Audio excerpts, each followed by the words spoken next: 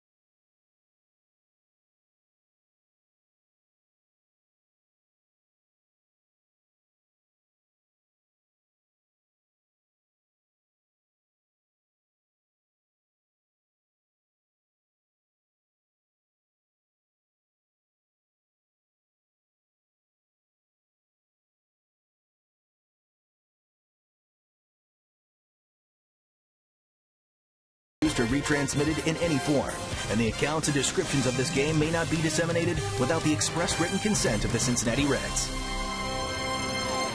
All the youngsters fired up about being at the ballpark tonight, and why not? We're set for the Reds and the Giants. What about weather the rest of the night? Here's Michelle Boudoulet.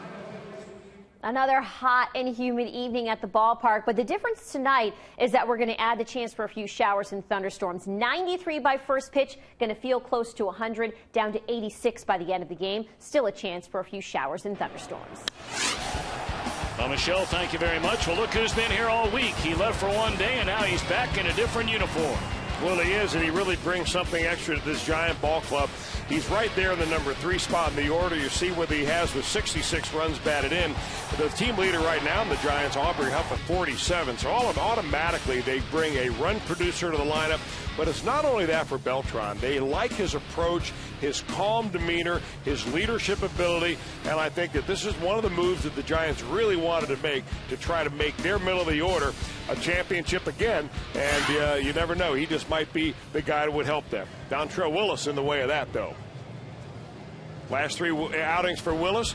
Well, tough luck outings. He's pitched well enough to win each one of these ball games against Atlanta, Pittsburgh, and Milwaukee, but he's picked up a couple of no decisions and a loss. We'll see if Dontrell can't get some run support tonight and shut down the world champions. First pitch right around the bend. The Reds and the Giants. Game 1 from Cincinnati.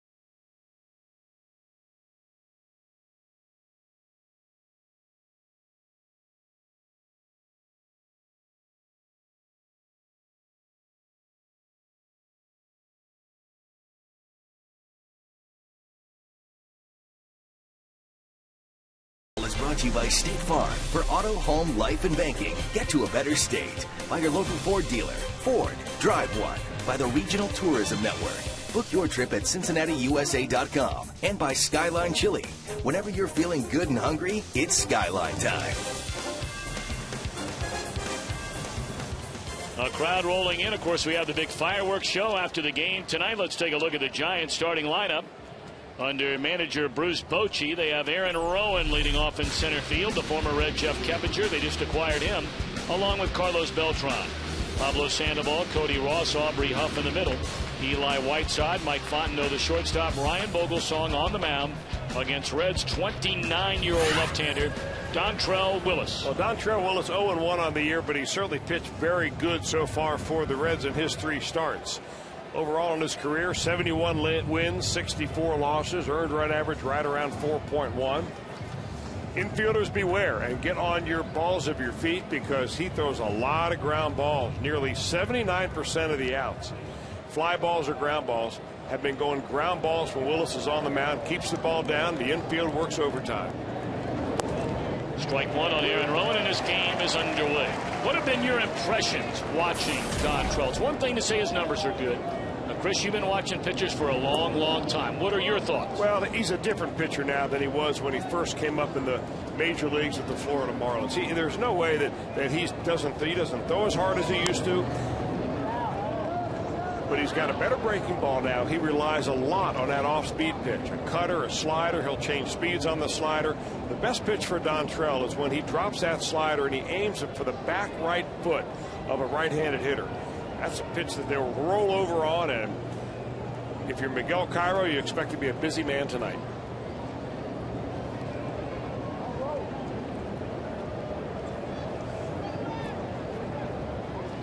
Cairo had some rather scathing words about his team following the game yesterday. You see the career numbers for Rowan against Dontrell Willis.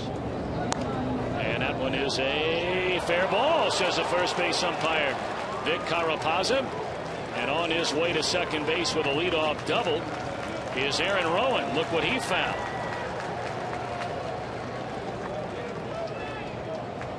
That was so odd because the first base umpire had to dive out of the way of it, or at least jump out of the way of it, and then turn himself around to show everybody in the ballpark that it indeed was fair. A high breaking ball that Rowan just kind of stays on, and he just gets a lot of fortune right there by keeping that ball fair.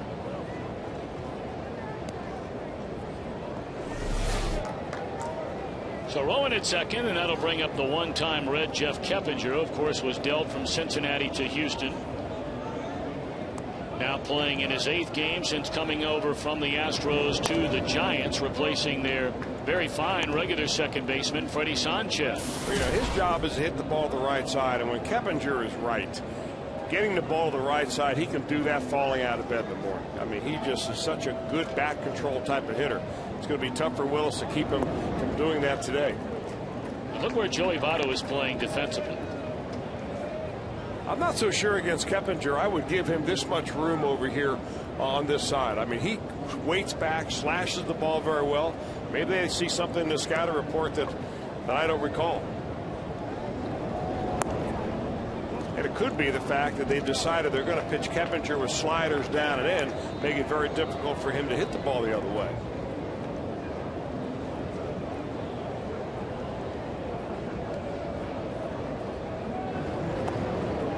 Pitch walk to Keppinger. No, they're saying it hit him. They're going to send the runner Rowan back to second base. So that is a hit by pitch.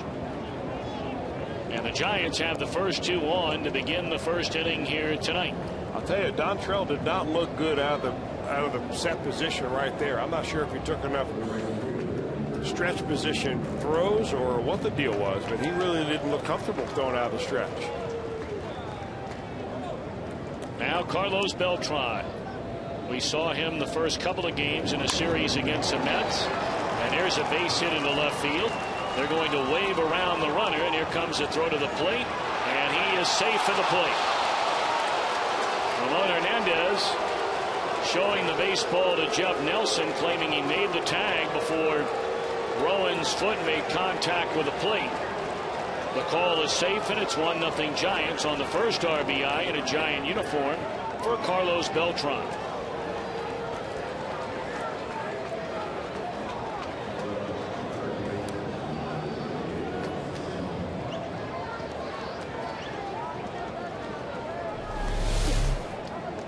Freddie Lewis made this a lot closer than I thought he would. The throw was right on the money, a nice one-hopper right there. And, you know, when you have a runner and the ball and the catcher all coming at the same time to home plate, awfully tough to tell when he gets his foot in as opposed to when he gets tagged. Well, that's a tough call by the home plate umpire, Jeff Nelson. Even on slow-mo, it's hard to tell. I think he got it right.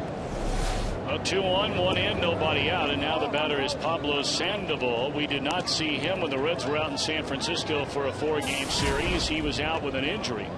So he only playing in his 64th game of the year.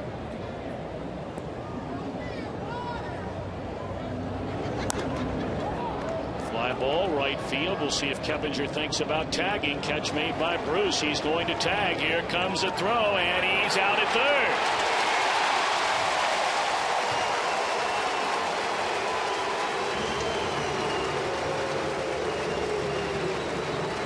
That, ladies and gentlemen, is why you put your best outfield arm in right field. Jeff Keppinger really ought to know better. He knows Jay Bruce about as well as anybody on that Giant team. And Bruce sets himself up right, throws a perfect strike to Miguel Cairo, and a dead duck at third. You know, that is a situation, though, if you're Keppinger, you're thinking, all right, I'm going to take a chance right here because where the throwing lane is, there's a real good chance that that ball might hit him in the back on the way him running to third base. You see it happen all the time. There's one out. He makes the second out of third. No problem. The inning is still alive. You wouldn't do that with with one out, make the third, with two outs to make the third out there. The second out being the fly ball. Now Cody Ross, and he takes a fastball in the inside corner strike, and Dontrell gets ahead of Cody Ross at 0-2. It's the 8th outfield assist for Jay Bruce this year. And that's the second most in all the National League.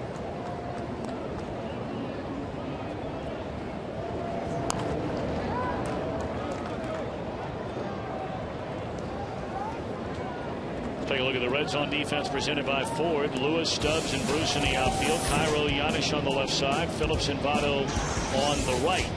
With a battery of Willis and Hernandez. If you're wondering who's the league leader in outfield assists, Hunter Pence of the Astros has one more than Jay Bruce. 1 ball and 2 strikes on Cody Ross.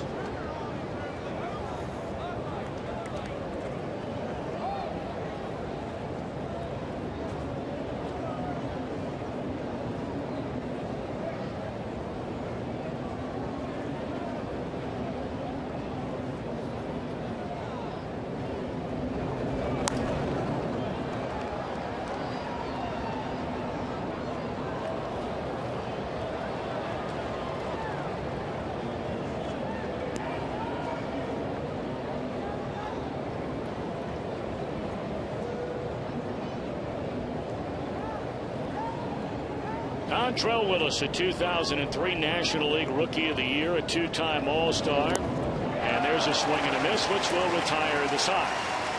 So the Giants score a run could have been a lot worse, and the Reds are coming up.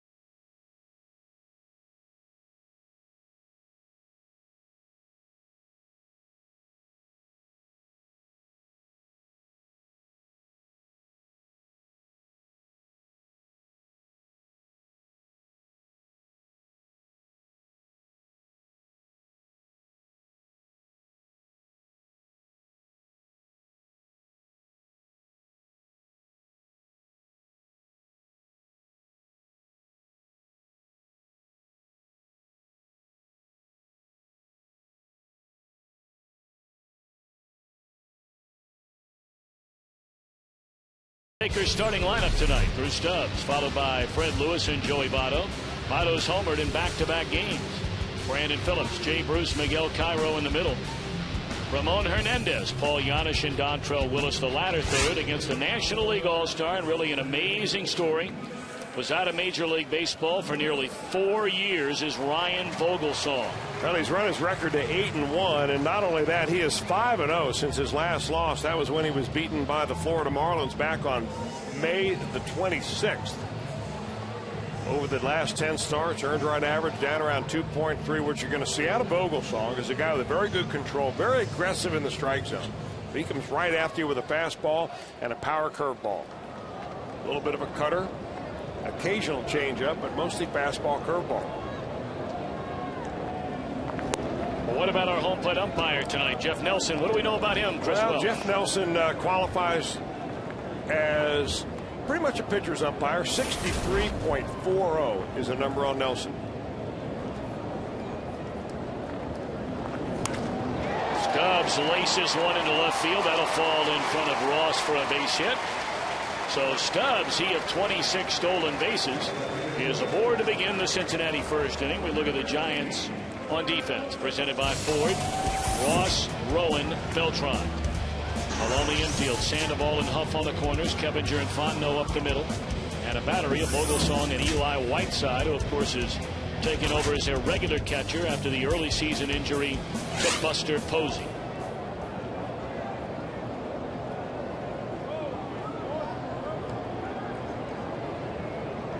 Fred Lewis, originally a San Francisco Giant, drafted by that organization and reached the big leagues with the Giants.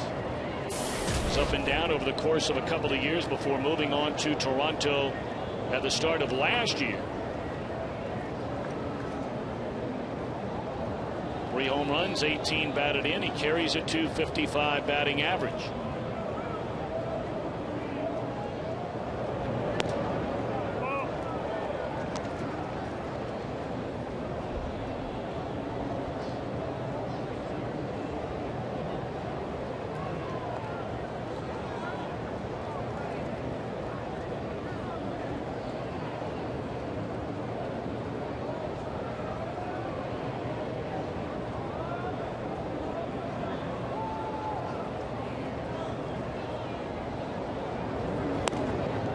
One and two.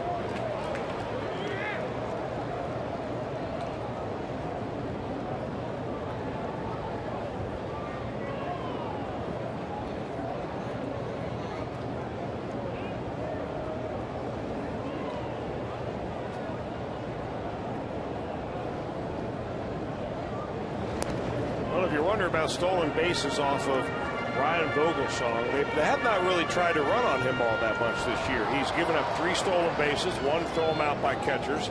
But Eli Whiteside, the league has had their way. He has thrown out only 17.5% of the runners that have attempted to steal. So you just may see Stubbs in motion sometime soon. Right away, in fact, and that one dropped down the left field line. It's going to go into the corner. And able to cut it off just before it got down into that corner was Ross. So Stubbs on to third, a double by Freddie Lewis, and here come the Redlegs. Boy, Freddie Pray a little protective with 2 strikes on him, just trying to make contact, stay behind the ball, stay inside of it a little bit. And he just kind of hits a little dying quail right inside the line. Look at the spin on that ball as it nearly bounces out of play.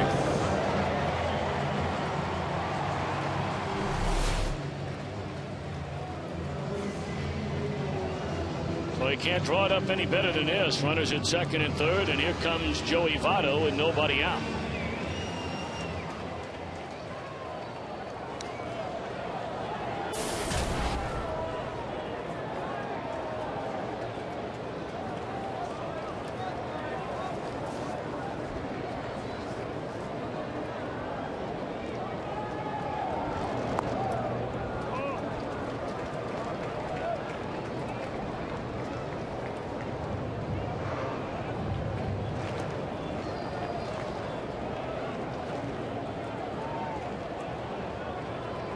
Votto has homered in 3 consecutive games for the second time in his major league career. He did it back in early September of 2008. He's knocked in 5 runs in the last 3 games.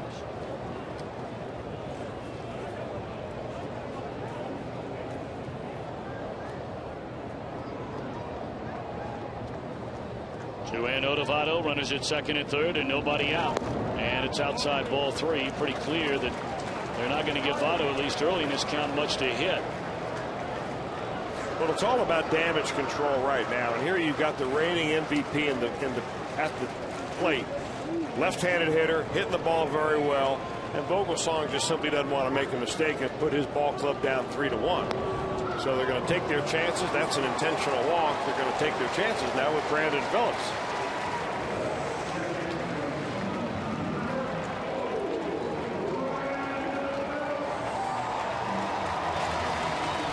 Comes Brandon at 284, 10 home runs and 57 runs batted in. Phillips in the game yesterday, 2 out of 5. Has 6 hits in his last 4 games. Had 2 doubles yesterday.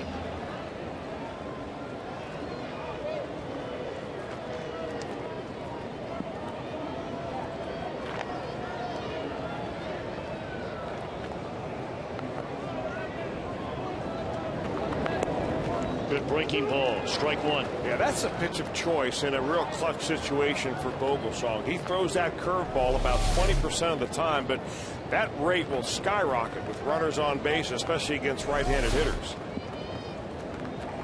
He actually got away with a hanger right there.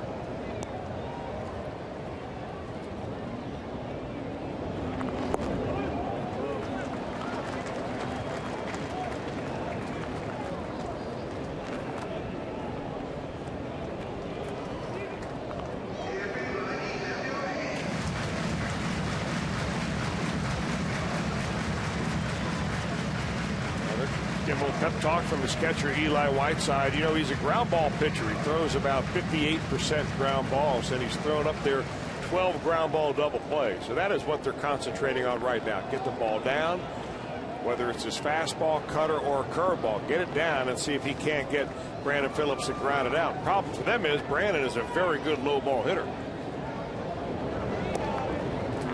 2 balls and a strike.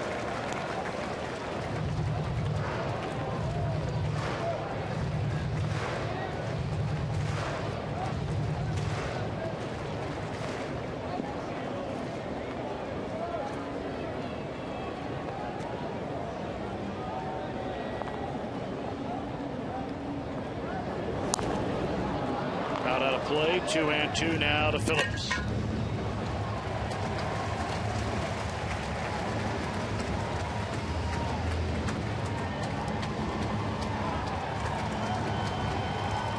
Very good numbers for Phillips in his career. Of course, a little bit misleading only because Vogelsong is a very different man on the mound now than the one the Reds saw for a number of years, pitching really in mop-up situations, especially with Pittsburgh.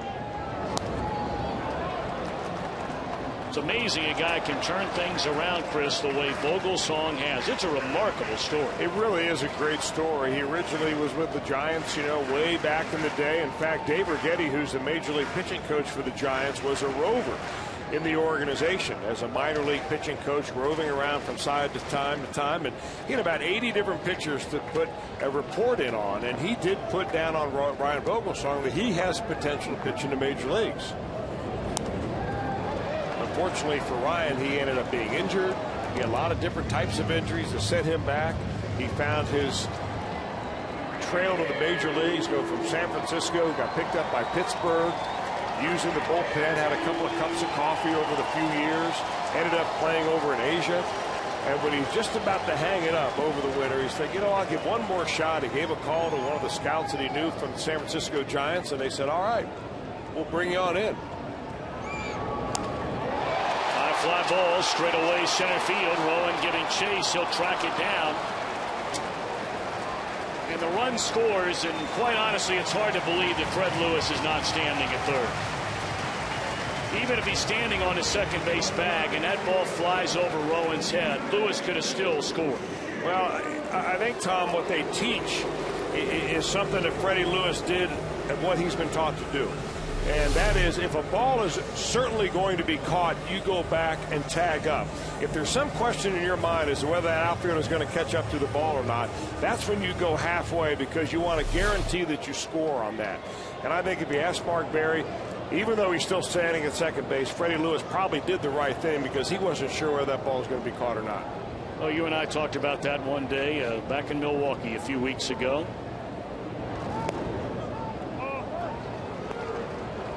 And I know there are people. Even if the ball goes over his head, I like the idea of Fred Lewis still standing at third. Yeah. Even if he doesn't score, he's still standing at third with nobody out in the inning, instead of at second base with a double play in order and one out in an inning. But that's what they teach. That's what they teach. 2-0 to Jay Bruce. And I don't think it's the type of teaching or a theory that is particular to the Reds. Mm-hmm. I think they teach that throughout baseball. But if you're a coach or if you're a youngster at home, the prevailing thought is that if you know that ball is going to be caught, go back and tag up. If you're not sure, you want to score, so that's when you go halfway. 2-1 to Jay Bruce. Boy, an opportunity right here for Jay Bruce to break this baby wide open. Stay back, put a nice level swing on it.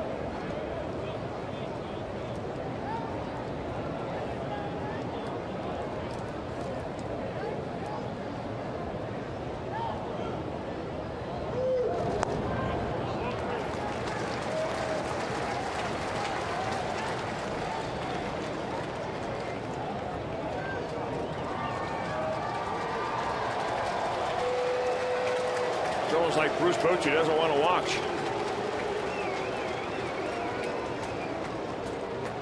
Three balls and a strike to Jay Bruce. Runners at first and second with only one out in the inning. And there's a swing and a miss on a pitch way outside. 3 balls and 2 strikes to Bruce. That's a real good pitch by Ryan Vogelsong. A 3-1 changeup. You got the hitter looking for fastball. He sells it like a fastball, and he throws a changeup that looks like it might be a strike and then just fades away. Would you throw on 3-1? Do you throw on 3-2?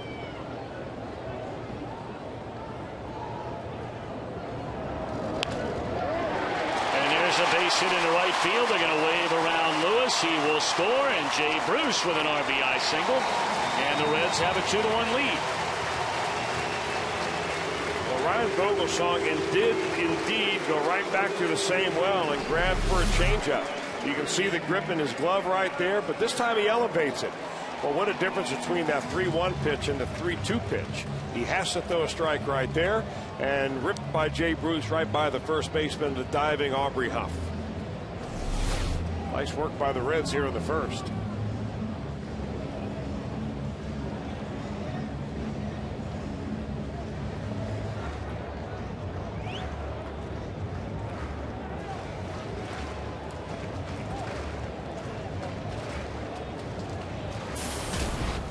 So now Miguel Cairo at 283 at his 5th home run of the year yesterday. That was a pinch hit 3-run home run, you may remember, which really got the Reds right back in the game. A game they wound up dropping by a single run, 10-9. But a good start here tonight, 2 in the first, and looking for more with only 1 out and 2 on. Strike 1.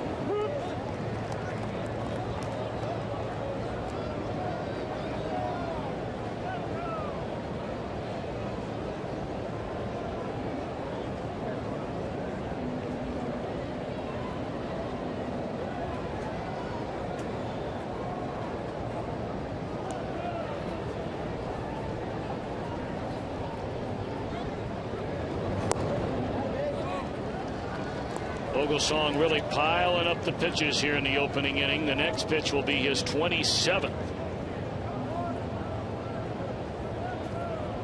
And there's still only 1 out in the inning.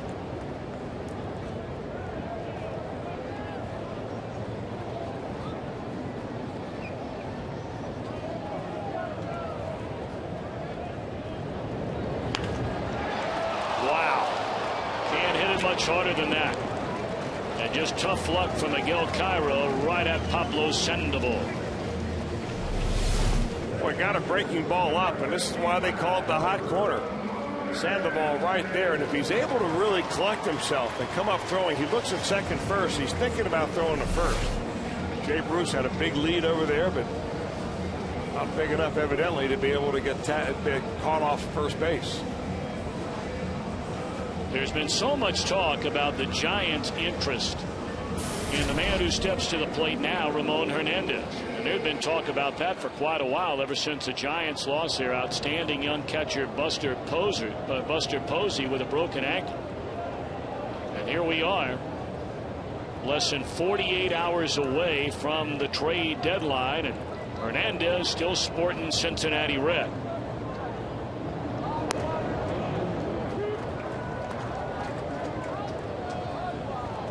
Walt Jocketty down outside the Reds clubhouse this afternoon. When I saw him out there, I said, Walt, make any deals today? He said, not yet. Which would lead me to believe that the day is still young.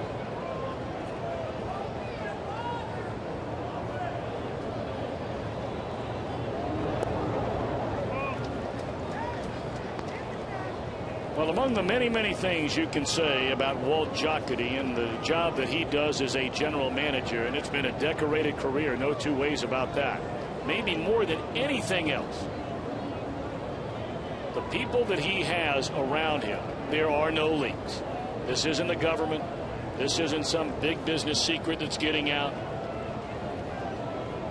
The trusted few that he has around him day in and day out here in Cincinnati. You never hear about it from a reliable source that the Reds are going to do X, Y, or Z. Not inside this organization anyway. If we ever hear anything, it's from another scout who is privy to a conference call for his own team that may have been discussing something that the Reds are talking about. And that's really the way it is. Now, we've had general managers here in the past who would throw things out there just to get people chasing in the wrong direction. Ball doesn't play that game, and I'm glad he doesn't. 1-2 on Ramon Hernandez. 2 on, 2 in, 2 out. And a foul tip in and out of the middle Whiteside, and we'll do it again.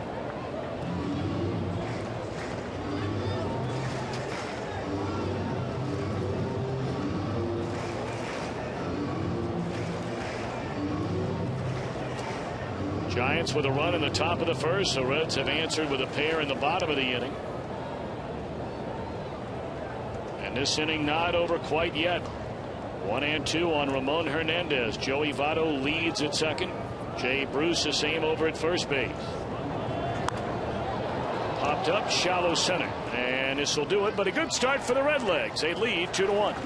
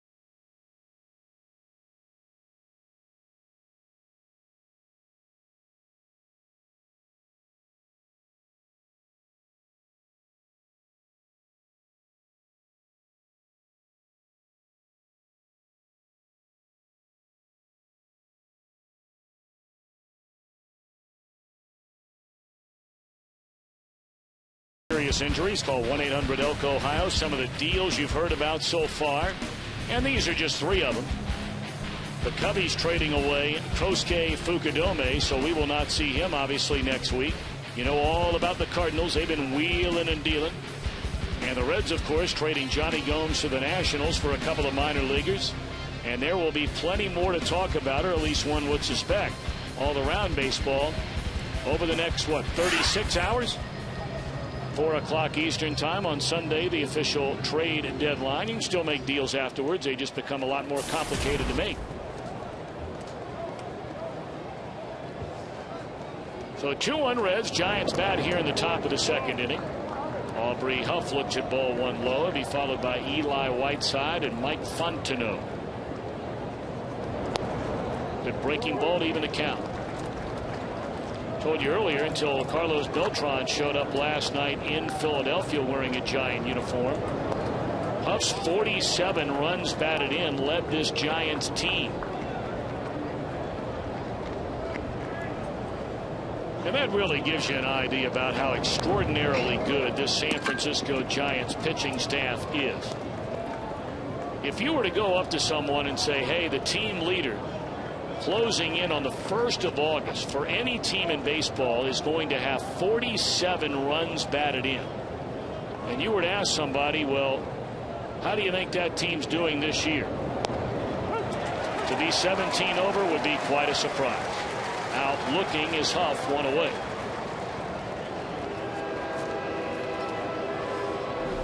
Dontrelle Willis trying to get a little momentum. Big D train throwing a little cut fastball right there, right on the black, and he gets Aubrey Huff. That may not have been a cutter, may have been a regular fastball that actually came back and hit that corner. you run that baby off a few thousand times. Eli Whiteside at 226, 3 home runs, 12 runs batted in. Dontrell, a Bay Area native, grew up across the bay from San Francisco over in Oakland. We've told his story many times about his mother, a steel worker, who worked on the Oakland Bay Bridge, the Golden Gate Bridge. Boy, she found a way in a very tough neighborhood to work a lot of hours and make sure her son stayed on the straight and narrow. 2-1 the count on Eli Whiteside.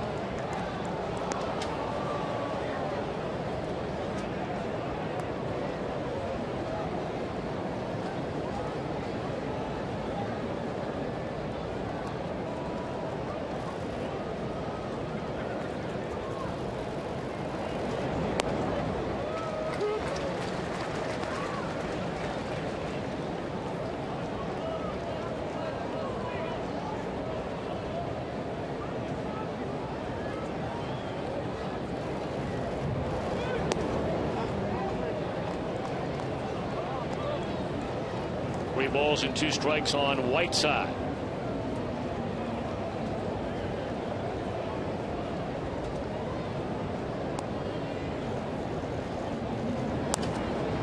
Off the end of the bat, playable for Brandon Phillips. They nearly tripped one another, Phillips and Votto.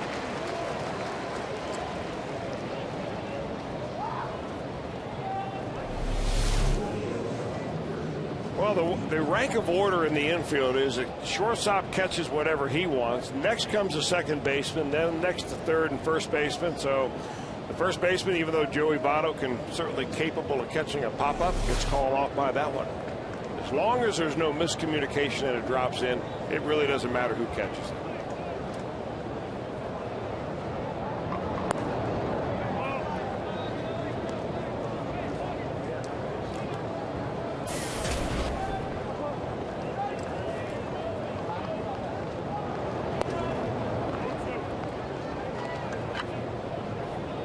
Former Cub Mike Fontenot with 2 down and nobody on. Batting just .213, 2 home runs and 12 runs batted in. That has been a dark hole for the Giants offensively this year at shortstop position. They had Miguel Tejada, you may remember, when we saw them in San Francisco, although that weekend Tejada was knocking the ball all over the ballpark.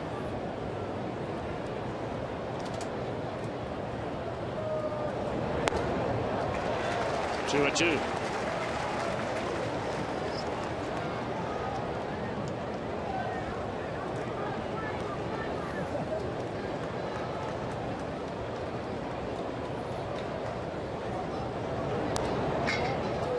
Well, get ready for Reds action 30 minutes before every game with the Emmy Award-winning Reds Live on Fox Sports Ohio. It's presented by Ray St. Clair Roofing, and we'll be on the air with you every game for quite a while. Tomorrow night, Sunday afternoon, the entire road trip through Houston and Chicago, then back here on the home front. Colorado and San Diego coming to town.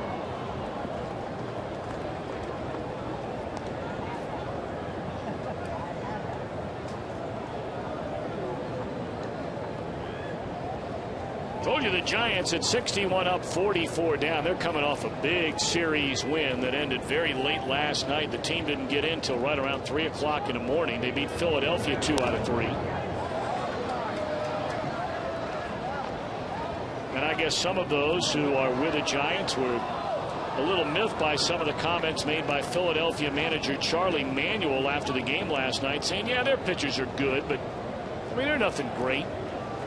You know, comments along those lines. And when you're talking about a Philadelphia team that, quite frankly, got worn out by the Giants not only over the last 3 days, but last year during the National League Championship Series.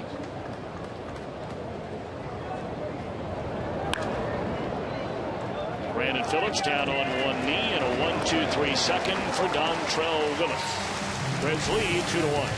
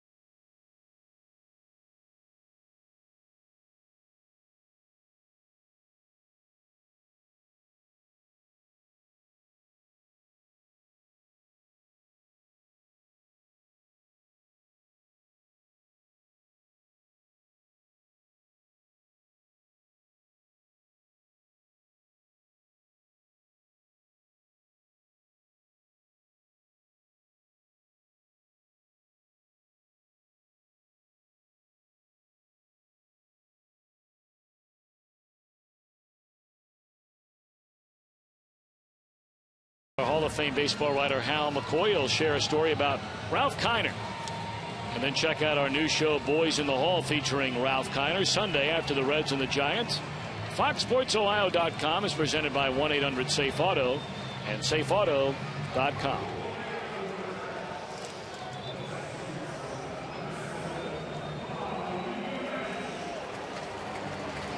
Reds 2, Giants 1. Cincinnati bats in the bottom of the second inning against Ryan Vogelsong.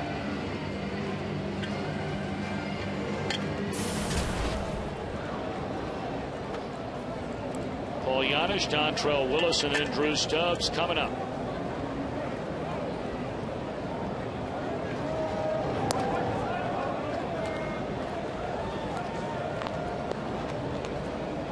Paul at 232 without a home run and 19 batted in.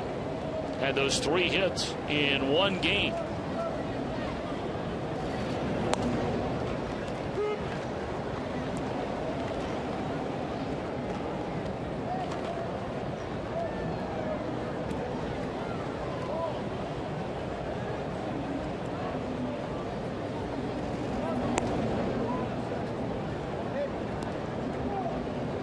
Like to send out a big happy birthday, our statistician in his first full year this year, and we're pleased to have him, Joel Luckham. His little girl Emily celebrating her first birthday today.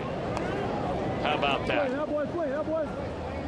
1 year ago today, the Luckhams welcomed Emily into the world. So, young Emily, happy birthday.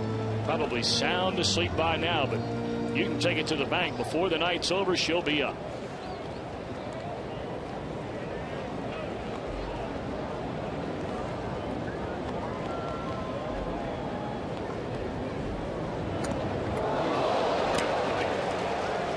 Drilled with that pitch on a 2-2 count, and he'll slowly make his way to first base. Just trying to come inside. He just flies open a little bit too soon, and once he does that, that ball's really going to tail into a right-hander. Nearly got him right on the number. Good look at that. Courtesy of our Exmo, brought to you by Performance Honda.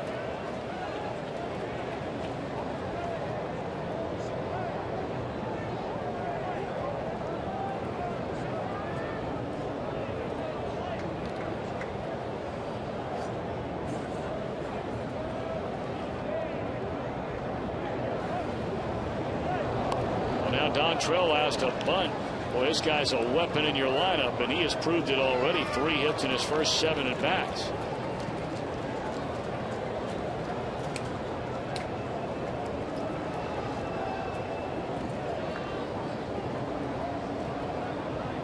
We'll see if he's still up there to bunt. I mean, that's baseball by the book.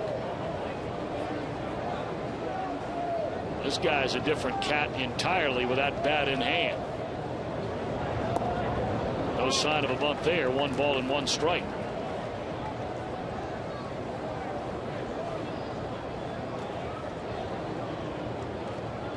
Dontrell taking a long look down, as is Paul Giannis at third base coach Mark Berry.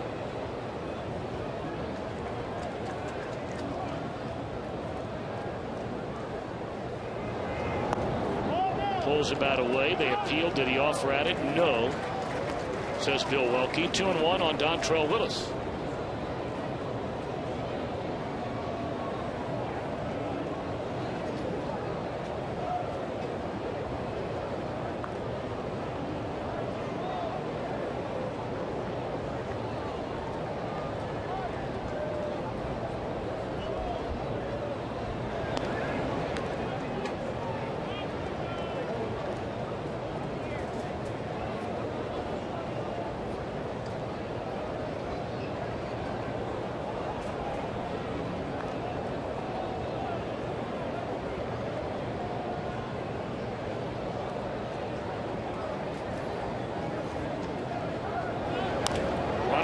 And it's dropped into right center field. A base hit, and on to third goes Giannis. Well, the classic count came around. 2 balls and 1 strike. That is the most favorite count by every major league manager to put a hit and run on. I'm not so sure you got a guy in Major League Baseball as a pitcher who's a better hit and run guy than Dontrell Willis. He just goes down to get that pitch, lofts it over the head of the second baseman Keppinger. First to third goes Giannis. And for the second inning in a row, the Reds are cooking.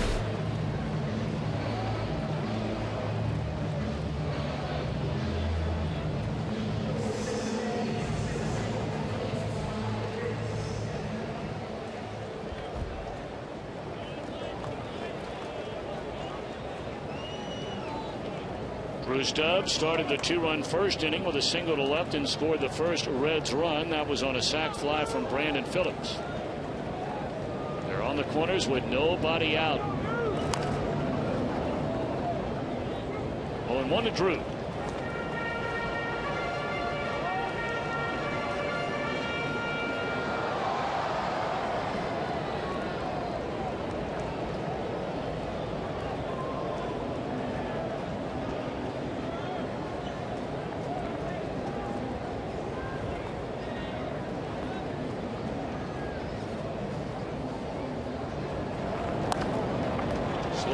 To the right side. They're going to get one, and that's going to be all.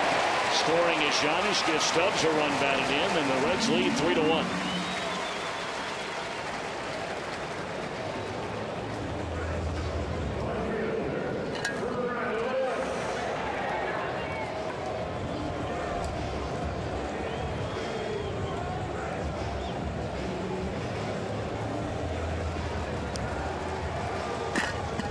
Fred Lewis doubled down the left field line in the first inning and scored.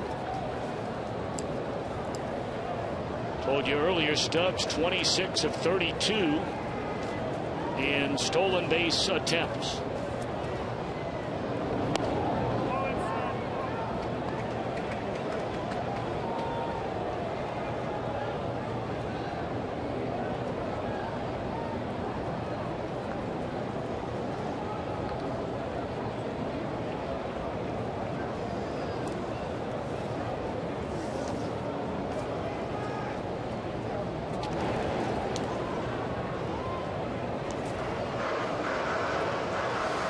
Saw Vogelsong, you may remember, in that 4-game series. A real nail-biter and another very tough loss that night for the Reds. They had plenty of chances against Vogelsong. They managed 8 hits, 3 walks, but only 2 runs in just 6 innings of work. So they had 11 base runners against him. He threw 115 pitches in those 6 frames. Well, he's on his pace to throw more pitches than that if he lasts 6 innings. This pitch coming up is pitch number 45, and here he is in the second inning with only 1 out. He's getting to look a little beat up.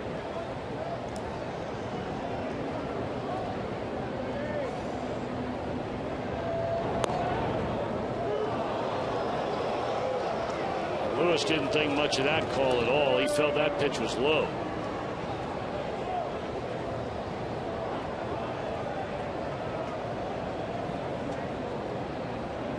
I'm Ryan Vogelsong, and I know that Jeff Nelson's going to call that pitch down there. Vogelsong, who's already a pretty good ground ball pitcher, I am living at the bottom of the strike zone. Runner goes, a pitch out, and Stubbs is out. And now Dusty Baker, for the second time tonight, will come trotting out of the dugout to disagree with an umpire.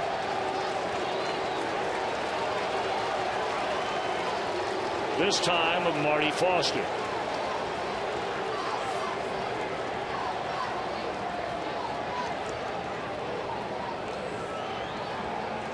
Well, Marty Foster simply has to say, well, Dusty, I know you think he was probably safe, but I'm a lot closer to the play than you were. We're going to give you a shot right now to put you right on top of it. Let's see if he got the call right or not.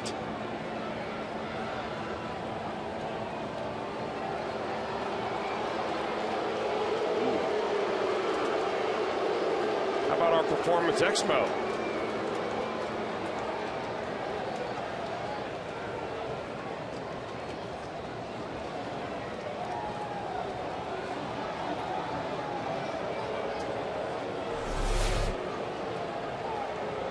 What do you think, Tom Brenneman?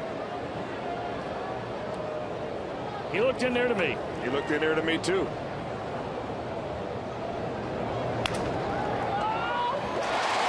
Broken bat roller by Huff. That really stings now after you get the base hit.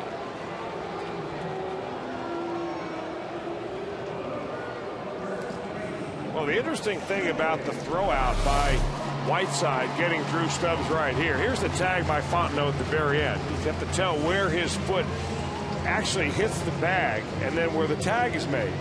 No tag, no tag. Now's the tag. Of course, now's the foot. Well, that is awfully close. It is close.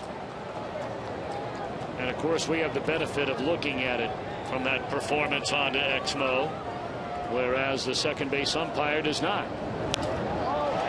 Looped into right center. This will fall a hit. And Lewis slams on the brakes.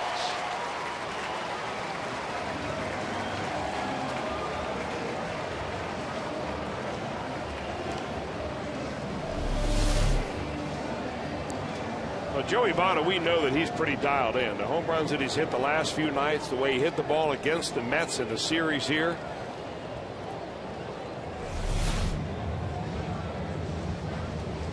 He was single-handedly carrying this offense for a while. Now they're just going to give Vogelsong a little bit of a breather out there. It's hot. He's visibly sweating, tiring out. He's close to 50 pitches already here in the second inning. And Dave Righetti's going to go out there, give him a breather, give him a little pep talk.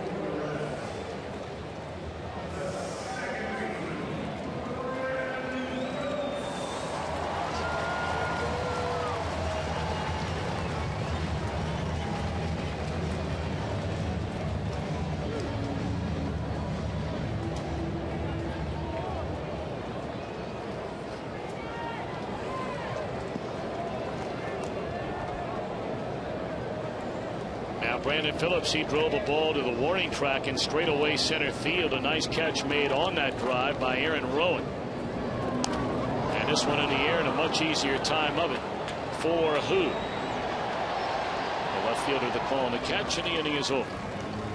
Reds get another run at the end of 2, lead 3-1.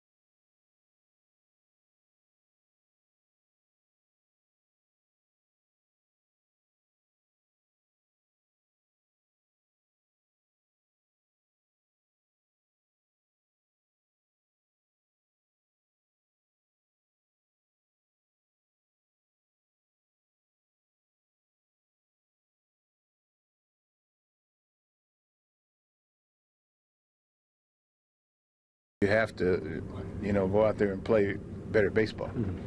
We got to hit the cutoff man. We got to cease from walking the leadoff hitter in the inning, which has led to, big downfall innings for us. And we just got to tighten up our game. We tighten up our game, and then, things can happen. Positive things can happen. That's our Geico Direct quote from the skipper, Dusty Baker. Reds trying to end a tough stretch here. They were swept, of course, 4 in a row by the New York Mets, but there's nothing you can do about that now. They've come out here tonight and through the front 2 against the defending world champions. The Reds own a 3-1 lead. Ryan Vogelsong, pretty good hitter as well. 8 hits and 33 at bats. That's a .242 average.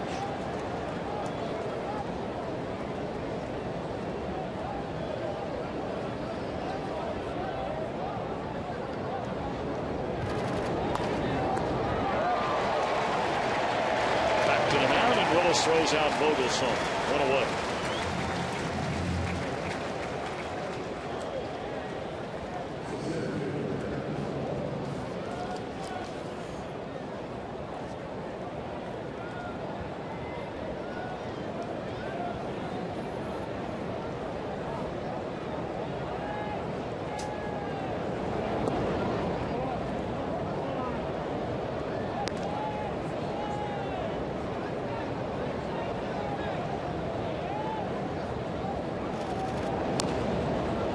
Fouled away by Aaron Rowan. 1 ball and 1 strike.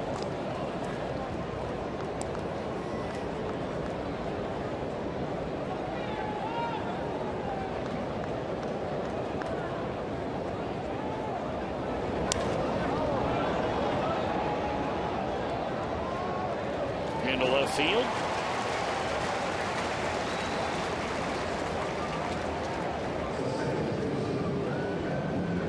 Well, you take a look at the records of these two teams coming in and what they've done over the last 10 games. The Giants have been great since the All-Star break. I mean, they're having a heck of a year, period.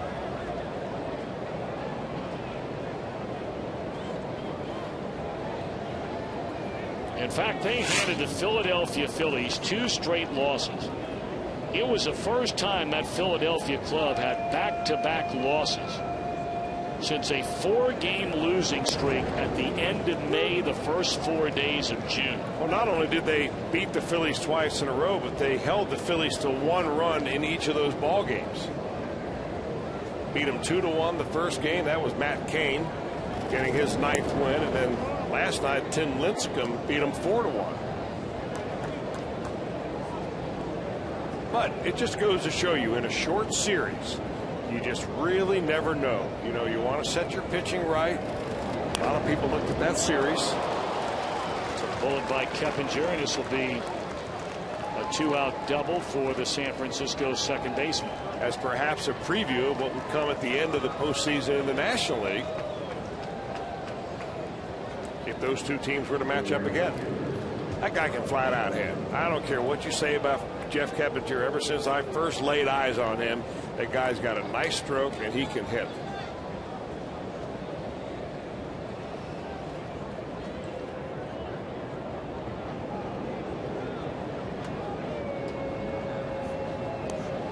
So now Beltran, who knocked in the only Giant run with a base hit into left field his first time up. And we mentioned his first RBI as a Giant.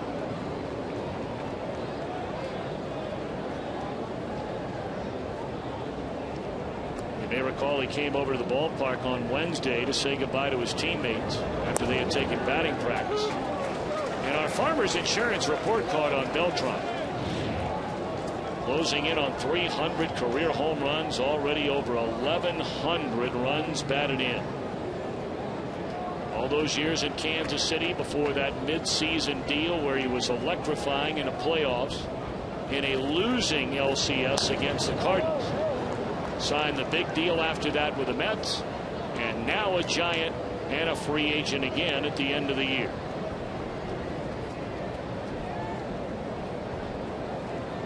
Pretty good numbers in 22 games.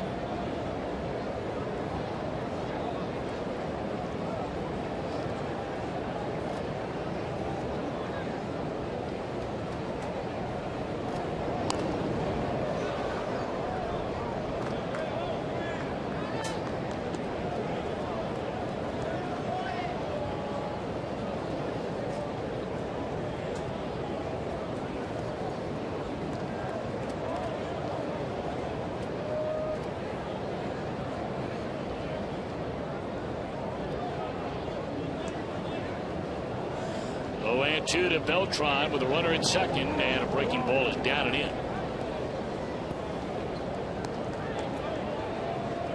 Well, Beltran this year has done far more damage batting as a left-handed hitter than from the right side. And, of course, he'll have a chance to see right-handers the next 2 days. Reds will have Mike Leake tomorrow night, Johnny Cueto on Sunday. And the inning is over. So a hit, a man left, middle of the third. The Reds lead by a pair.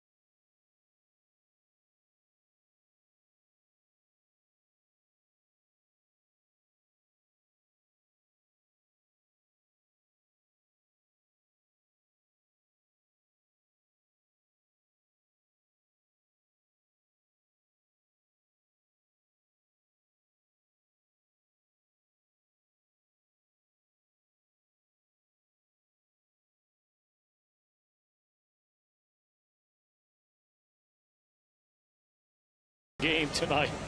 Sandy Day of Westchester, Ohio, who currently owns a Toyota, will drive away in this beautiful new Tundra. You can register for your chance to win in an upcoming game by stopping by your Cincinnati and Northern Kentucky Toyota dealer.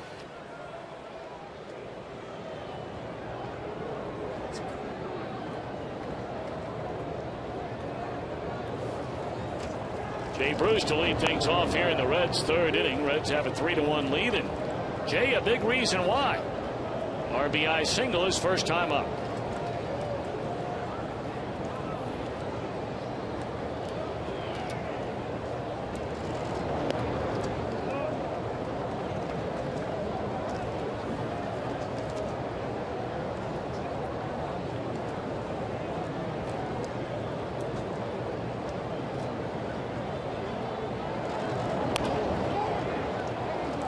On the ground to Huff, and Bruce retired to open things here in the third. Hey, tomorrow night, don't forget, pardon me, Chris, carry on. Well, fans, I just wanted to remind you that if you're in the restaurant business, let JTM Food Group help you with great tasting products for your menu. Yes, sir. Inspired solutions and better results, JTM. Now, as you were saying, tomorrow night. No, you got me thinking about a JTM burger. We had him out at Joe Nuxall's charity golf event. Our old buddy Terrence Gibson out there serving them up. We're going to have the JTM chuck wagon out here before too long. Michael Pickett and the gang will I've come heard out that here. since April. Well, they'll be out here. All right. Just keep coming to the ballpark. Okay. We'll feed all the policemen, of course, all the public service officers, taking care of them. Maybe even get Joe Morgan to show up for that Joe night. Morgan will show up. You got some food around, Joe Morgan will show up. You can mark that down. Hall of Famer been hanging out here during his homestand. It's always great to see him. Always so well dressed. His shoes are worth more than everything you and I have on combined. You can book that. He used to say that back in the days with Steve Fizziot. You know, there were rain delays at the old Riverfront Stadium, and that's when Joe was doing Reds TV. And they'd have to go down there and interview guys. And Joe, now you correct me if I'm wrong, we welcome in the Hall of Famer Joe Morgan. And I mean, Joe, there's no way Roy Alpers was going to send you down there with those shoes you were wearing. Trying to send me down in the rain, man. I got alligator shoes on. I saved all my life to get those. 2-1 the count. You know, we were talking about about Dontrell Willis as Miguel Cairo grounds to short. And you'll be able to shed a little light on this. I mean, you know all about Oakland, California. Correct. You know, his mother working on bridges all over the area as a steel worker. What kind of neighborhood was he growing up in, Joe, to get where he is today? Well, you got to give his mom a lot of credit. She was, you know, she was the one that instilled the hard work, and he's such a nice guy. You've had a chance to meet him. He's one of the great guys I've ever met in this game. And it's so funny because I sponsored a Young America baseball program. So I was getting ready to do a game in Miami. So I go over and I want to introduce myself because I hadn't met him before. And he said, I know who you are. He said, I played for your team. And he was the first graduate to make it to the major leagues from the league that I sponsored. So how about that? we're Wow. great. And his mom, like I say, deserves all the credit. All right, now, Joe, on this Reds team. Yeah. Right now, obviously, things are tough right now. Wasn't a pretty series against the New York Mets, but the bottom line is nobody in your division is separating themselves from the pack. You know, as a player right now, what are you thinking when you show up to the ballpark? Because there's a lot of talk about trades, and there's all kinds of stuff going on. Well, I always say to the players, or, you know, when guys ask me a question about, you know, how do you get out of a slump, what's happening, I always say when things are going tough, that's when you have to play your hardest. You have to work harder. You have to concentrate like it's the playoffs on every pitch. It's very difficult to concentrate every pitch for the entire season. But in the playoffs, that's why the playoffs are different. You can concentrate for a 2-week period. So I've always told the guys, act like this is the playoffs.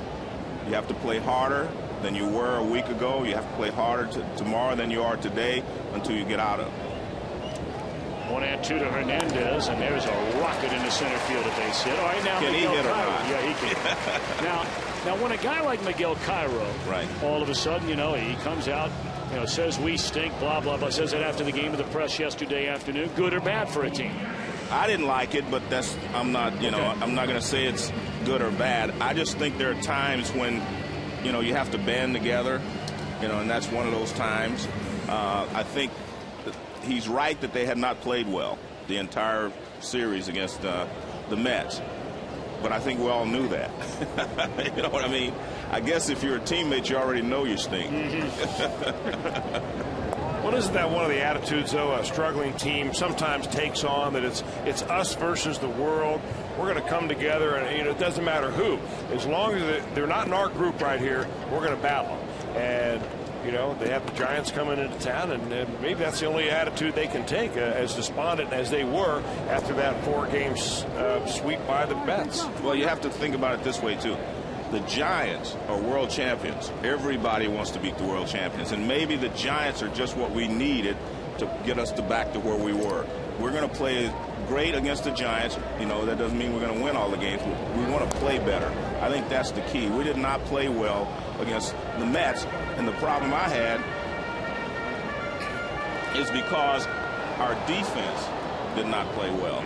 And I've always said we would win the division because we had a better defense than Milwaukee, a better defense than St. Louis, especially the infield defense. And we just did not play well defensively. 0-2 on Paul Giannis, and a breaking ball away. What about the style of play that this Giants team plays? I mean, they really are all about pitching and defense. I mean, they score very few runs. They win an awful lot of tight games. Well, that's true. I mean, more one-run games than anyone else in baseball. I don't necessarily think they have a good defense, but they have good pitching. Their pitching makes their defense look better than it is. There's a roller back to the mound, and that'll end the inning. Joe, always great seeing you, my man. My pleasure. Thanks, guys. A Hall of Famer stopping by with those stylish shoes he's sporting. He'll make his way down the owner's box or something.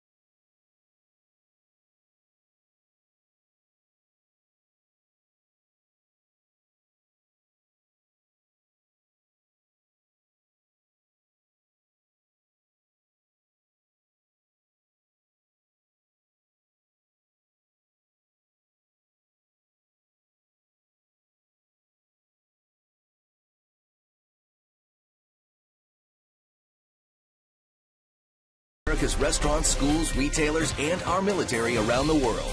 JTM Food Group. By your Cincinnati and Northern Kentucky Toyota dealers. For a dealer near you, visit buyatoyota.com. And by Geico. 15 minutes could save you 15% or more on car insurance. Visit us at geico.com or call 1-800-947-AUTO. Hey, Reds fans, you know about the 100 days of summer sweepstakes. 100 days of great prizes. Text SUMMER to 37664 right now, and you're entered for everything the rest of the way. Message and data rates to apply. Reds 3, Giants 1. We're set to begin the top of the 4th inning here at Great American Ballpark. Dontrell Willis allowed a run, a couple of hits in the 1st inning. Really bad luck. The very first batter of the game, Aaron Rowan, hit a roller straight up the right field line that stayed fair, and he wound up scoring in the inning. But a 1-2-3 second for Willis, allowed a 2-out hit in the 3rd, and now a single to Sandoval to open the 4th. The guy can hit. Well, he can hit. He's got a nice level swing. He stays back on the ball and just takes it right back through the box. He's got a rather long stride by comparison to a lot of major leaguers nowadays. A lot of guys just pick their foot up and put it right back down in the same spot. He really gets his momentum going towards the pitch. Really pushes off with that back leg.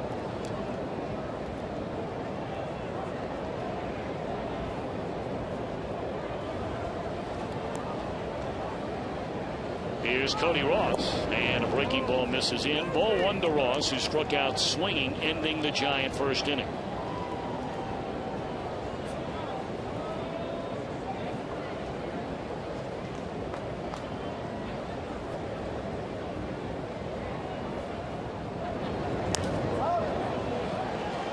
Pops that one up into foul territory. Cairo runs out of room, about 5 rows out of play. Even though that ball went foul, boy, did he get away with the pitch right there. Cody Ross is a guy that just loves to hit the high pitch. Doesn't matter whether it's a fastball or a breaking ball. He's 5'10", and that's generous as far as his height goes, but he packs a punch. And most guys that are shorter in stature are better high ball hitters than those tall guys. You better keep the ball down against him. Of course, Ross, one of the postseason heroes last year for the Giants, having a chance to play on the big stage. And you know, some guys are lucky, like Joe Morgan, who was just here, to play in the playoffs seemingly year after year after year in a major league career. Some guys, they take a lot of knocks and they get kicked down and get back up again. That's certainly true for Ross. And when he got that chance last year for the Giants, he made the most of it. Of course, the Giants had never won the World Series since moving to San Francisco until last year. So for guys like Ross, Renteria, members of their pitching staff, they will live in Giants lore forever. Double play ball here. Giannis Phillips turns it over. Bad throw on a good hard slide by Sandoval. And Brandon kicking the dirt out there.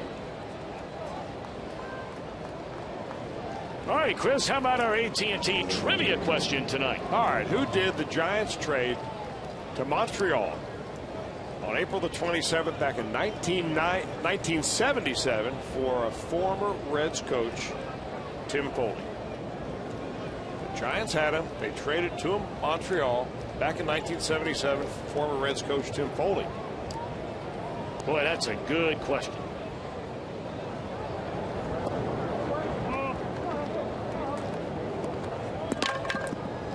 How about we give you a hint? Why not? I mean, in case you're not a huge Montreal fan. And let's face it, 77 for a lot of the folks watching our game tonight, that's going back a ways. He's in the ballpark tonight. Is he in a uniform tonight?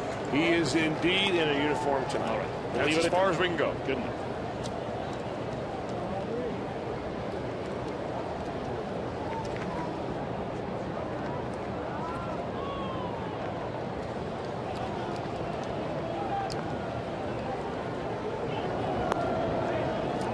Two balls and a strike on Aubrey Huff. He struck out looking, leading off the San Francisco 2nd inning.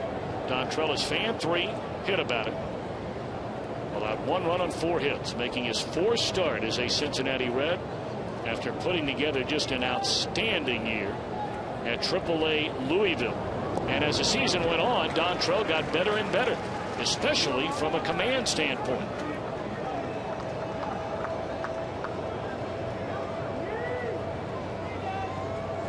Well, it's a great story about Joe Morgan and Joe sponsoring that youth league out in Oakland, California, and Dontrell, the first guy that played in that league to reach a major league. I'd never heard that story.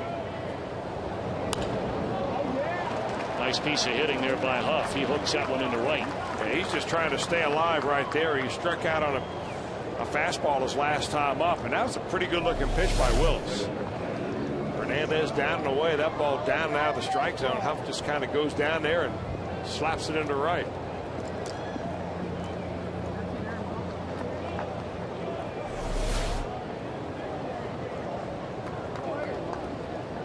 So the Giants knocking on the door. They have Eli Whiteside digging in. Runners at first and second base. 1 out in the inning. And the Reds up 3-1. Strike 1. The production in the Giants order, at least from a standpoint of batting average, really drops off after you get past Pablo Sandoval. Cody Ross, 252 hitter. Aubrey Huff under 240. Eli Whiteside down around 2 1/4.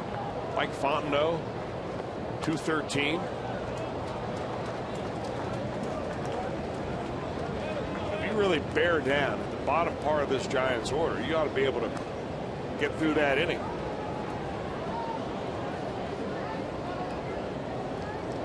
Dontrell Willis is way ahead of Whiteside, 0-2.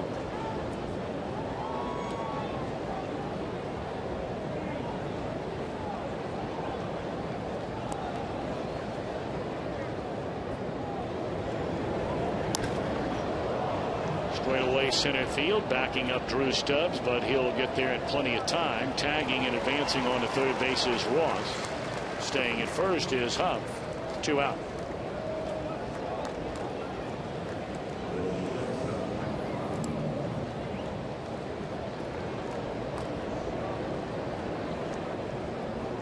So now Fondo, who grounded out sharply right at Brandon Phillips to end the second inning, he'll bat for the second time.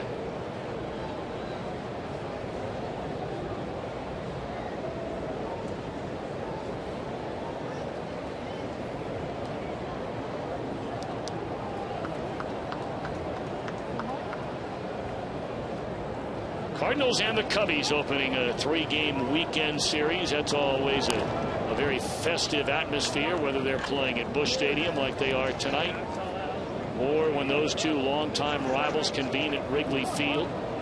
They're just underway with the Cubs batting in the first. Milwaukee at home, starting a series against the Astros, and the Pirates are getting shellacked. Charlie Morton against Roy Halladay, and not much of a fight there. 8-0 Phils at the end of 3. Tapper again to Phillips, and this will do it. So we go to the bottom of the 4th, where the Reds still lead 3-1.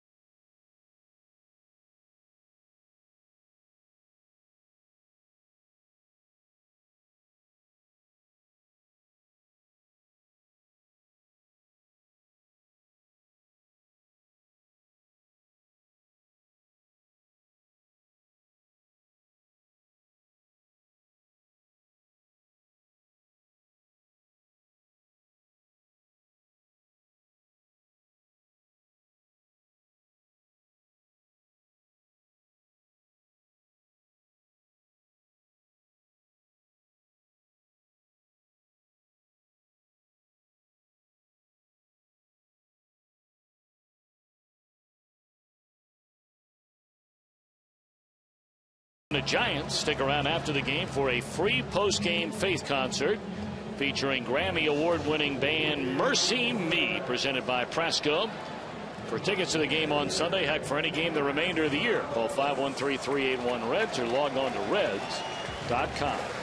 Good crowd on hand tonight as the sun has started to slip away. The temperatures certainly feel a lot more comfortable. It may not be a big difference, but minus the sunshine, it's a very nice night. Big fireworks show after the game tonight. Yeah, nice crowd tonight. The Reds have had great crowds on this homestand. Looking forward, of course, when they come back and host the Colorado Rockies and the San Diego Padres to have equally as nice crowds then.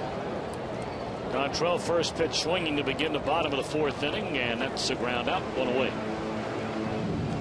Vogelsong has gotten a lot better after the first couple of innings when the Reds really had him on the ropes. He had run his pitch count nearly to 50 pitches. But he was very efficient last inning, and now he's only got 66. Well, we told you very early on, Vogelsong enters his game tonight having allowed 3 earned runs or less in each of his last 14 starts. That's amazing. The last Giants pitcher to accomplish that feat was Tim Lincecum. Back from the middle of really August of 07 through June of 2008. 14 starts in a row, 3 earned runs or less. I mean, just think how if you look at the Giants as a team, and here you got your 5th starter, comes out of nowhere first of all, signs a minor league deal, and he comes on, he makes the ball club, and he makes the all-star team as a 5th starter.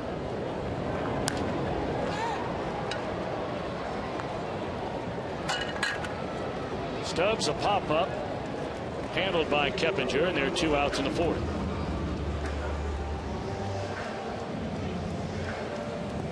I mean, that's when you know when you're going good. You're right about that. You come off a World Series year and all of a sudden stuff like that just starts to happen. All the 1-run wins, 28-13 their record in 1-run games, the best in all of Major League Baseball from a percentage standpoint. Here's Freddie Lewis. And even just tonight gives you a little bit of a glimpse as to how Ryan Vogelsong, who struggled mightily in the first couple of innings, didn't have his rhythm. And then you give him a chance to find himself, and he's now throwing the ball where he wants to, getting ahead of the hitters, mixing in his breaking pitches.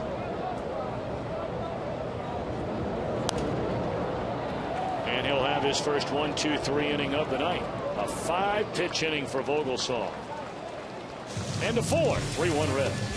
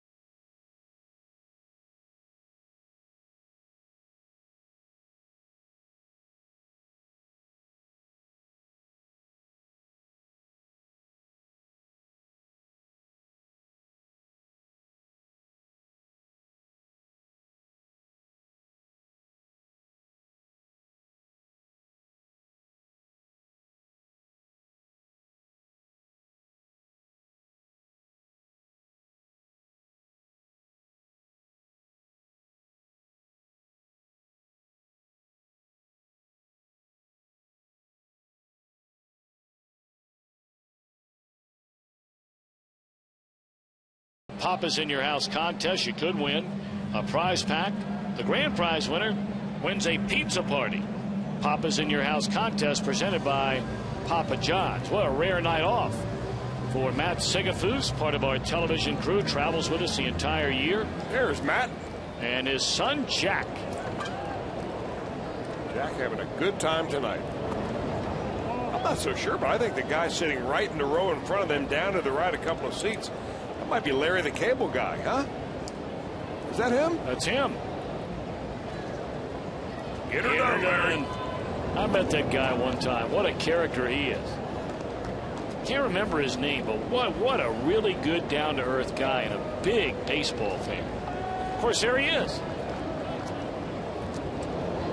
You knew he had to be a Reds fan. Oh, for sure. Just goes to show you, you never know who you're going to meet when you come down to Great American Ball. How about that? Well, you got a good eye.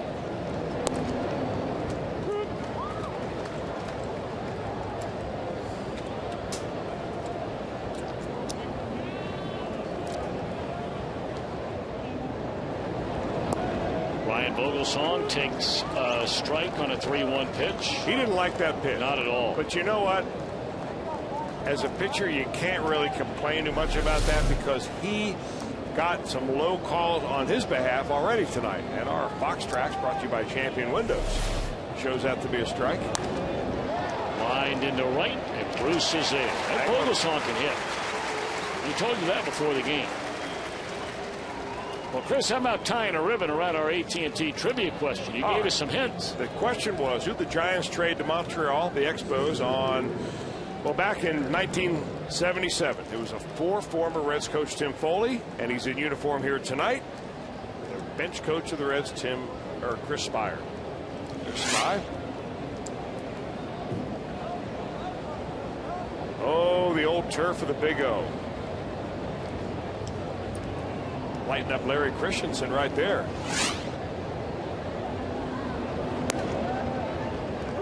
Guys looked skinny back then, didn't they? They do. Of course, Spire is in remarkable shape now. Oh, he works out like a fiend. No doubt. Was an outstanding defender during his day, one of the best in the league. Smart player, too. Yep.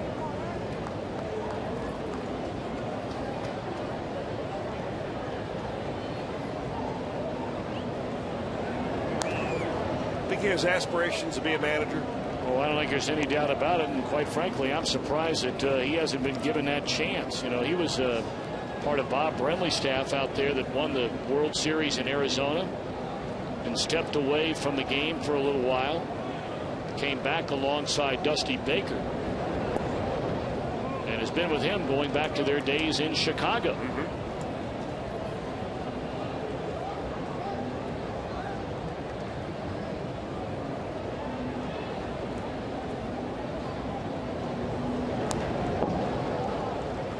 Aren't you surprised he hadn't been given a chance?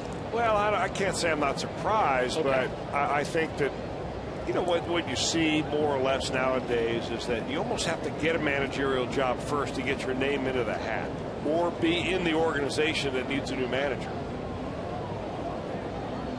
Because there are so many guys who have fallen into Chris Spire's category. Good baseball guys, bench coaches, know the game, who just get overlooked simply because they get overlooked. I mean, there's only so many people that you can run in for an interview.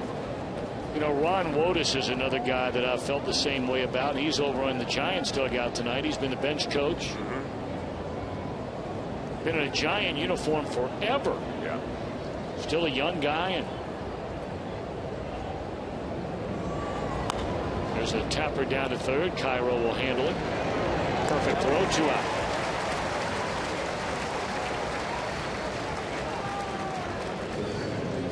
I thought early on the way the Reds put some runs on the board, this was going to be one of those games where we'd see a lot of runs scored, but it has now settled down in a nice pitching duel.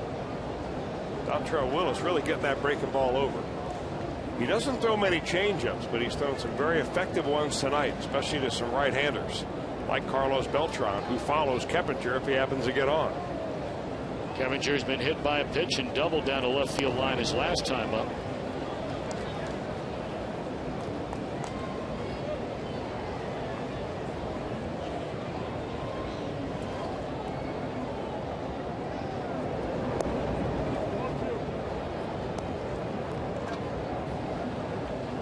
To Keppinger. Reds with a 3-1 lead.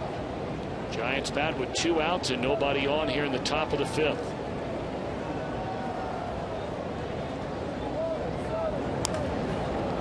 off the end of the bat a bit. Easy out there for Lewis, and the inning comes to an end. Willis, 5 innings of 5-hit, 1-run baseball.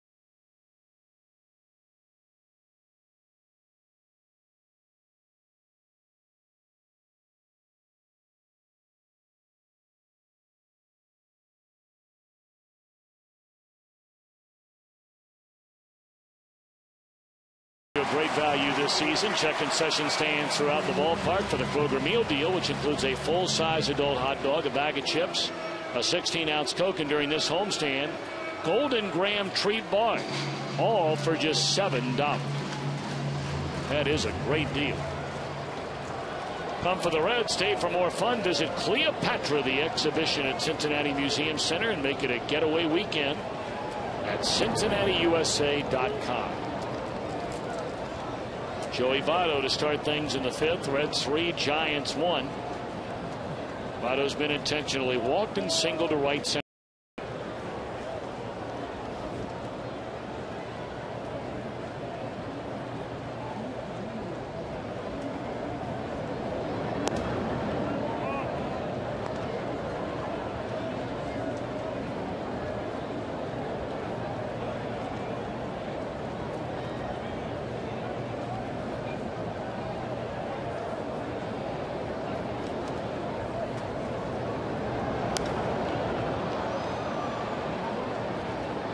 No, behind the bag, 1 out.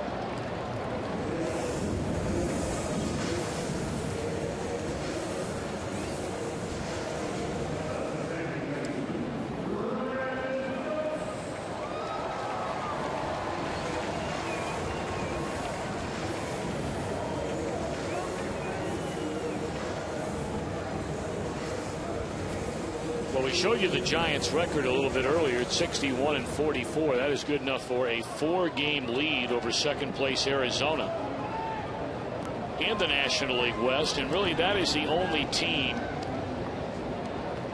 unless the Rockies put together a Rockies sort of August and September. Of course, that one they had 3 years ago. Never is a team finished like that. Well, they went 25 out of 26, something ridiculous to get into the playoffs. Right now, Colorado in 3rd in that division, 7 games under 500, 12 back. So it's the Giants and the Diamondbacks probably down the stretch.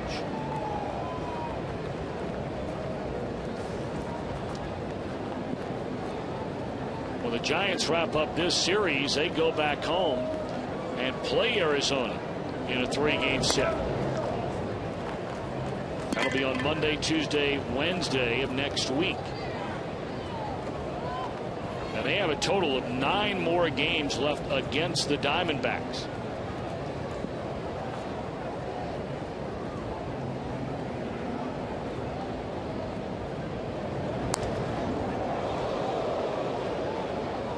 We also have 8 more games left against the San Diego Padres, a team that for some reason or another has given the Giants a hard time over the last couple of years.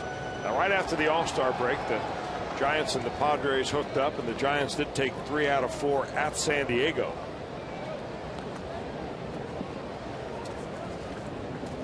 Now, conversely, the Giants have owned Arizona. They've already played them 9 times, and they've won 7 of the 9. Of course, this is the first year in, since 2007, where the Diamondbacks are again a contending franchise.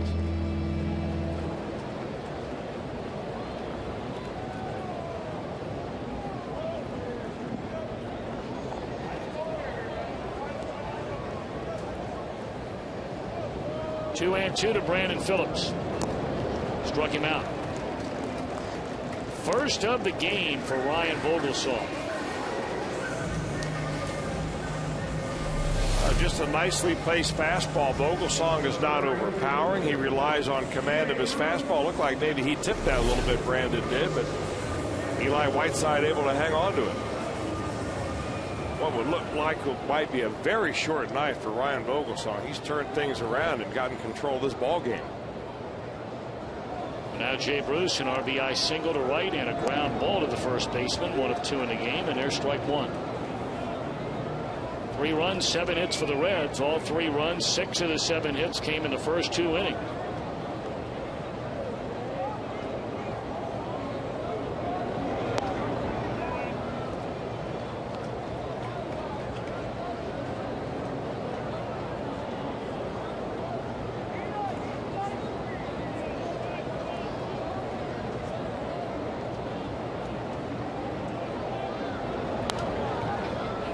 One and two.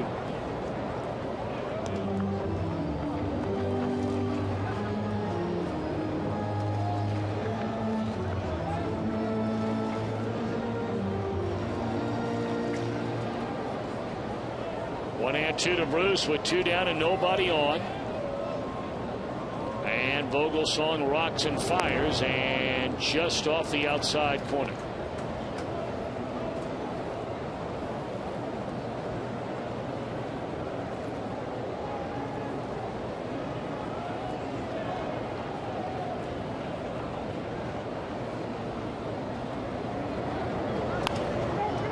Second time that Bruce has bounced out to Huff, and that'll end the inning. 1, 2, 3 for Vogelsong. We go to the 6th. Reds 3, Giants 1.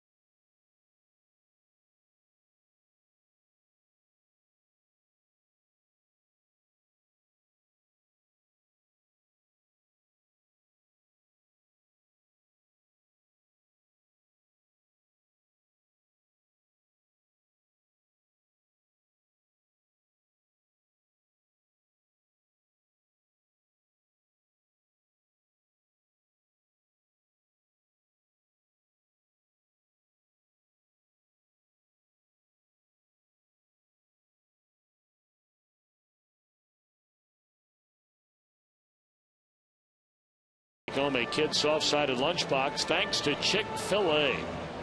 For tickets, call 513-381-REDS or visit reds.com.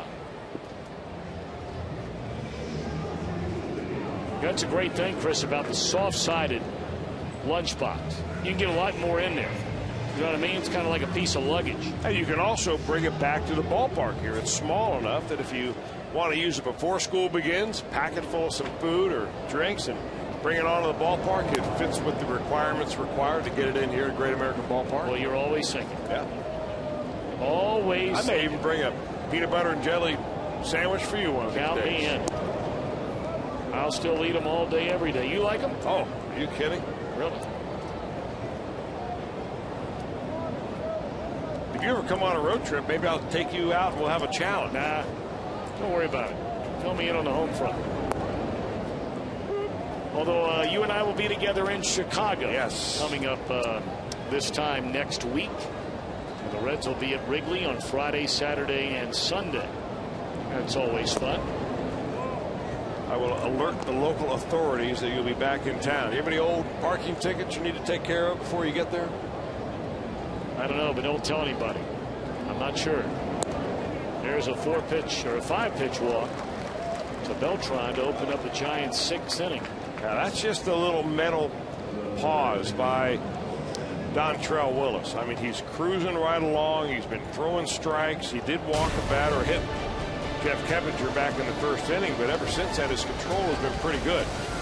You walk that leadoff batter, man, you are really inviting some trouble, especially since you're still in the middle of this order. Sandoval and Ross.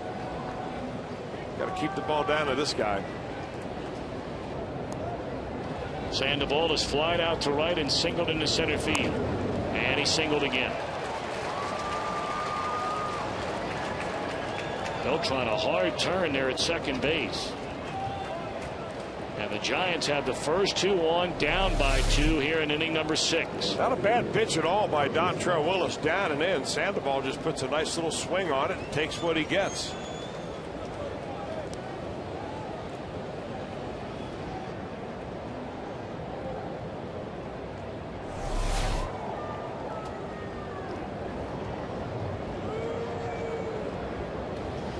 All right, now Cody Ross. He has struck out and bounced into a fielder's choice.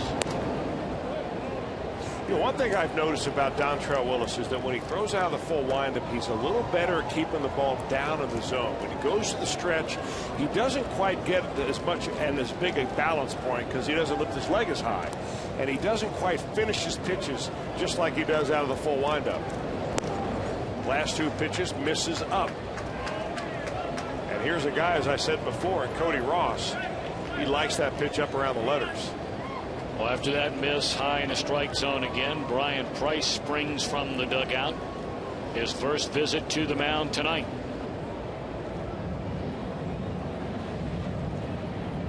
You know, not a lot of pitches for Dontrelle, but still, you get in the middle part of this ball game. He's thrown 5 innings. Here he is in the 6th inning. Walks the leadoff hitter. Goes 2-0 now with a couple of runners on base. Might not be a bad idea to, if you're Porky Lopez down in the bullpen, to tell those guys, hey guys, think about it now. You don't have to get up and start throwing, but just start thinking about possibly who would get up and get yourself mentally ready.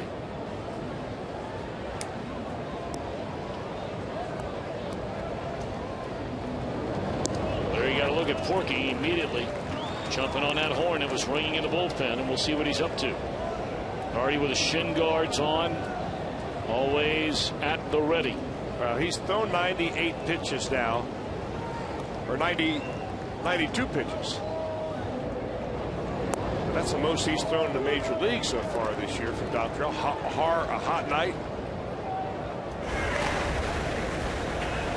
And Jose Arredondo begins to get loose now in the bullpen. 3-1 the count on Ross. Big pitch coming up right here from Willis. And he's walked him, and they're loaded with nobody out.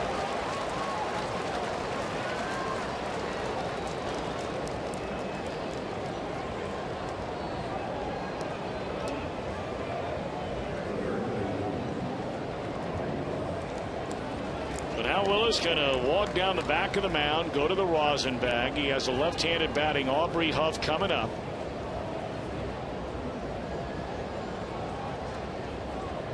Huff looked at strike 3 in the 2nd inning, and he pulled a pitch down and away from him for a base hit into right field his last time up.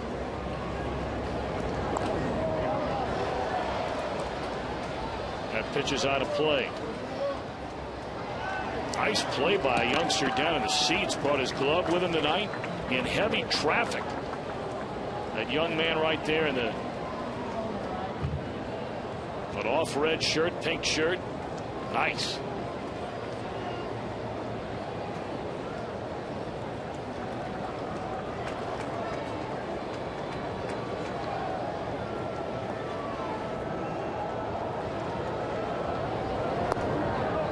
Strike two. Aubrey Huff comes in here with a batting average less than 240, but look what he has done against left-handers. He really concentrates hard. A batting average over 300 against lefties and close to 200 against righties. I mean, that's really the opposite of what it should be. Go figure. Willis ahead, 0-2. Making chase.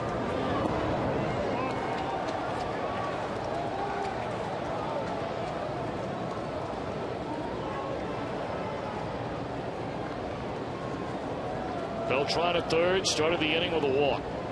Went to second on a hit by Sandoval. Ross walked. And that's where we are.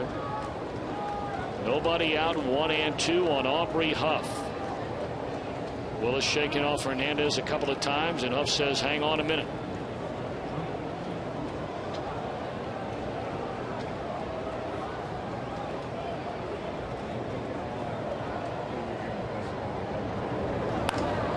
Straightaway center field. This will drive in a run.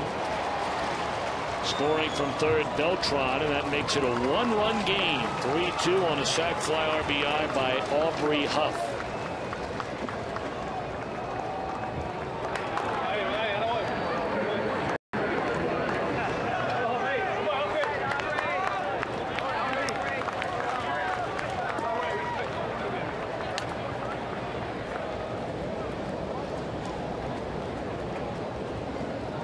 Sandoval at second, Ross on at first, and here's Eli Whiteside. 0 for 2 is popped to Phillips and flied out to Stubbs in center.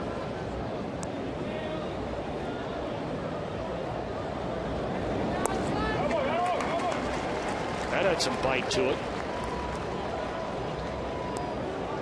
Well, he's thrown really nothing but breaking balls to Eli Whiteside. Last time up, got him 0-2, and then threw him a curveball. He flew it out easy to center field.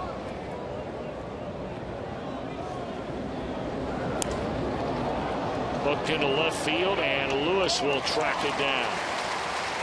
So one more out to go.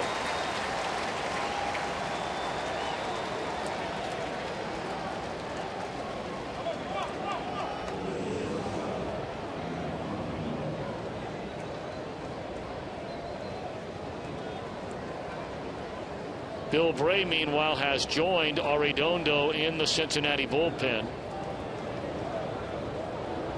No action in the Giant pen, and the pitcher spot is due up next.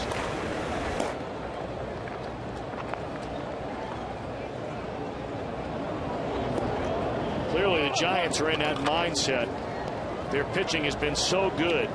They're not afraid to leave a starter in late in the ball game and let their bullpen, when they go to their bullpen, shut you down and just peck away. Look at the oddity right here again. Another left-handed hitter for the Giants who hits left-handers much better than they hit right-handers. I mean, they are really bucking the trend right here with Aubrey Huff and Fontenot.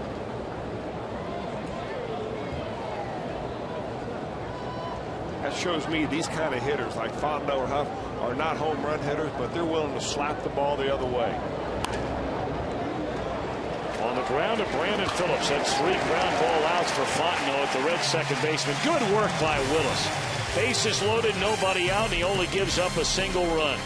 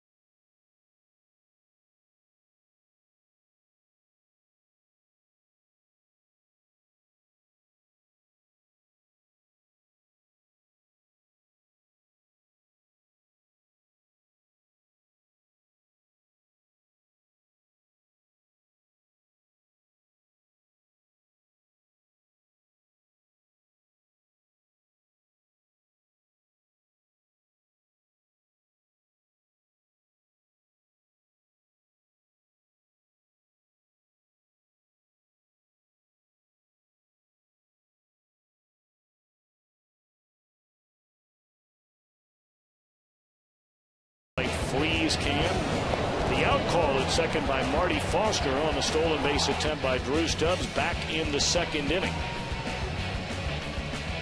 Now, let's not forget that turned out to be a very big call in hindsight in this game, because the very next batter in the inning, Fred Lewis, had a base hit. If Stubbs is safe at second base with 2 outs in an inning, he's going to score on anything.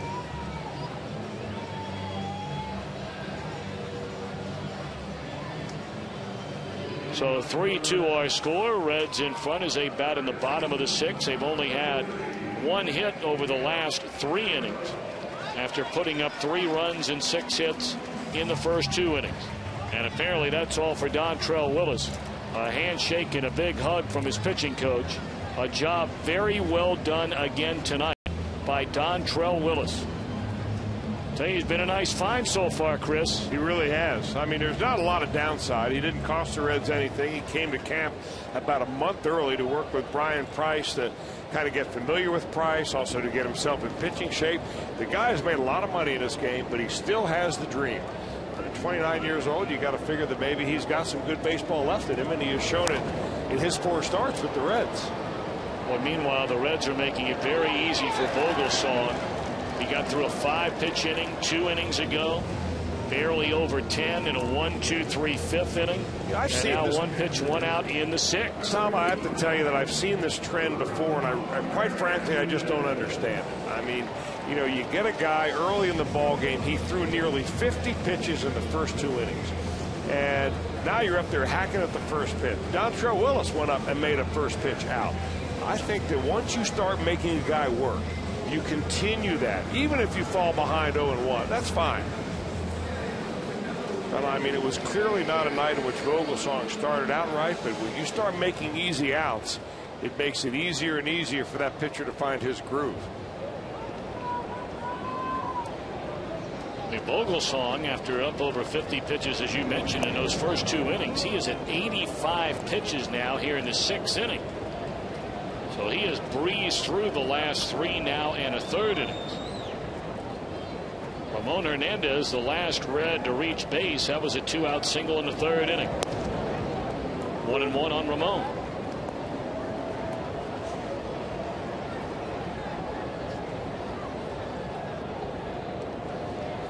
Reds now have Nick Massett getting loose in the bullpen, and apparently will take over a clean inning in the 7th.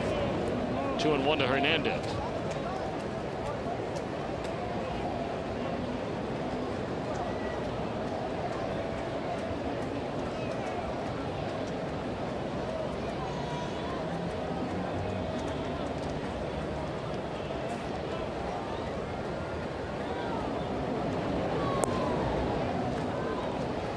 Here you have a Reds batter with a little bit of patience up there, and it's gone to 3 balls and a strike. Paul Yanish to follow.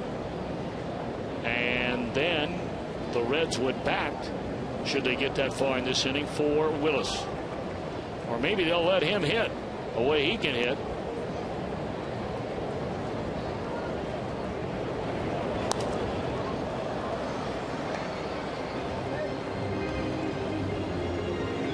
They used to do that, you may remember, when Micah Owings was hanging around here. And boy, speaking of Micah Owings, what a great turnaround he's had this year.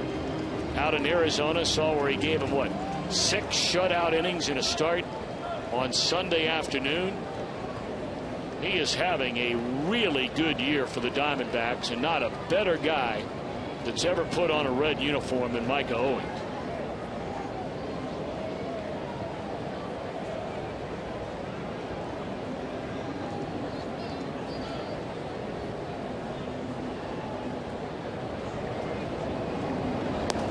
Ball 4.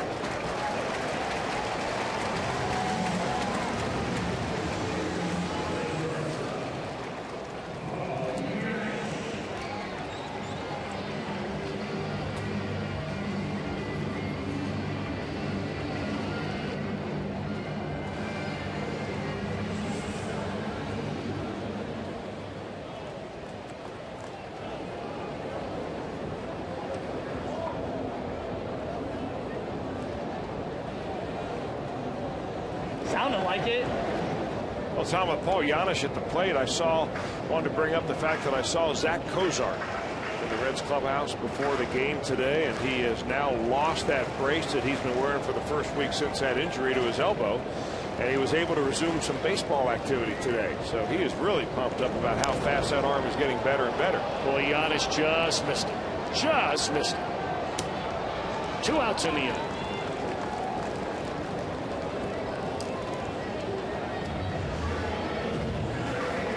So we wondered whether or not Dontrell Willis was going to bat, despite the fact that at least it looked like in the dugout that his night on the mound was over, and sure enough, he's going to hit.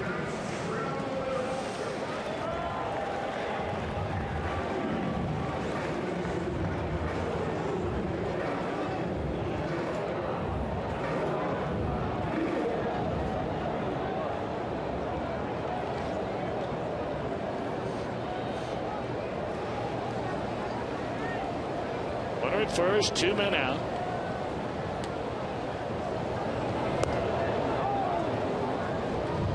Willis was not going to throw Willis a first pitch fastball. Willis singled to right center field in the 2nd inning and grounded out to Huff in the 4th.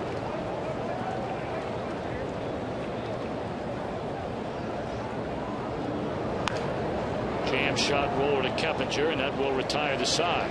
So, will we see Nick Massett in the 7th? It's a 1-run ball game.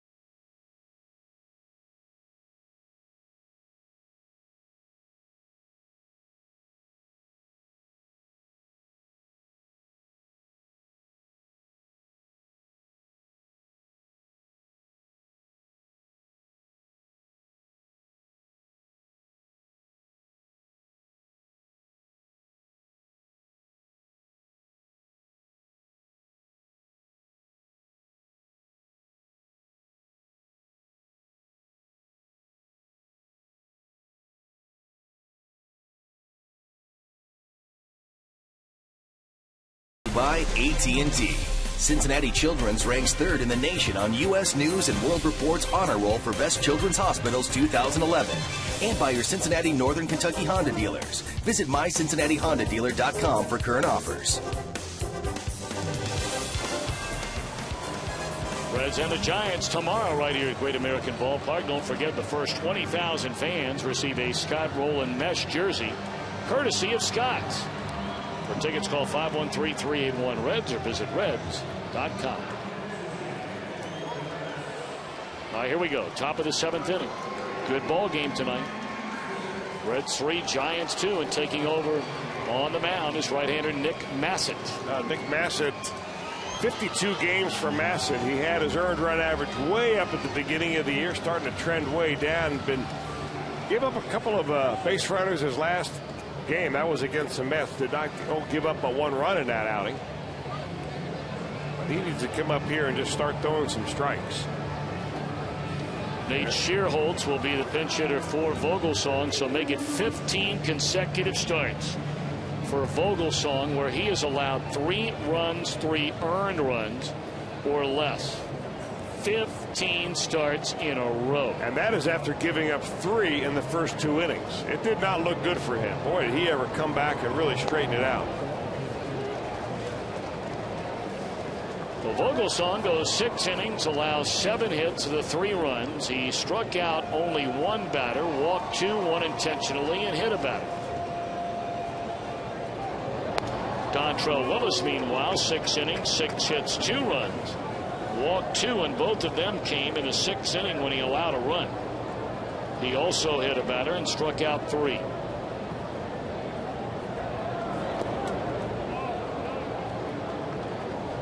Two and 1 to Shearholtz.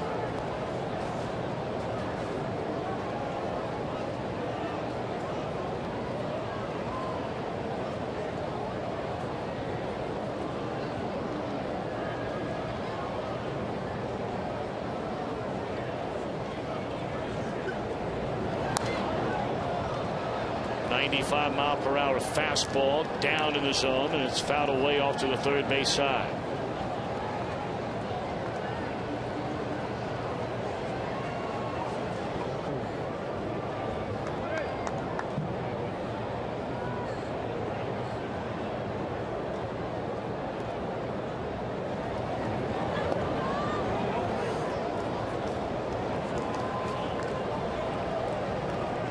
Breaking ball just missed. 3 balls and 2 strikes. Now on Shearholtz in a 1-run game leading off the 7th inning. And Massett trying to put him away. And a roll baseline foul.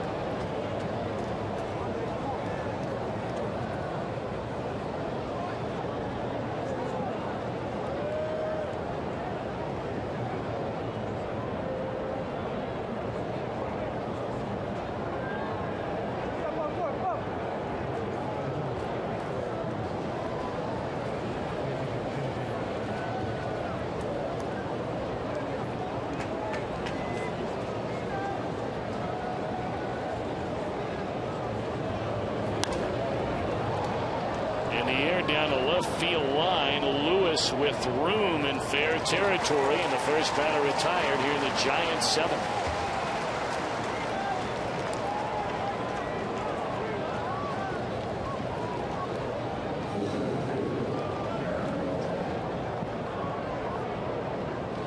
Well, Bill Bray continues to throw down in the bullpen. And a very safe bet that Bray is getting ready for one guy and one guy only, and that would be to force Beltran due up 4th in this inning to bat right-handed. Of course, the Reds, well, Beltran will be left in that on-deck circle before all is said and done.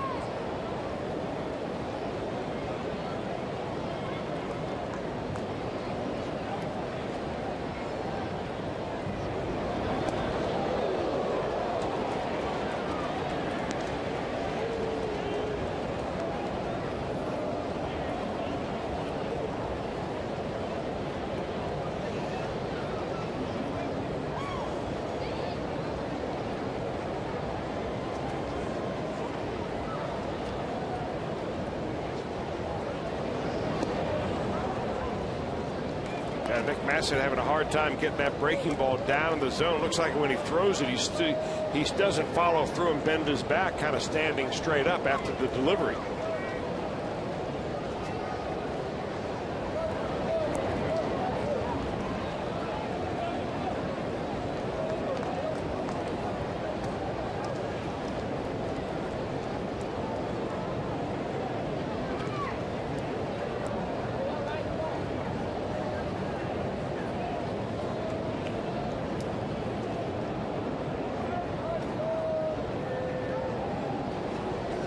Won the count on Aaron Rowan, and Massett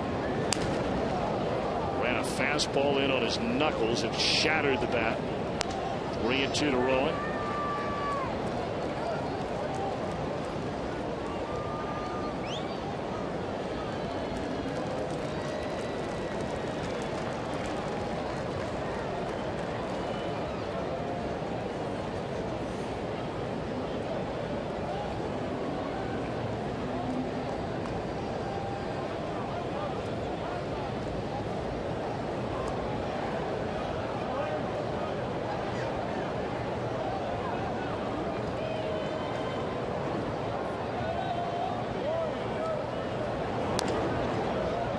This one playable for Giannis. Good pick by Votto. Mercy, mercy, mercy. 2 away in the inning. Boy, Votto saves a lot of errors over there with that ability to save ones that are in the dirt. And he saves Paul Giannis right here. And the Reds a base runner. Plenty of time for Giannis. He just kind of rushes his throw. But Votto, the key to that for Votto, look how low he is. He's getting down there so low with his body, it's almost like he's fielding a ground ball. You get your eyes down near the high level of the baseball, a lot easier to anticipate which way it's going to bounce. And he uses that big glove to snatch it right up. All right, one more out to go for Massett here in the 7th inning. But not an easy out in Jeff Keppinger. Served into right field, and this is going to go to the wall. Second hit tonight, both of them doubles for Keppinger. And that's probably going to be all for Massett. And Dusty Baker going to double check with Brian Price, and here he comes, and he'll bring on Bill Bray. This will be our Skyline Chili call to the bullpen. Waiting for Dusty to officially give the signal that he wants the left-hander, and now he does. So, Bill Bray to turn around Beltran, make him bat right-handed. The tying run at second. We're in the 7th inning.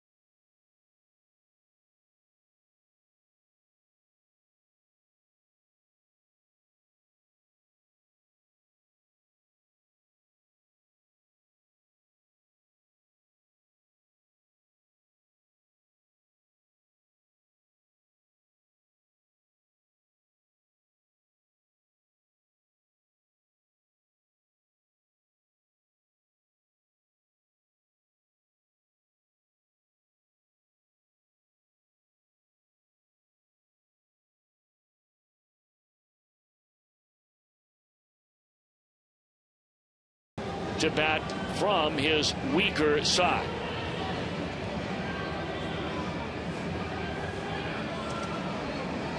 Oh, you see why Dusty Baker's going to do it. I mean, it's a no-brainer if you're going to play it by the book.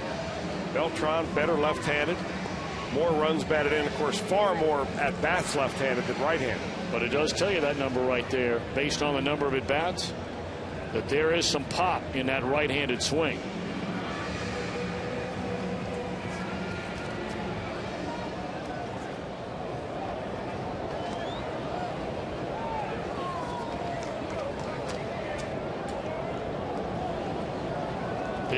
Big batter in the game. Beltran has knocked in a run with a single. He struck out, drawn a walk, scored a run. And this is precisely why the Giants went out and made the deal to acquire Carlos Beltran for at-bats just like this. Not only in July, August, and September, but October.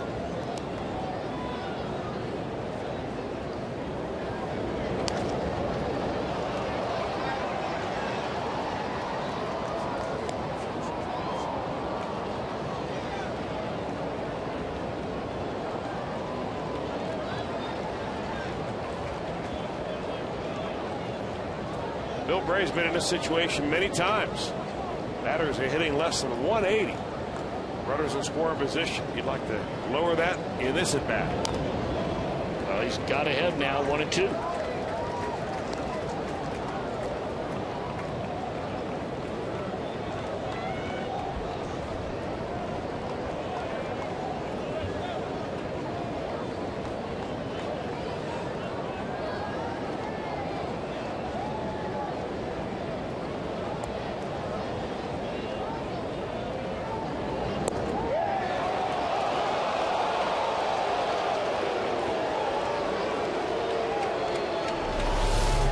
Trying to sneak a fastball right on the inside corner right there, and he barely misses. I think that pitch caught Carlos Beltran completely by surprise, looking for another breaking ball.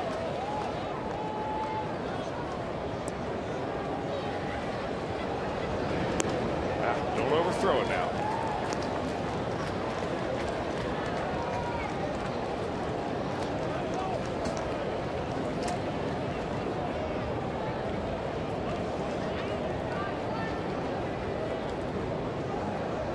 Sandoval waiting on deck. 3-2 to Beltran. Struck him out, and that'll end the inning. What a job by Bray. Reds still maintain this 1-run lead.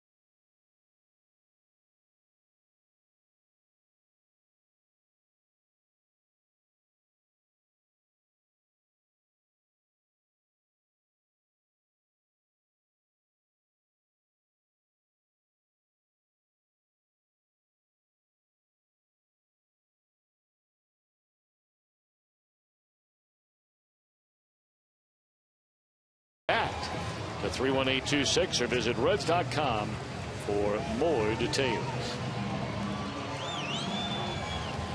All right, Masson and Bray make it through without allowing a run, the top of the 7th inning.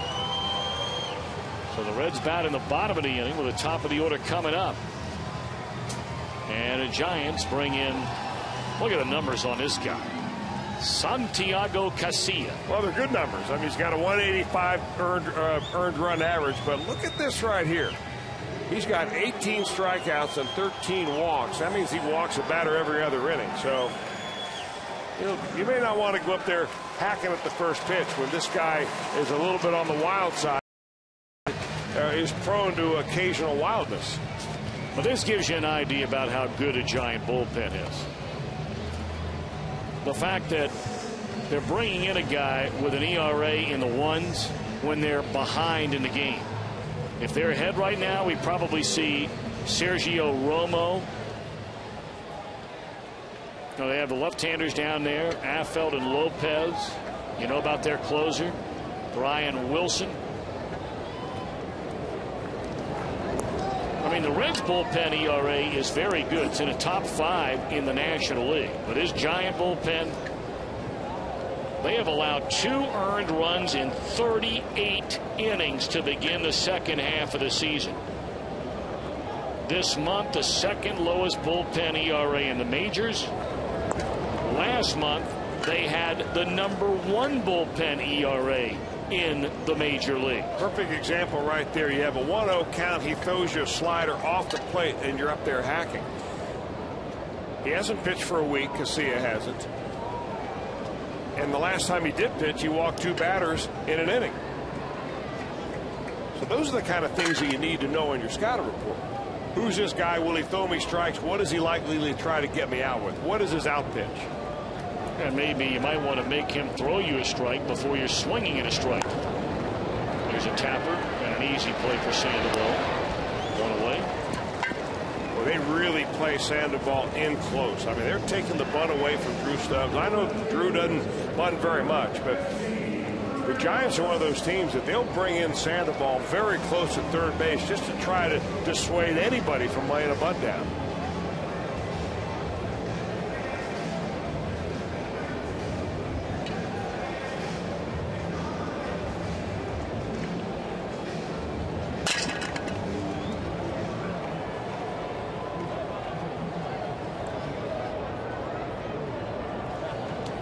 Freddie Lewis. Reds 3, Giants 2. We're in the last of the 7th inning. Each team with 7 hits.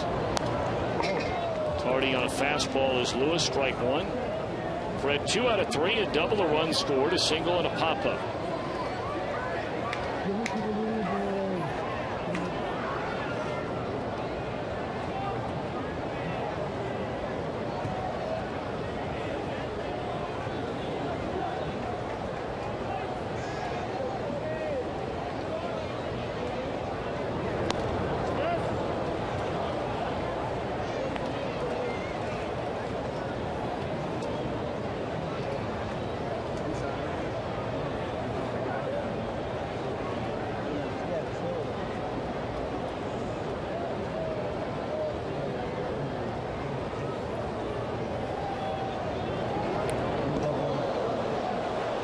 Zoom ball there from Casilla. That'll loosen you up a little bit.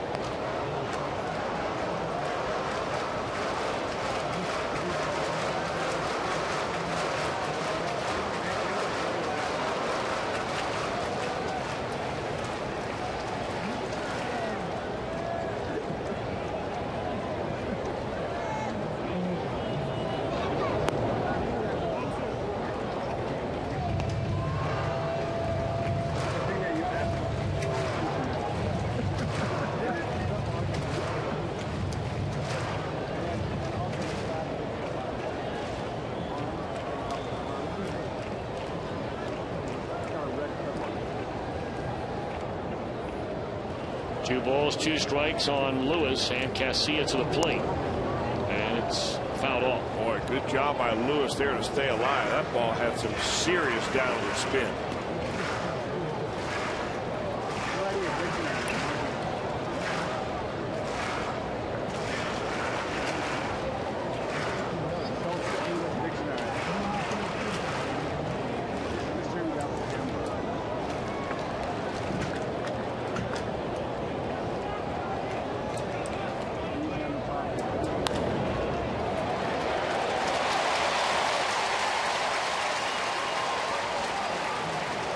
Three-hit night tonight for Fred Lewis. Yeah, when he's gotten a chance to play recently, he has played pretty well. He's pretty much as built, Tom. He's a real good offensive player. Not a lot of power for a guy that has a very strong body. I mean, this guy has got strong arms, big hands, but he puts the bat on the ball. Runs pretty well. Gives you a nice athletic outfield when he's in the outfield on defense.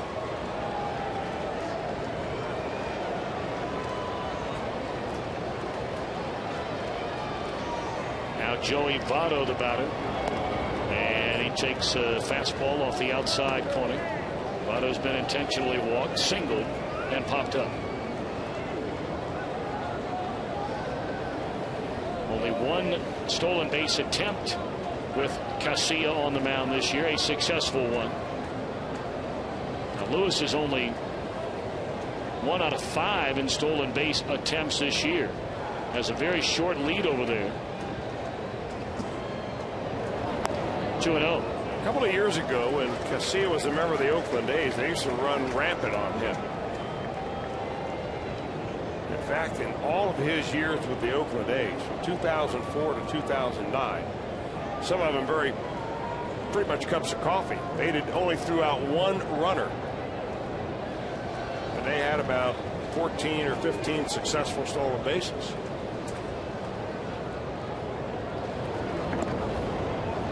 Reno.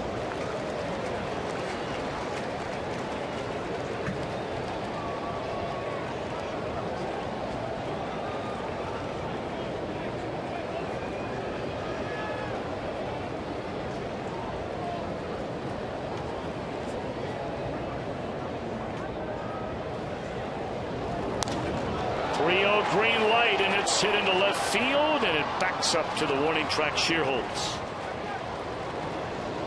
And that's out number 2. So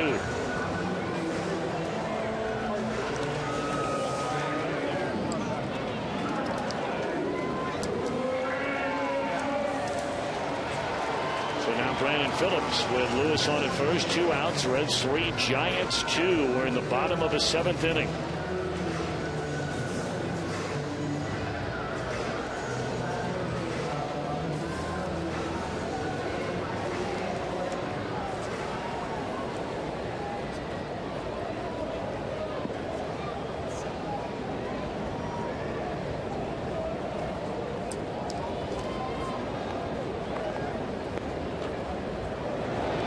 Tom, while we have a moment, I want to congratulate Craig Warman. Craig and Betty Warman. You know Craig is the director of client services here with the Reds. Yep. They were just informed earlier that their daughter Kelly and her husband Josh are going to bring them their first grandbaby. Wow. And that grandbaby will be a girl. So congratulations to Craig and Betty on that. Well, thoughts and prayers. Happy, healthy delivery. Slow roller by the mound, and Fontenot will throw out Phillips, and off we go to the 8th inning. They hit a man left. Reds 3, Giants 2.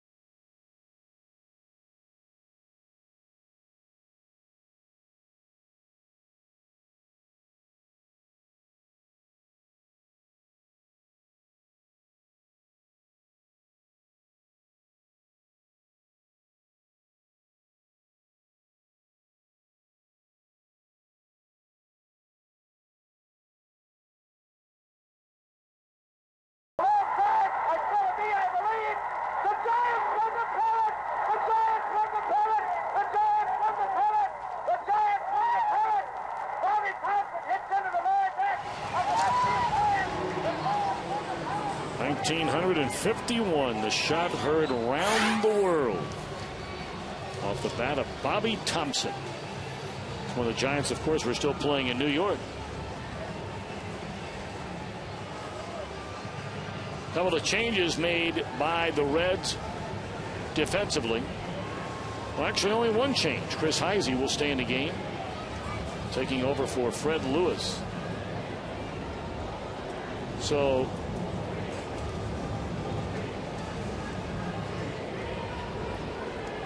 a very, very good defensive outfield here for the Reds. The best they can put on the field with Heisey, Stubbs, and Bruce. Might be the best that you'll find in the National League.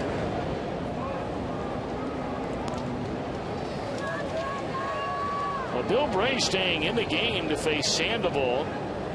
Cody Ross, another right-handed batter.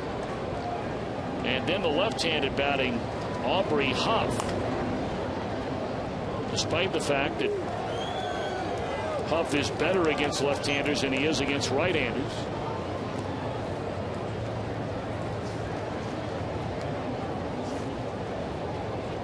Usually we only see Bill Bray for a one-inning appearance. Sometimes it's one batter.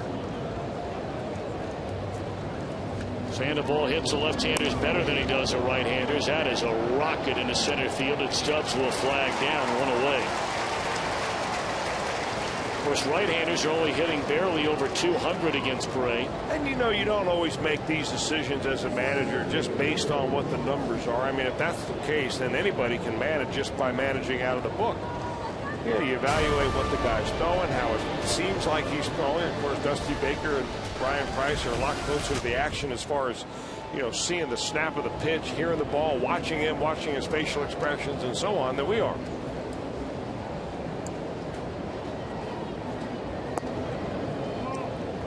But really the way that they have used Bill Bray so far this year, he's a loogie, which is a left-hander, only one guy, pitcher. It's a complimentary term,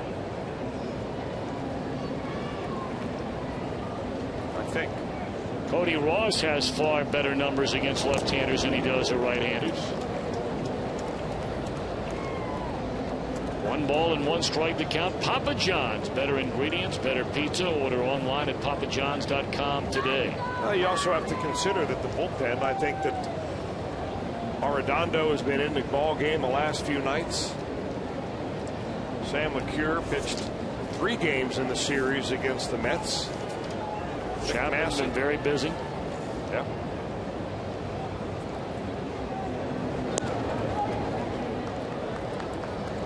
Drusick pitched the last 2 games, an inning each. So it could be that, you know, Dusty's really has no choice except to run Bray out there for more than what he's normally used to because the other guys are beat. And again, it bears repeating. I mean, you just pointed out about, you know, sometimes you got to do what you got to do, but it's not like right-handers are teeing off on Bill Bray this year. A .204 batting average against Bray.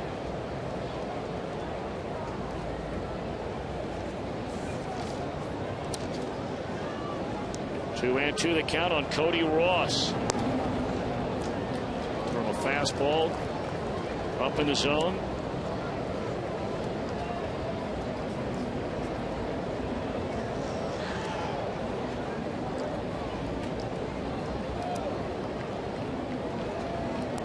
Three-two pitch coming to Ross.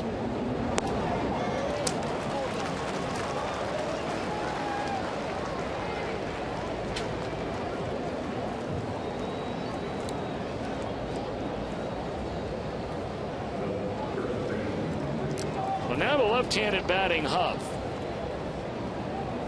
who against a left-handed pitcher Dontrell Willis went 1 of 2. He struck out looking, single to right, and knocked in a run with a sac fly to center field in the 6th.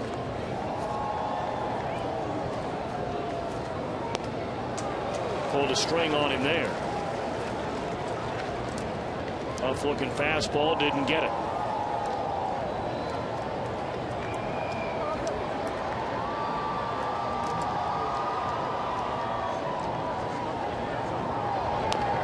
Check swing, and that is a fair ball. They're going to throw down second. What a play made by Giannis. And it doesn't get any better than that by Giannis. Big play, clutch play.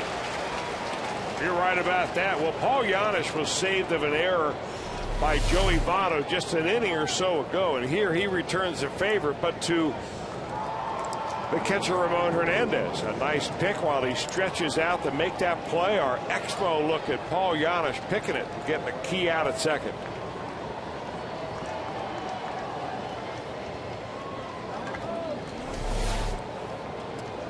That slide but the slide at the very end there by Cody Ross. I mean, he was going to make sure that Giannis was not going to try to complete that double play. Going for a Schindberger. Strike 1 now on Eli Whiteside, who's 0 for 3 in the game.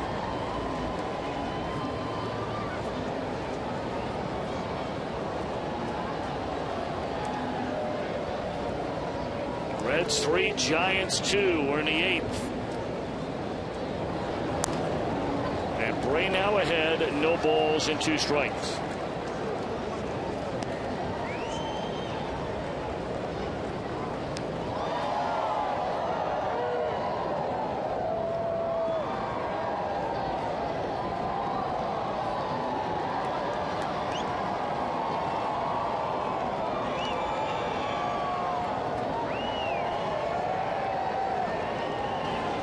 And 2 on Whiteside.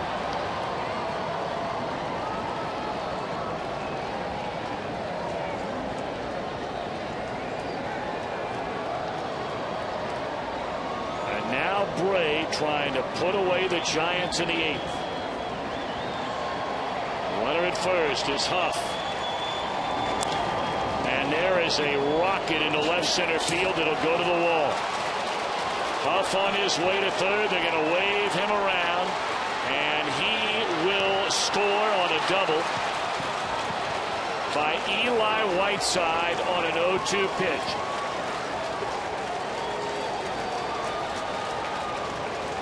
Boy, you cannot be any more disappointed than Dusty Baker's got to be in that dugout right there. Feeling so good, trying to sneak a fastball in the outside corner, and the ball cuts right over the middle of the plate. You got to tell yourself, if you're a pitcher in this situation, I'm in control right here. And there's a spot that I'm going to go after, but if I miss a spot, here's where I'm going to miss it. And it's certainly not down the heart of the plate.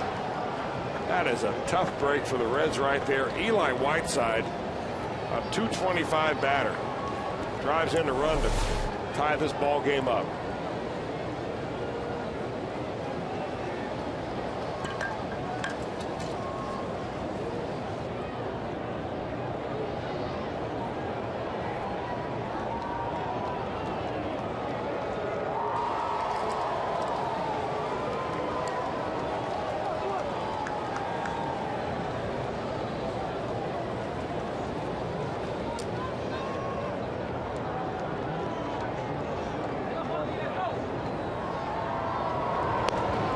Now the batter, Mike Fontenot.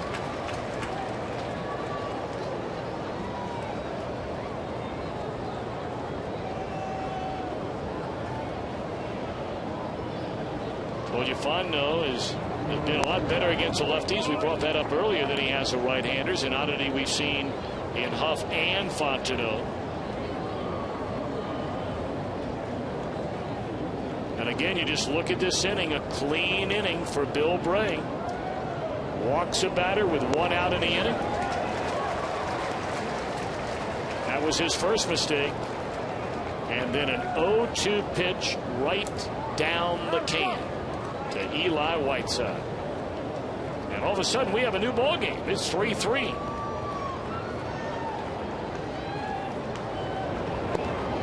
And that'll retire the side. We're tied at 3.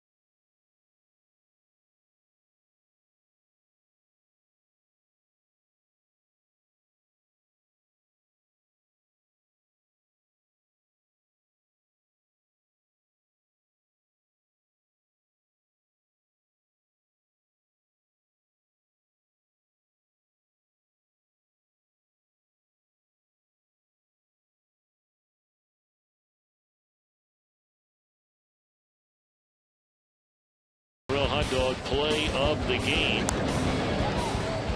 The Jay Bruce throw going all the way back to the very first inning to cut down Jeff Keppinger, trying to tag up second and third.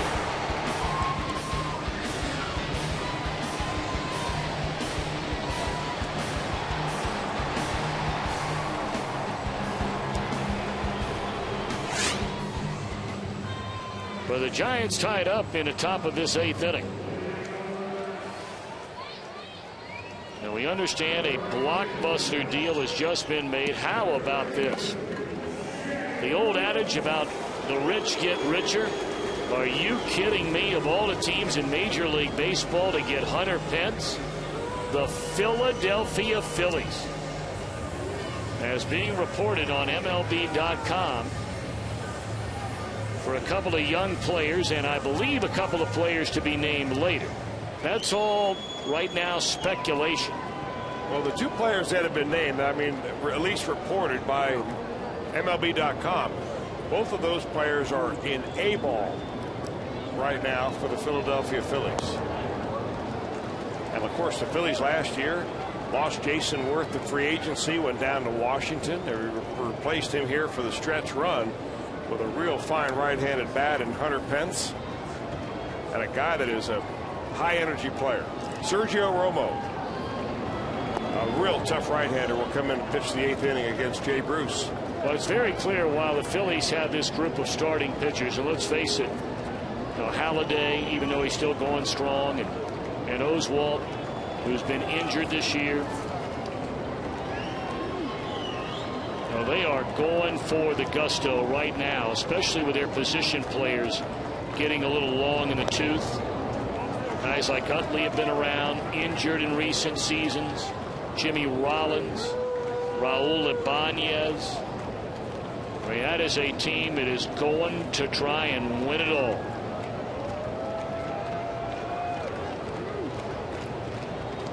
Two and one on Jay Bruce, leading off the Reds' 8th inning.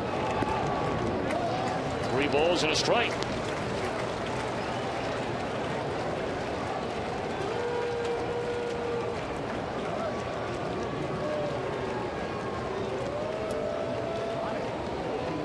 Look for a strike right here. Romo does not walk you.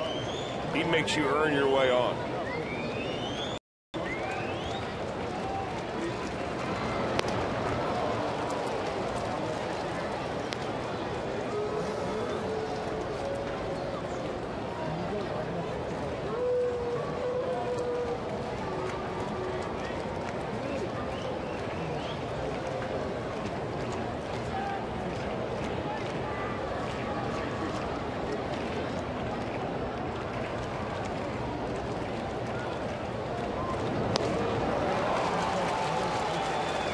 Good old country hardball there. He said, here it is, go hit it. Yeah, got him at 3-1. Jay Bruce had a couple of fastballs to try to turn on. It was late on both of them, even though they measured only at 90 miles an hour. Let's show you a little comparison here. Joey Votto on your left, and just watch the back elbow right here. When he puts his foot down, that elbow is about parallel to the ground. And then watch Jay Bruce when he puts his foot down, ready to hit. This is the ready hitting position. That elbow is cocked way up and pointed to the sky right here. That makes him loop his bat. He's got so much farther to get that bat head in. We'll take another look at it. And he's also got an angle of the bat going this way where Joey Votto is more straight up. And it makes you late on a fastball unless you start your swing just a little bit earlier. Now, Joey Votto is a tough comparison because he is a very rare great hitter. But that's just one of the things when you're 24 years old that you're trying to iron out. And I've talked to Brooke Jacoby at length about this, and you know, he does it awfully fine at times. You kind of go in and out of it when you're a young player. You're still not grooved, but when you've got that back elbow so high that you just create such a longer loop to the hitting zone that you would when you get there very quickly. And you certainly hope that when you got a guy, a left-hander versus a right-hander, a 3-1 count, know that there's two fastballs coming, that you hate to see him get blown away on pitches down the middle.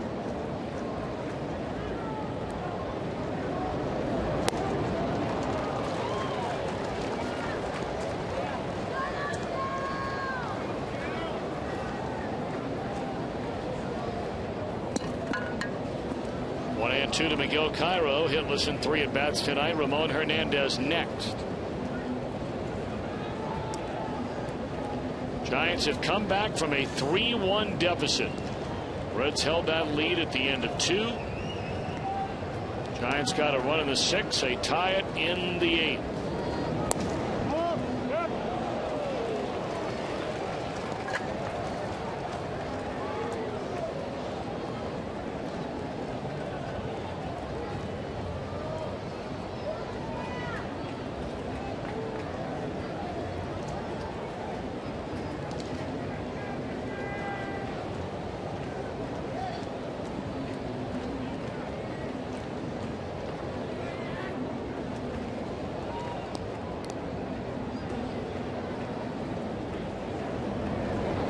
Two out.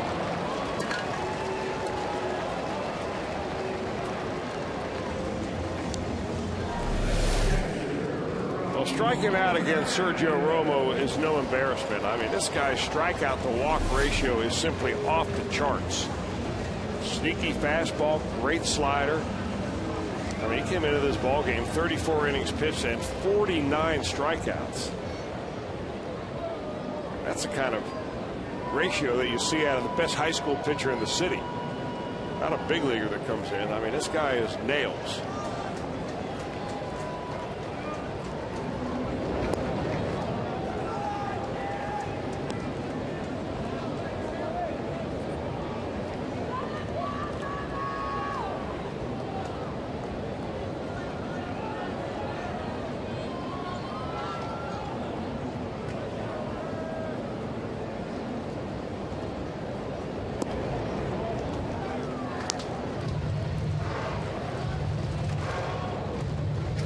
Two and 0 on Ramon Hernandez. 3 runs, 8 hits for the Giants. 3 runs, 8 hits for the Reds. But Cincinnati has had just 2 base hits since scoring 3 runs on 6 hits in the first 2 innings against Ryan Vogelsong. 2-0 breaking ball. 2 balls and a strike.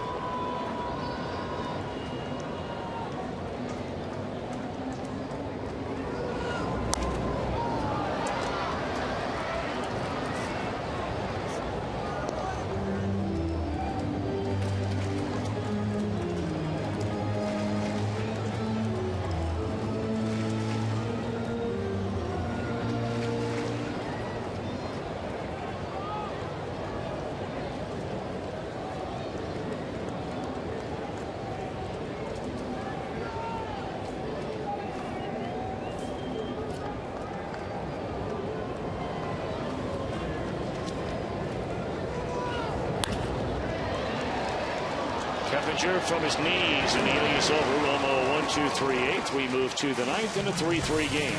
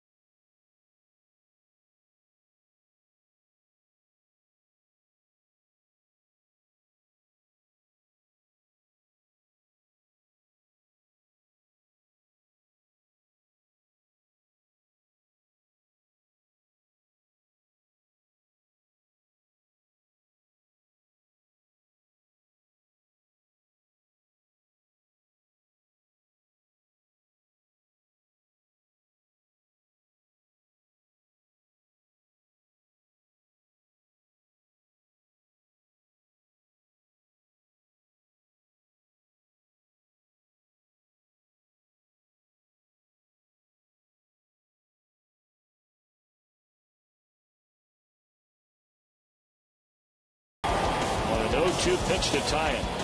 A double by Eli Whiteside with 2 outs in the 8th. That tied the game at 3, and that's where we are as we go to the 9th inning. Win a VIP baseball experience presented by Captain Morgan. Go to reds.com/captain. New battery on for the Reds. Hernandez out, Hannigan in. And the Reds closer, who's not been busy, right-hander Francisco Cordero, takes over in a 3-3 game here in the 9th. Well, when you get swept 4 in a row, chances are your closer has been sitting down there like the Maytag repairman.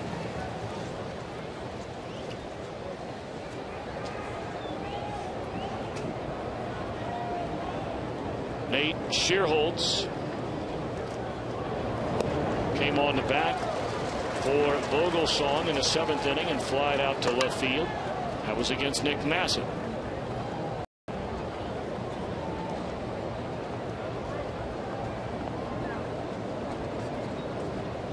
Milwaukee winning, Cardinals winning, Pirates getting drilled in Philadelphia.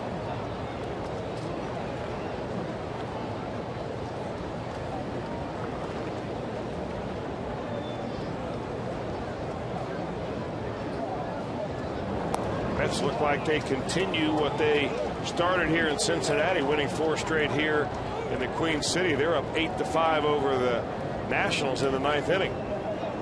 Reds kick-started that offense, didn't they? They got 4 runs in the 1st inning of that game tonight, the Mets. Now, what you keep in mind here is if you're thinking about extra innings, yes, you got Francisco Cordero. He may be one of the more rested Reds relievers. But the Reds relievers, because the starters had such a tough time in that Mets series. I mean, they're on fumes down there. Meanwhile, the Giants relievers, with the exception of Brian Wilson, who's pitched an inning in each of the last ball games, picking up saves in each of them, they have a very well-rested bullpen. There's Wilson wearing a hoodie. Good night for a hoodie. Yeah. There's a liner to the left, 1 out.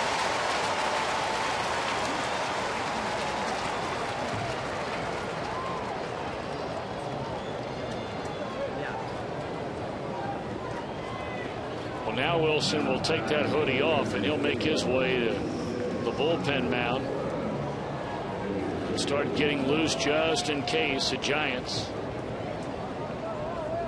are able to push a run across here in the top of the 9th inning.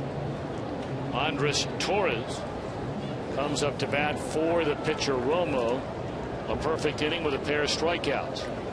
Ramon Ramirez, the other right-hander, alongside Wilson, getting loose in the Giant bullpen should we remain tied.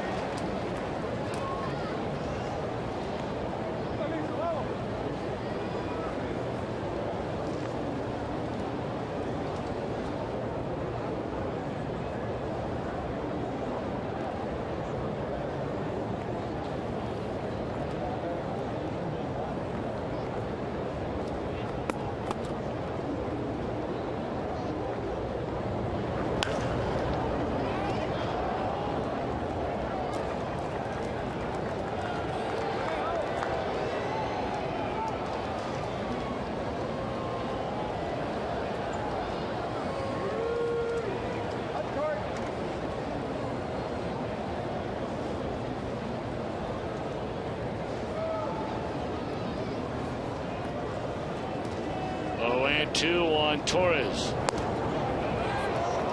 1 ball and 2 strikes. Jeff Keppinger due up next.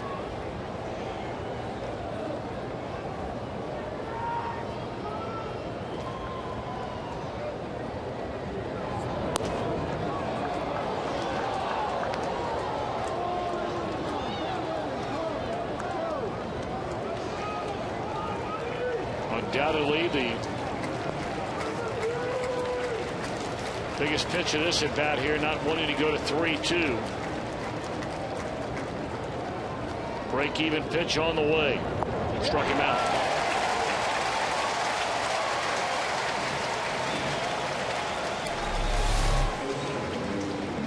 after a couple of fastballs away. That's an off-speed pitch. Looks like a changeup for Francisco Cordero. It takes a little bit off it and gets his man way out in front.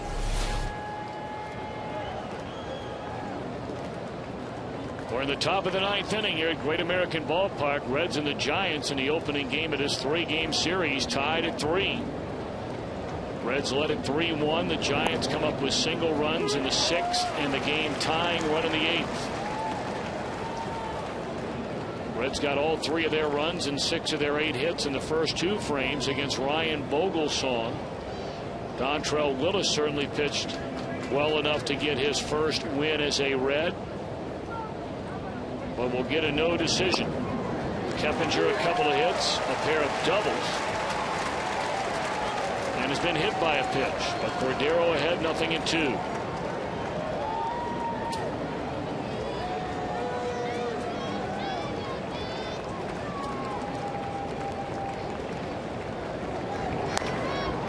A 1-2-3 9th inning for Cordero. So the bottom of the 9th coming up. Giannis, Hannigan, Stubbs.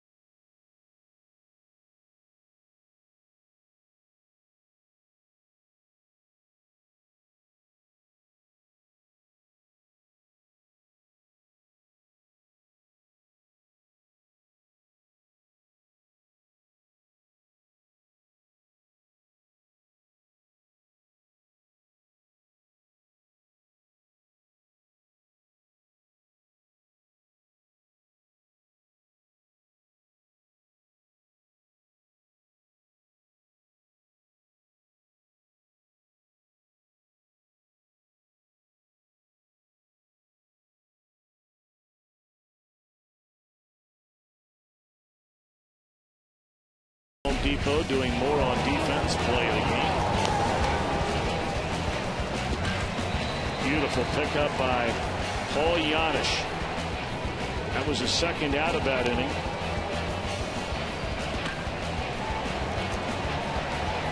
In the 8th inning, and Huff, who had swung the bat, of course would score when the very next batter doubled to tie the game. Well, coming up after the game tonight, stick around. Fox Sports Ohio for Reds Live. It's brought to you by Kings Honda in the Kings Auto Mall. Visit KingsHondaUSA.com. Ramon Ramirez, not the former Red Ramon Ramirez. This is Ramon S. Ramirez, the old Red Ramon A. Ramirez. And you see, very, very good numbers. More than 2-to-1 strikeout to walk ratio. League batting .200 against him. And Yonder Alonso to bat for Paul Giannis. Ball one away to the former #1 pick out of Miami. Just brought up to the big leagues a couple of days ago. 1 hit and 2 at bats. He had a double off the Reds bench, his first at bat in the big leagues this year.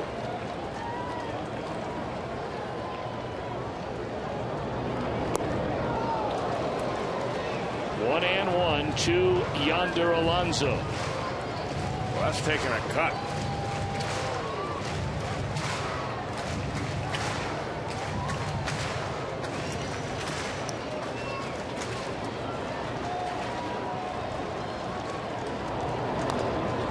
Took another big cut, fouled it away.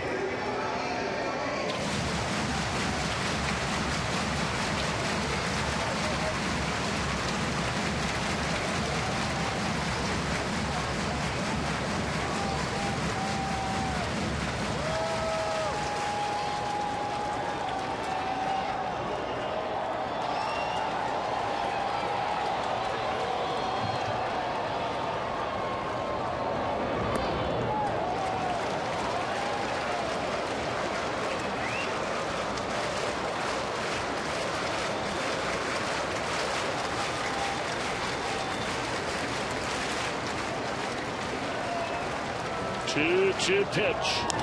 Lined into right field, a base hit. Boy, that's a good-looking stroke, man, by Alonso. I'd imagine they'll pinch run for him. Yep, they will.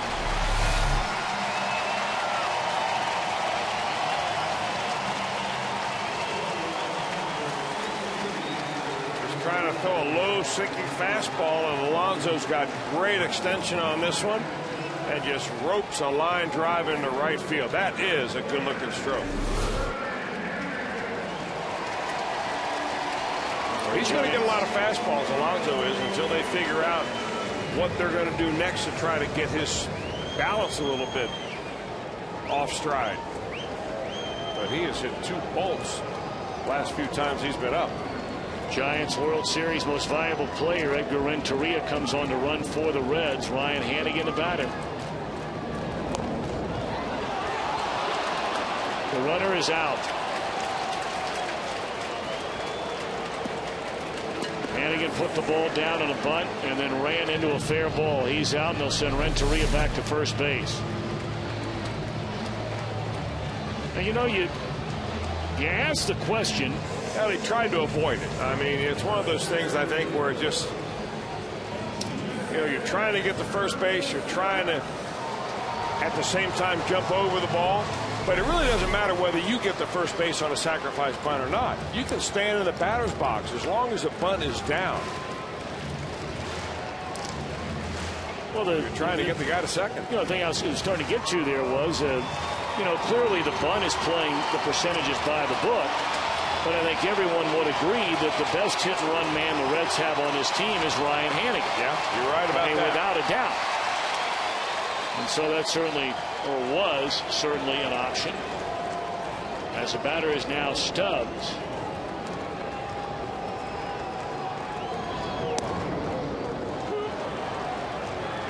And certainly it's not picking on anybody. It's just, it is what it has been here of late for the Reds. You're giving up outs and looking for base hits from guys that have had a hard time lately getting hits.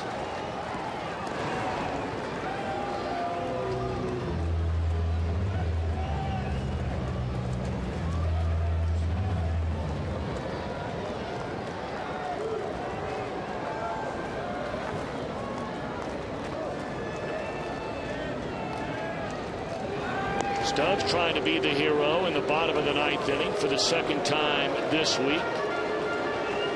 The last time the Reds got a win was on a Stubbs home run in the bottom of the 9th inning on Sunday night against Atlanta.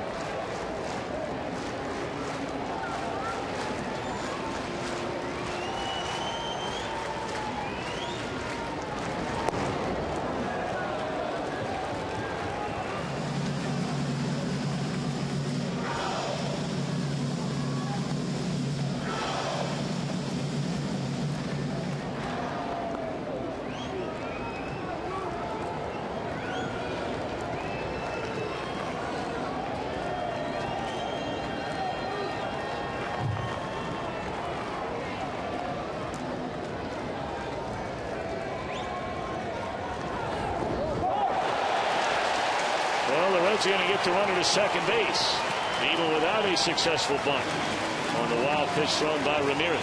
Well, so Edgar Renteria is safe at second. He is safe and secure. New York life.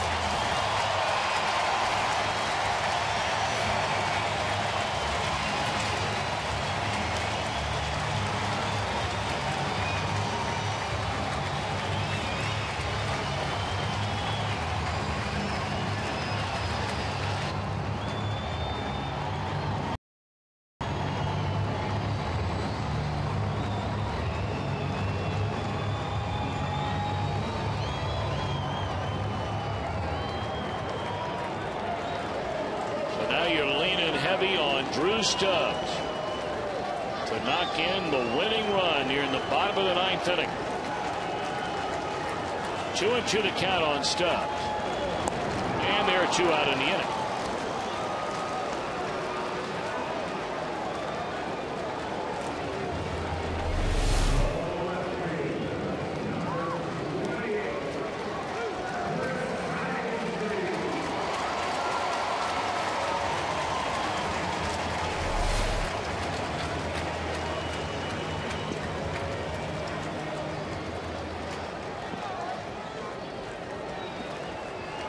Heisey bats for the first time. Winning run at second base, and it's ball 1 high to Heisey. Tonight be one of those nights, more than likely, or at least you might have to ask Cordero to do it, that should this game go to extra innings, he's going to have to pitch more than 1 inning for you. Talked about all the use of Reds have had in their bullpen. You don't have to worry about it with a base hit right now.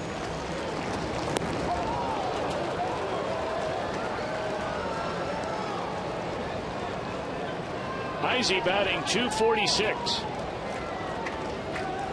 I'll tell you what, where the Giants outfield are playing, they're playing Chris Heisey very shallow.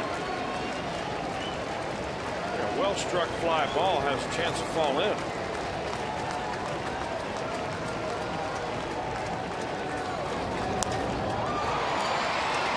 Not well struck enough. And that'll retire the side, so we're off to extra innings where the Giants are 10-5. The Reds are 6-4.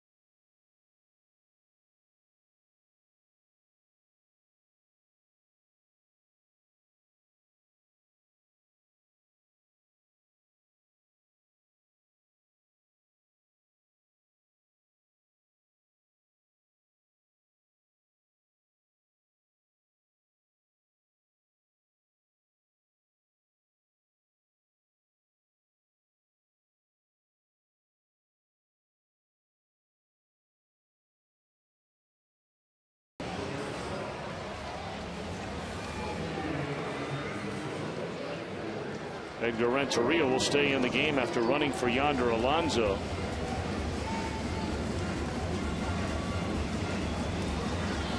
And that'll just be a straight up change. Nothing else going on. And as we suspected, the infrequently used Francisco Cordero, who needed 14 pitches to get through the 9th, will take the ball here in the top of the 10th of a 3-3 game. Ball 1 to Carlos Beltran. He'll be followed by Pablo Sandoval and Cody Ross. Looks like Cordero's got a nice changeup tonight. That ought to help him in this at bat against Beltran.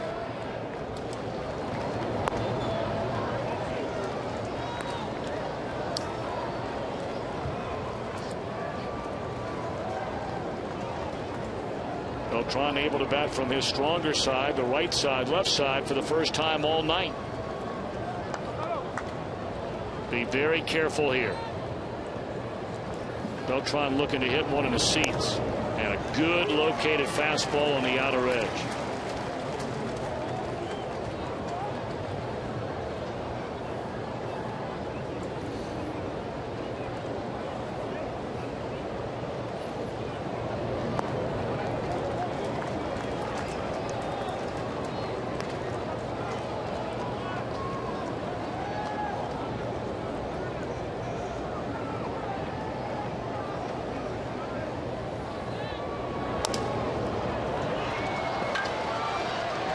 Phillips will throw out Beltran.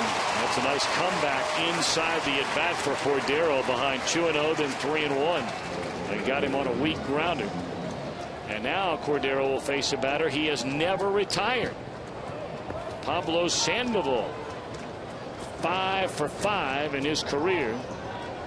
All 5 singles against Cordero.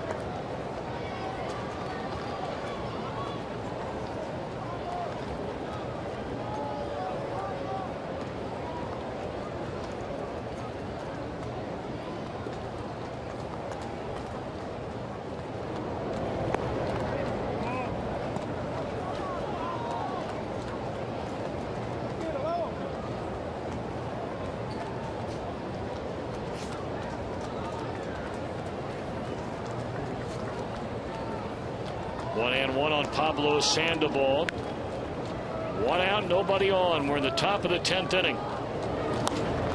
And he's 6 for 6 with 6 singles against Cordero as Sandoval. I mean, he picked this ball off the ground and got it on the barrel of the bat to send it right back through the box.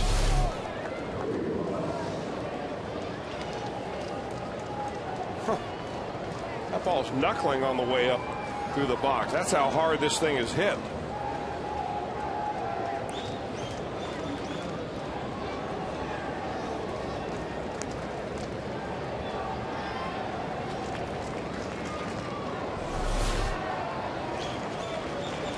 Now we get a look at Cody Ross against Cordero, and I think a lot of us remember a couple of times those home runs, game-winning home runs for Ross, then with the Florida Marlins against Cordero.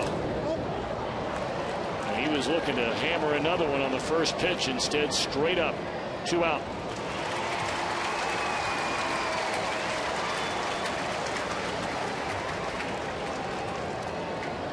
So Coco trying to get through the top of the 10th inning. Reds have Votto, Phillips, and Jay Bruce coming up in the bottom of the 10th.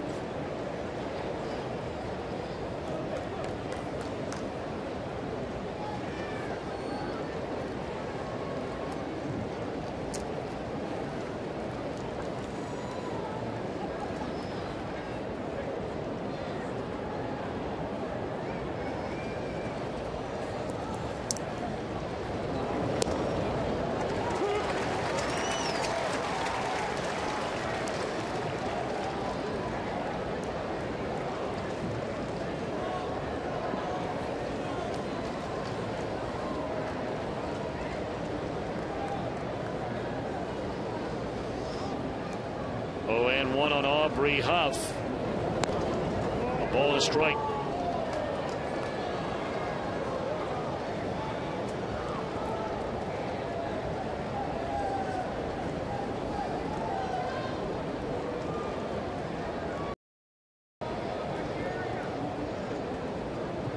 Cardinals winning big.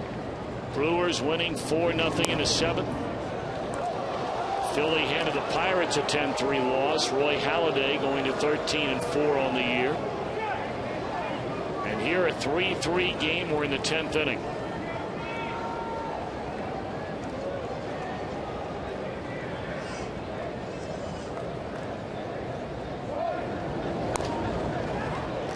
Votto off his glove, and it trickles into short right field.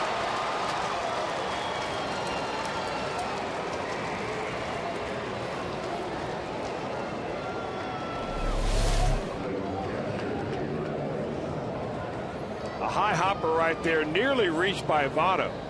But now Brandon Phillips is in short or shallow right field. I don't know whether he's nursing a little bit of a leg pull of some kind. He went down on one knee to stretch himself. Maybe trying to stretch that calf out. He stopped and tried to turn directions immediately when that ball ricocheted off of the fingertips of Votto.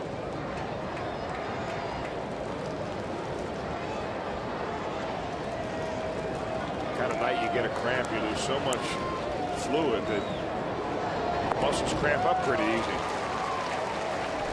Let's see what happened here to Brandon. Watch Brandon Phillips coming over and then stopping right there and trying to go the other way.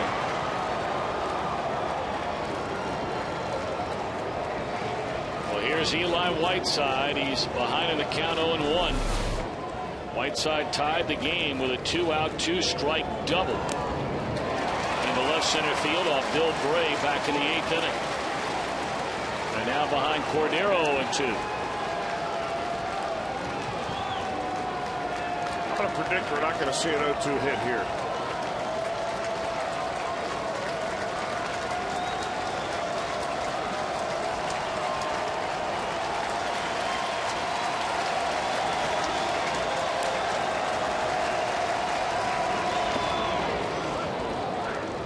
Hit that one.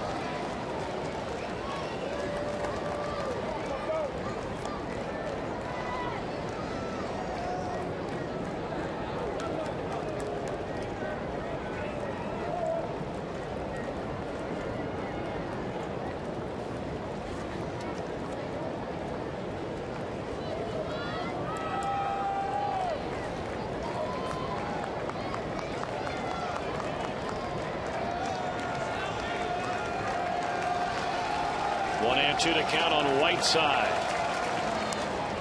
Well, we had a pretty good pitch to hit right there. That had some giddy up on it. 95.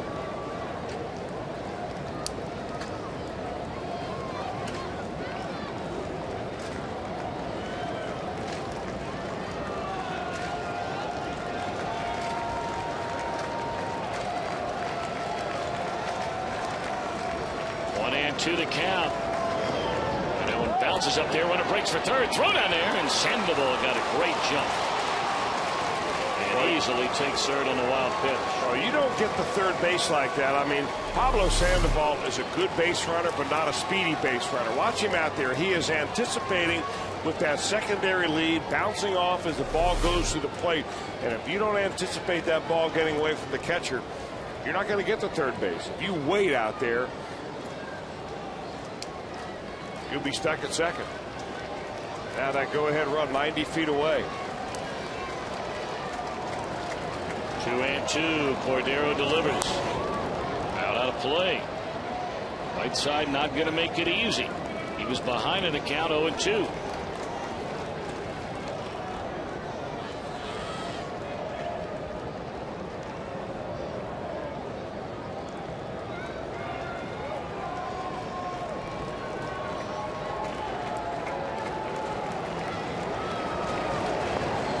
Ball 3 and the runner takes second base.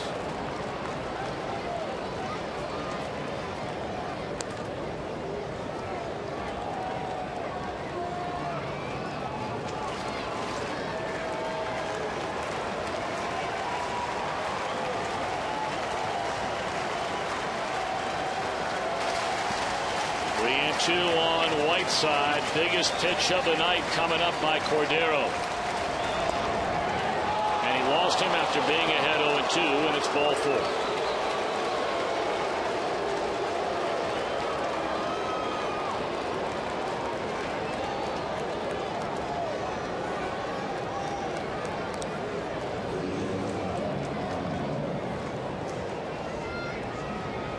Well, you walk the 220-something batting Whiteside after being ahead 0-2, and now Cordero faces a third batter in the inning that has had remarkable success against him. Granted, in a limited number of at-bats, but success nonetheless. Talked about the number Sandoval, now 6 for 6. Cody Ross was 4 out of 8, now 4 out of 9. And now you get Fondo, 4 out of 5 in his career against Cordero. All 4 hits, singles.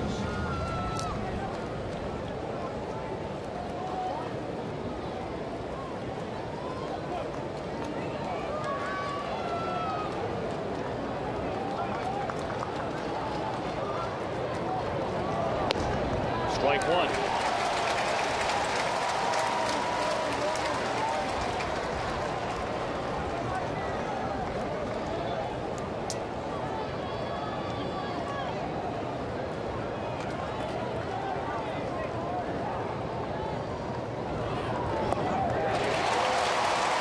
Second batter in a row, down 0-2.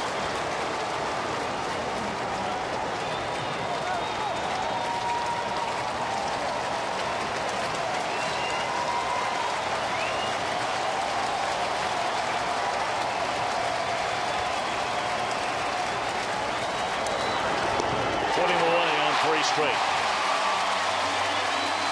Giants leave them loaded. Reds coming to bat. Bottom of the 10th. 3-3 game.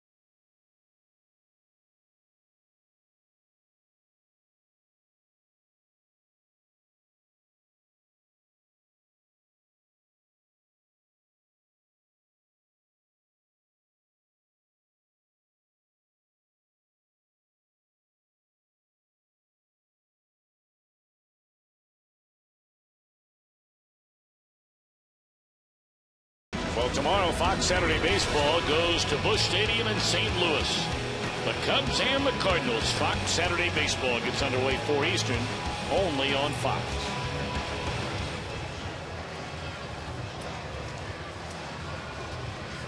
Reds coming to bat in the bottom half of the 10th inning in a 3-3 game. Brandon Crawford takes over at short for Fontenot, part of a double switch. Now on to pitch. Very good numbers again, although 20 walks in 39 2/3 innings is a lot of walks. Yeah, he's another guy that'll put you on base. Javier Lopez scheduled to face Votto, Phillips, and Bruce, lefty, righty, lefty in the Reds' 10th inning. Well, interesting, he's been in 50 ball games, but he has not even pitched 40 innings. So he's really one of those situational left-handers that comes in for one guy, maybe two. In this case, he'll probably, as you think, Tom, will be in there for 3 batters, if he can make it that far.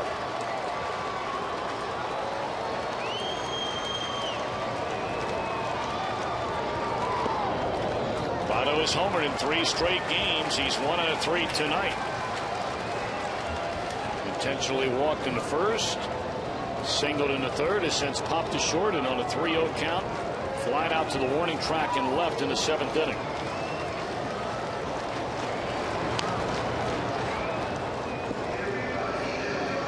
Now, this is the time of the game when you're protecting against a double. So down at first base, Aubrey Huff is just about straddling that first base line.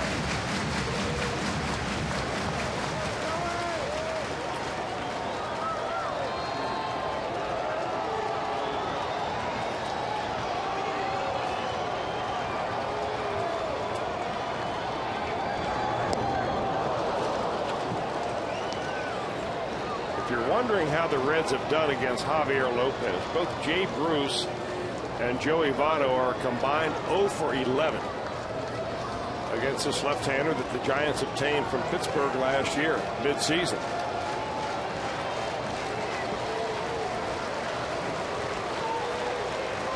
Brandon Phillips has only faced him once.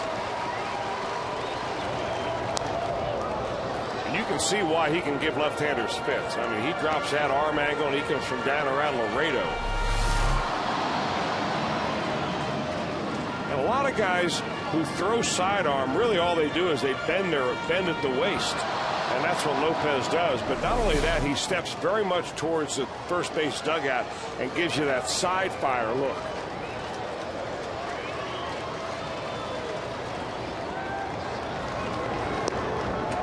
Breaking ball away. Votto able to lay off of it somehow. Yeah, that's the tough one to lay off of, because it looks like it's coming from somewhere around the second baseman. And it just got like a little frisbee effect where it just keeps breaking away from you, and you're just so tempted to swing at it.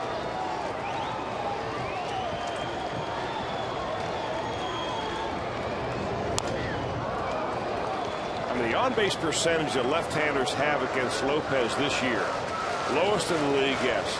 It is 106, which essentially means 1 out of every 10 left-handed hitters he faces gets on base. Well, that's the batting average. I thought that was the on-base percentage. Well, that's pretty good, too. Yeah, real good.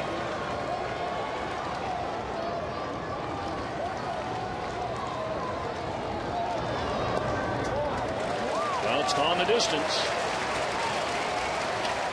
All right, Chris, what do you think? Does he throw him a fastball or that sweeping breaking ball, 3-2? He stays with the breaking ball. If he throws him a fastball, more than likely Votto will foul it off, like he does so many times, kind of waiting until the very last moment.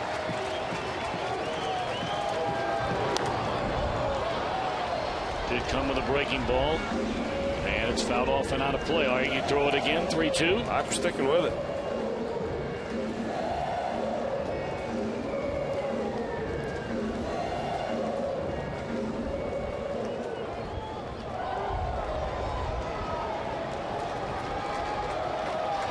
Ninth pitch in the at-bat. He walking. Threw him a fastball. Yeah. That's a great at-bat by Votto. Just a great at-bat. I mean, guy's been chewing up, spitting out left-handed batters like Lopez has this year. Votto is down on the count, 1-2. That is a great at-bat.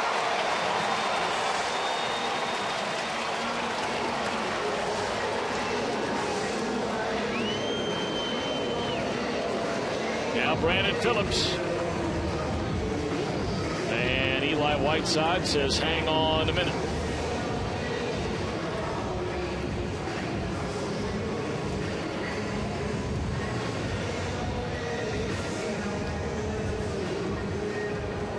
Well, very lightly throwing in the Reds bullpen, and he'll crank it up depending on what transpires in this inning. Is Aroldis Chapman. Say he's just kind of playing toss down there. Phillips 0 for 3 with a sac fly RBI in the game.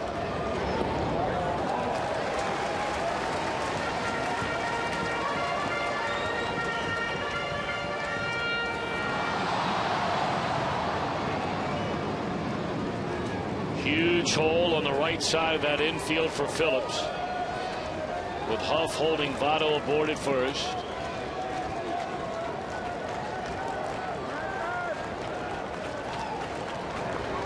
And obviously that is not a good move at all for Lopez. No, but one thing you keep in mind here with Lopez, he is a ground ball machine. He has thrown 5 ground ball double plays as a reliever that has only thrown 39 innings. So that's one thing that you keep in mind if you're Dusty Baker, thinking, all right, what do I do here with Brandon Phillips?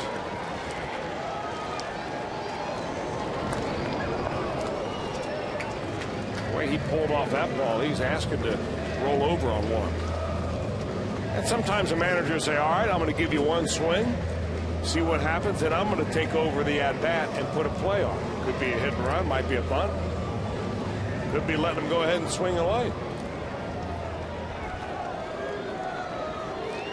I don't believe he's giving signs. I think that's a decoy.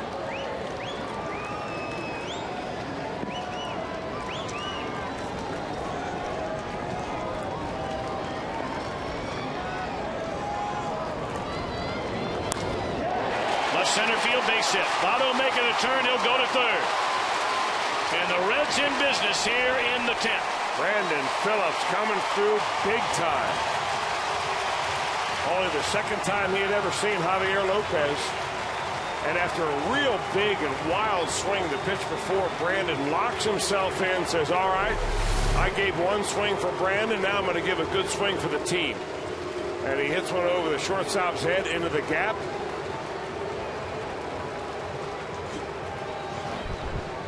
And now the Giants have no choice. They've got to bring their outfield way in right here. Joey Votto has enough speed that he's going to score on any medium fly ball. You got to bring your outfield way in. You got to bring your infield in. This is when it gets real good hitting if you can put the ball in play.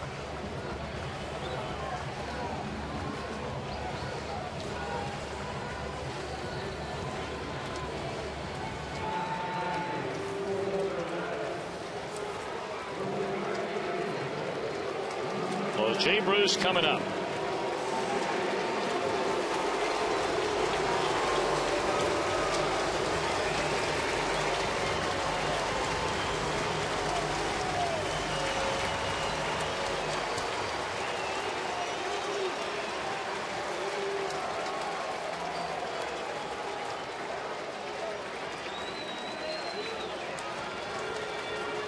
Well, there's no way with a lefty on lefty, and especially the way Lopez has handled left-handers outside of Votto, of course, in this inning. Bruce got off to a very good start this year against left-handed pitching and has really struggled of late. You know, sometimes you'll see a manager go ahead and walk the bases loaded and create the force out at any base. They're not thinking about that at all right here and right now. Now they're thinking about a strikeout right here. There's no question about it.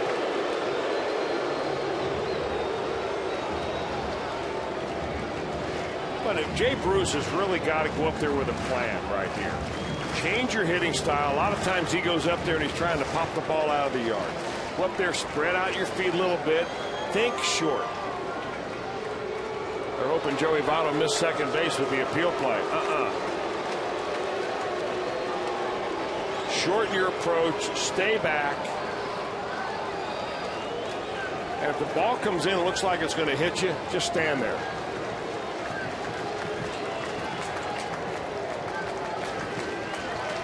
All right, everybody in.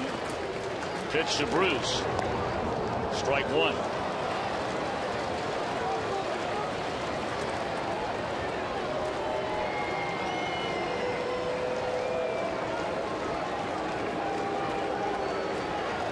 Reds a swing away from ending this losing streak. 1 ball and 1 strike.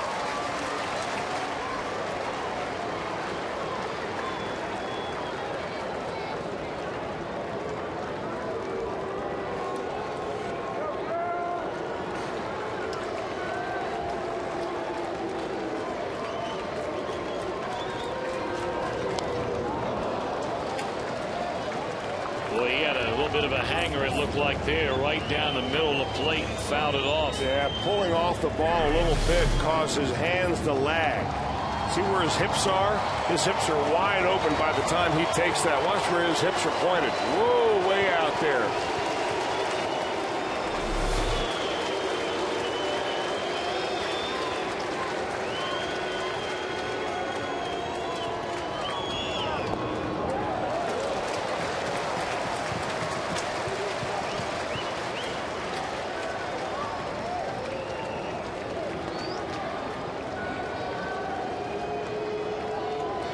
Votto, the winning run at third. Outfield in, infield in, nobody out. 2-2 on Jay Bruce. Into left field. This will not bring in the run. And there's 1 out in the inning.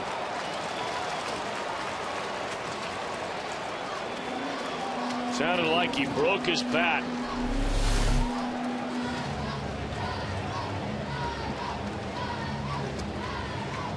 You know what's kind of ironic is if the outfield is playing their normal depth, that ball, that little dying quail falls in there for a base hit and wins the game.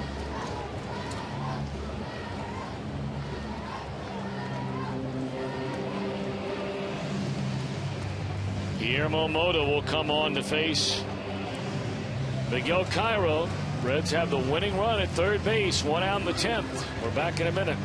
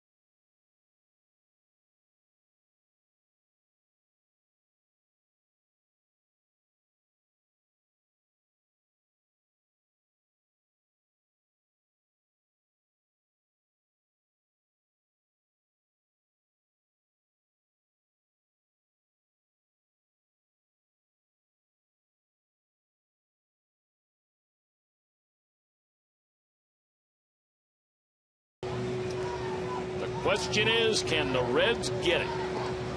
And if they're going to get it, they're going to have to get it off this hard throwing right-hander. Been around a long time, Guillermo Mota. Well, he has been around a long time, and he's got a lot of strikeouts. You see that, 42 strikeouts in 48 innings. And, of course, that's what the Giants are hoping for out of Mota, either that or a ground ball that might end a double play and extinguish the threat. Dusty Baker, might he be thinking about a suicide squeeze to win the game?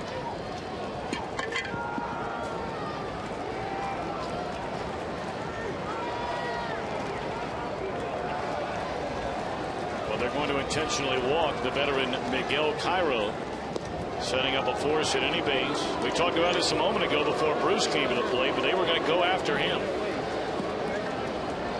But now with 1 out in the inning, they are going to put the pressure squarely on the shoulders of the rookie Todd Frazier. And what little we know about Todd Frazier, and we've gotten to know this young man the last couple of years out on the Reds caravan and during spring training. Whether or not he's going to be a great major league player one day or not, we don't know. Nobody has a crystal ball. But one thing we do know, Chris, this young man is not afraid of this challenge. Now can he just focus in on driving something deep enough into the outfield and send his team home a winner? I'll tell you what he has shown me against the Mets in that series, and he had some at-bats when he started the day game. He's got great play coverage, and if they pitch him away, he'll figure out a way to get that bat on the ball and drive it out in the right or right center field. Hopefully far enough to plate Joey Votto.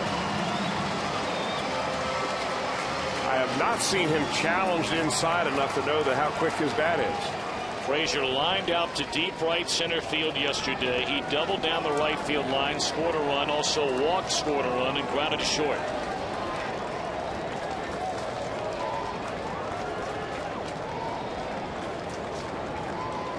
Frazier trying to win it for the Reds here in the 10th inning. Ball 1. That's a break right there. He's never seen Mota. He hasn't seen the ball come out of his hand. He doesn't know how hard he throws. Mota throws ball 1 to him right there. Frazier gets a free look, and he's still in command of this at bat. It's a different story if you get 0-1. Comes back with a breaking ball. It's 2-0. So now we've seen his 2 pitches, his fastball and his go-to slider. And you got to believe Mota. We've seen him through the years. I'd be stunned, Chris, if he throws anything but heat on 2-0 here.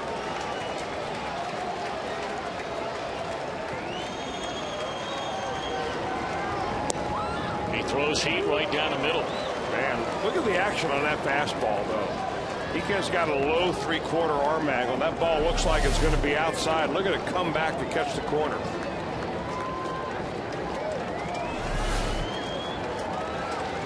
Two and one to Frazier. Well, he had a pitch to hit another fastball, and now it's gone from 2-0 to 2-2. And does the veteran Mota now come back? Breaking ball 2-2. All right, shorten up, make contact. Big deep breath by Frazier, who never leaves the box.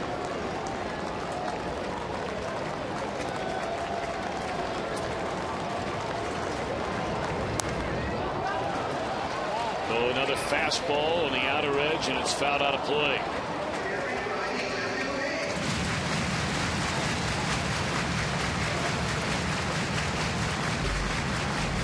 The Little League World Series hero for Toms River, New Jersey as a kid.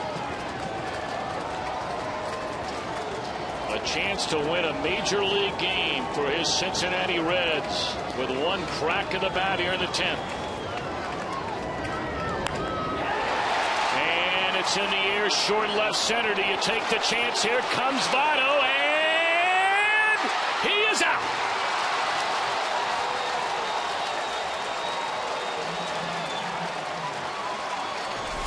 Bases loaded. One out. Double play ends the inning.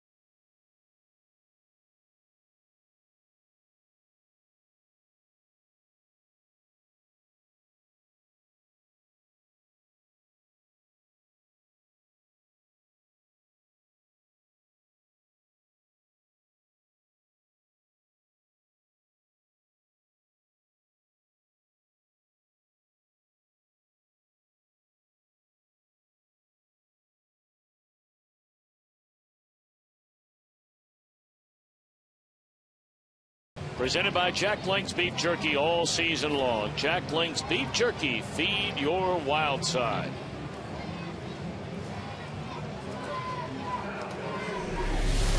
Well, take another look at it. The fly ball off the bat of Todd Frazier. Nate Shearholtz out in left field. A two-hopper and a nice pick by Eli Whiteside. There was a shallow fly ball, but it was in left center field. Shearholtz had to go to his left. But Whiteside, the catcher, picks it, puts the tag on Votto, and we go to one more inning. Boy, it looked like the Reds just had a chance to win that. A couple of weak fly balls to left field. Unable to get Votto in, and we will go another extra inning, this time to the 11th, and it will be Aroldis Chapman. 32 games now for this hard-throwing left-hander. Chapman pitched in yesterday's ball game, an inning against the Mets, walked one and struck out one.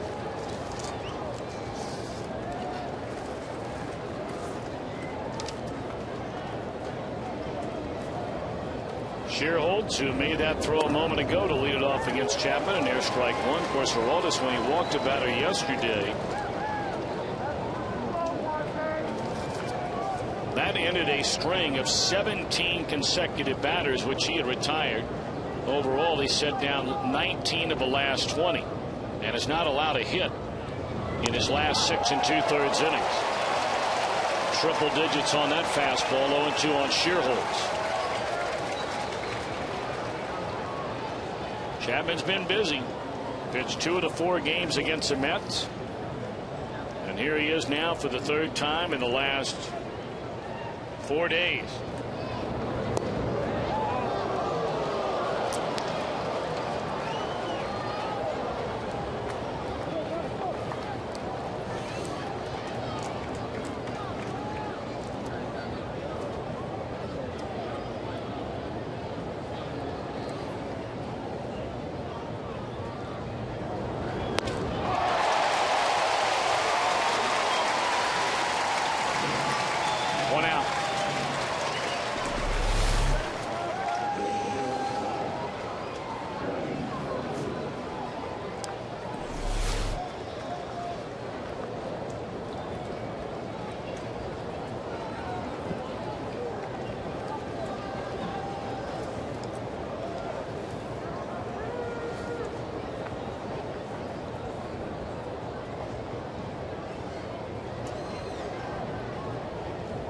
Brandon Crawford bats for the first time since coming into the game, and the first pitch fastball is up.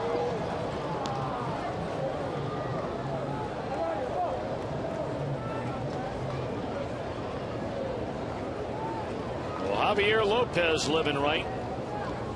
He got 1 out of the 3 batters which he faced. But Guillermo Mota came in and slammed the door.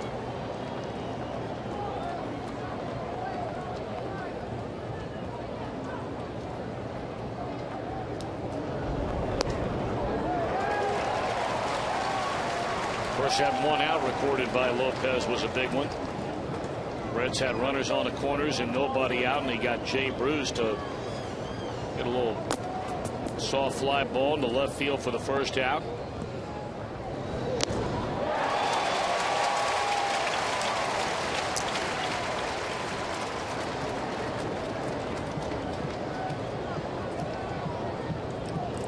A lot of the folks came down to the ballpark looking for a good ball game that they've seen. Well, you're not kidding. And they have fireworks after the game. And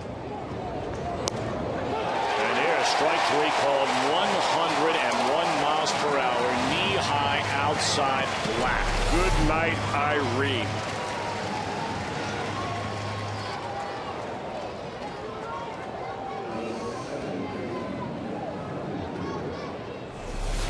Well, Fox Tracks didn't say it was a strike, but it smelled like one.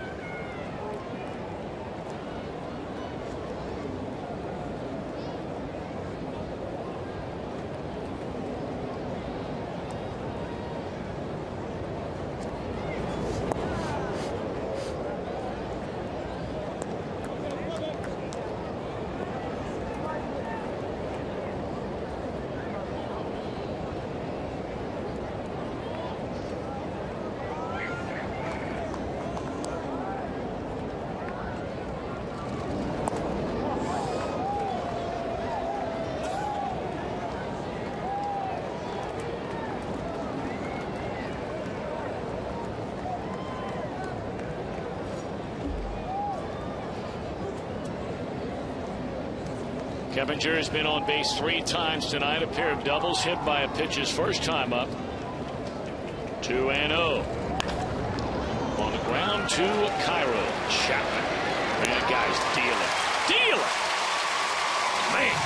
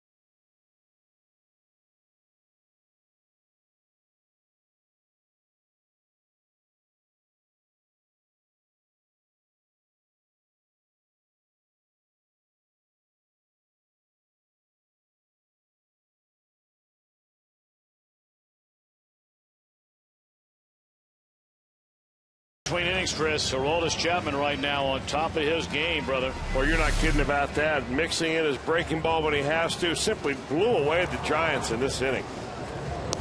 He did get behind 2-0 to Jeff Keppinger, who put the ball in play as he normally would. But I mean, that's a routine ground ball to third base. So you got to figure Chapman is out there one more time. Hey, maybe the Reds will win it for him in this inning. Put a big W on that board.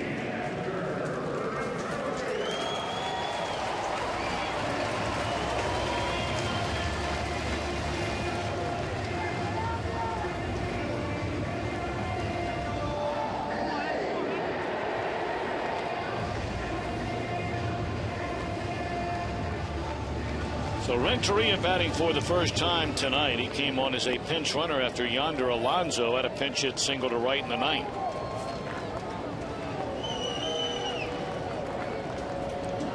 Hannigan next, and then Drew Stubbs.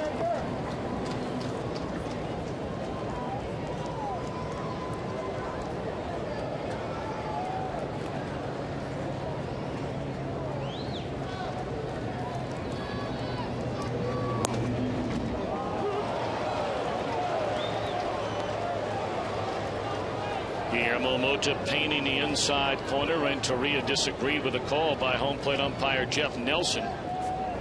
Chris Welsh told you through his scouting report, Nelson a little higher than average in terms of calling the strikes compared to the umpires around the league. That's what Chris gives you, a scouting report every night on the guys behind the plate. Somewhere around 62 is average, and he's 63.4. Not much variation from umpire to umpire, but he has shown us tonight that he'll call that low pitch. And I, for one, I'm a big fan of that.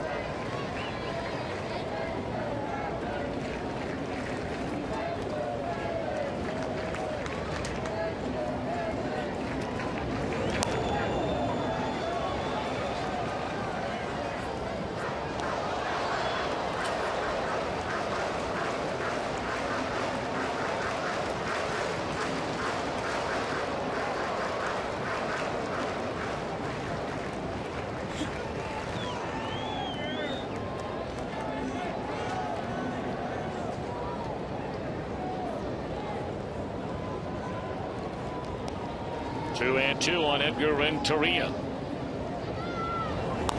And a tapper by the mound. Crawford. Boy, Renteria nearly legged that out.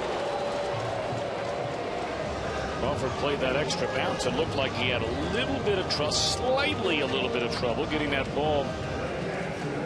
But good grip on it.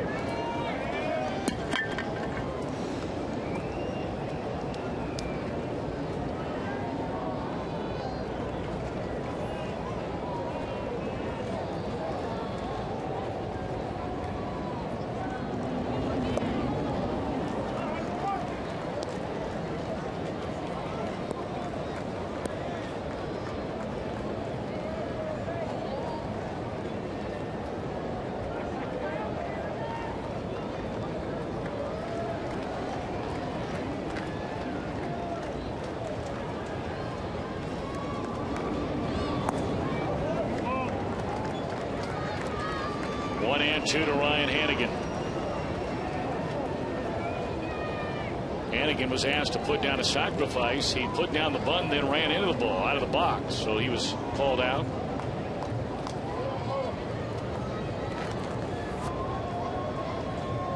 One and two on Ryan Hannigan. And awkward looking swing comes up empty. There are two away in the inning.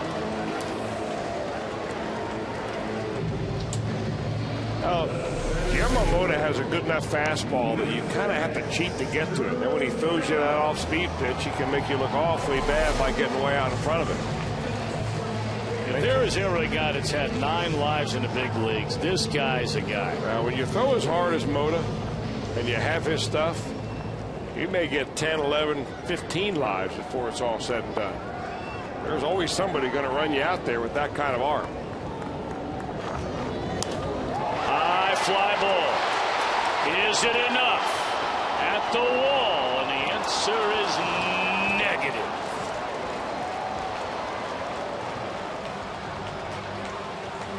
Doggone it.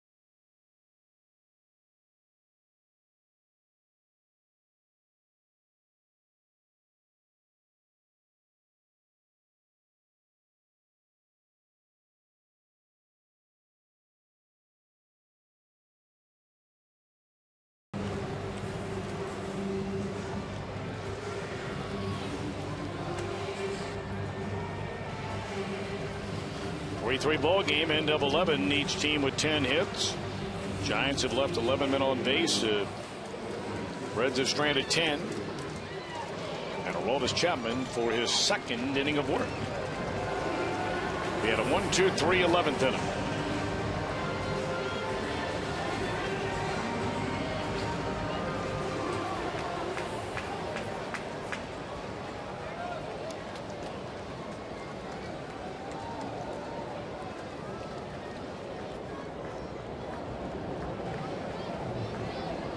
Carlos Beltran to be followed by Pablo Sandoval and then Cody Ross here in the Giant 12. And it's swing and a miss. Strike 1 to Beltran.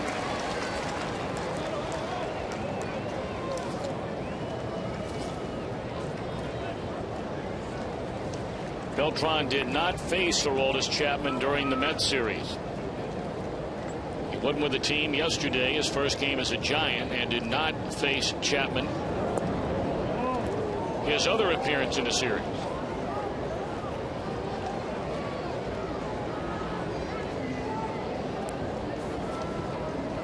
Milwaukee has shut out Houston 4-0. The Cardinals are leading the Cubbies 9-2. That game in the 9th inning in St. Louis.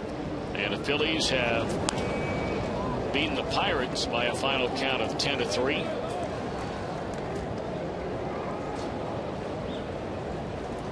Atlanta shuts out Florida 5-0. The Mets win again 8-5 tonight over the Nationals.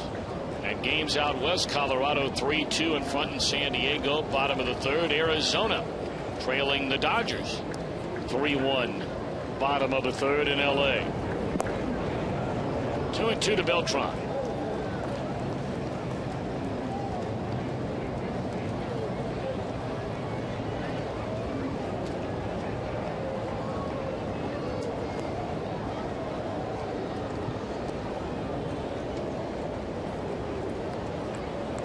Beltran 1 of 4, knocked in a run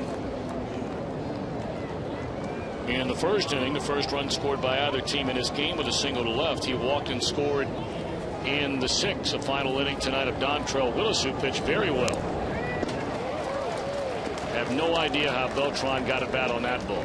That's an 89-mile-an-hour slider.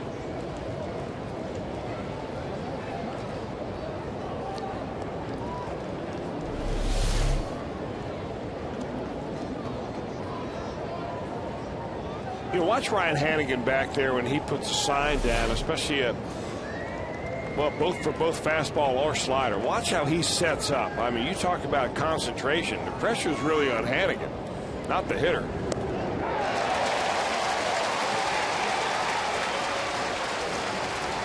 He puts that sign down, he gets up on the balls at his feet, and he's just all eyes back there.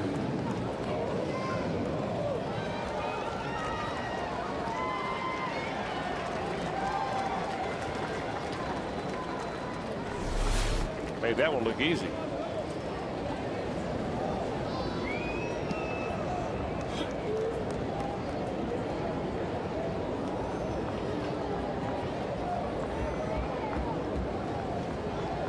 One away, and here's Pablo Sandoval, who has 3 hits tonight.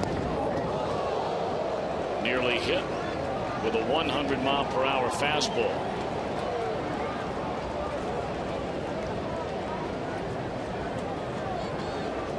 You know, just the thought of getting hit by that fastball's got to hurt. I remember Mark Grace telling me a story back in his days with the Cubs. I was there and saw it happen. He talks about the night he got drilled in the ribs by a Randy Johnson fastball, which was somewhere right around 100 miles an hour. Said indescribable the way he felt when it happened and the way he felt for about the next 4 days. He thought one rib had broken, the next had broken, the next had broken, the next.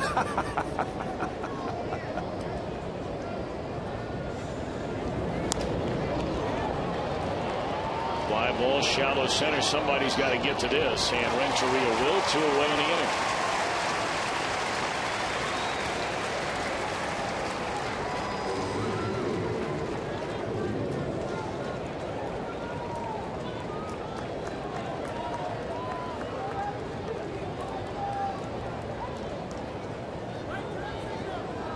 Well, one more out to go here in the Giant 12th. You look ahead of the bottom of the inning, and the Reds have Heisey, Votto, and Phillips due up. Now here's a guy that can hit a high fastball.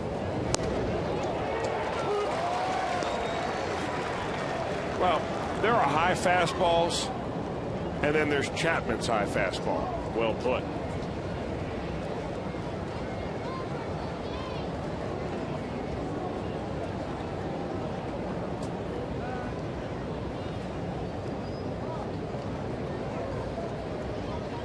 You see Hannigan really coaching Chapman out there behind the plate, making sure they're on the same page about what he was going to throw.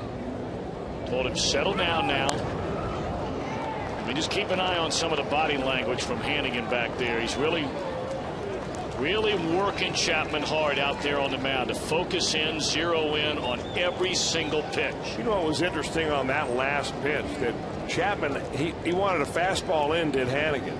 And Chapman shook him off, and Hannigan went to a fastball away. So that's how far Aroldis Chapman has progressed. I mean, he's going to different parts of the strike zone. There was a time when he couldn't throw it in the strike zone. Look out, folks. That bat was caught by a fellow in the second row. Wow. And a part of it got him on the cheek, but he's all right. Thank God he's all right. He was protecting those girls sitting right there. Well done right there, young man. Man, oh man. I mean, he just saved those girls from getting hit.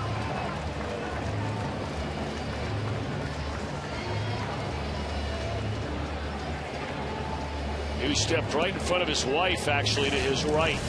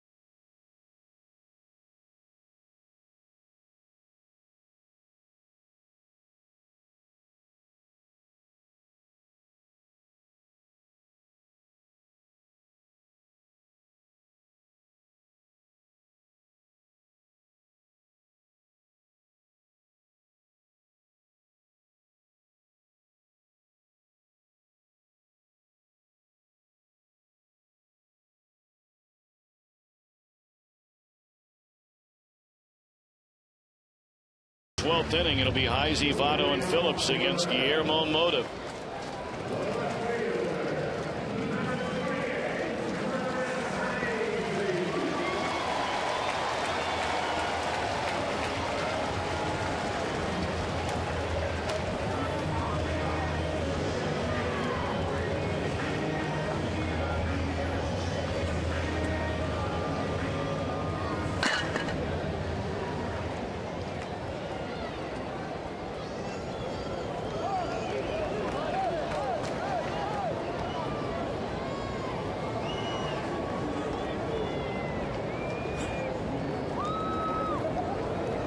Heisey 0 for 1, flied out his only time up.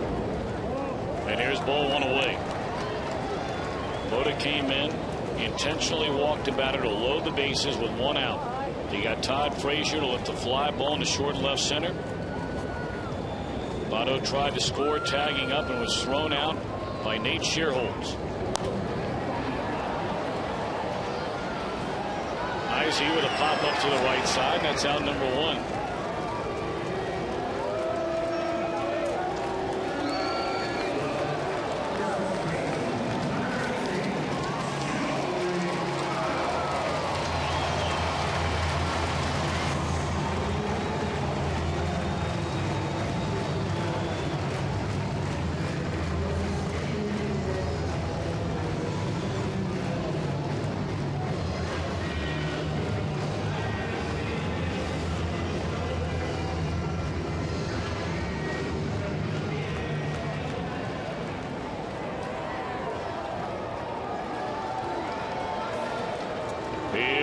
Joey Votto.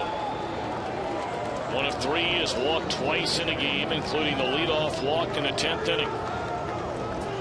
He was thrown out trying to score the winning run.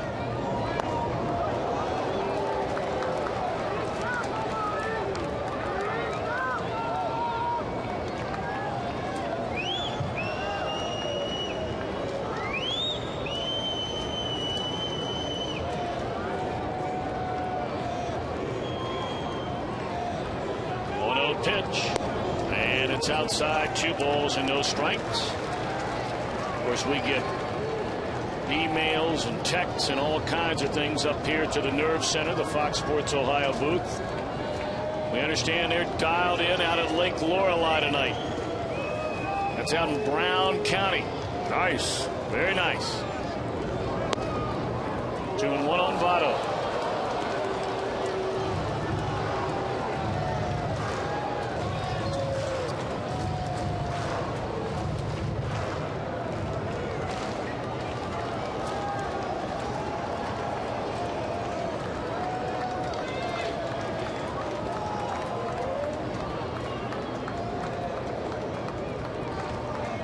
To Votto.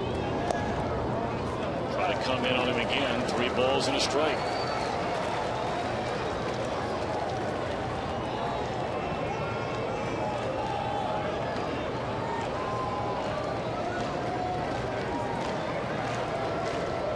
Votto looking for something to lift off right here. Pull the string on him. That is a veteran pitcher out there on the mound, boy. Boy, you're not kidding about that. 3-1 count. Not afraid of maybe walking Joey Votto. Better to walk him than give him a fastball down the middle. Throws a little off-speed pitch right there. Votto fooled just a little bit. Gets off the sweet part of the bat on it in the end. And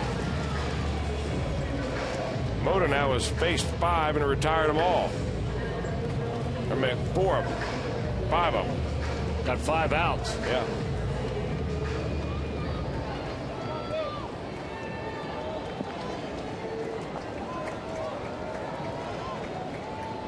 Well, I beg your pardon, 7 outs. This is his second full inning of work. He had the double play ball, the fly ball, and throw him out at home.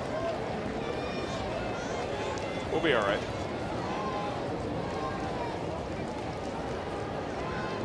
Well, we'll see.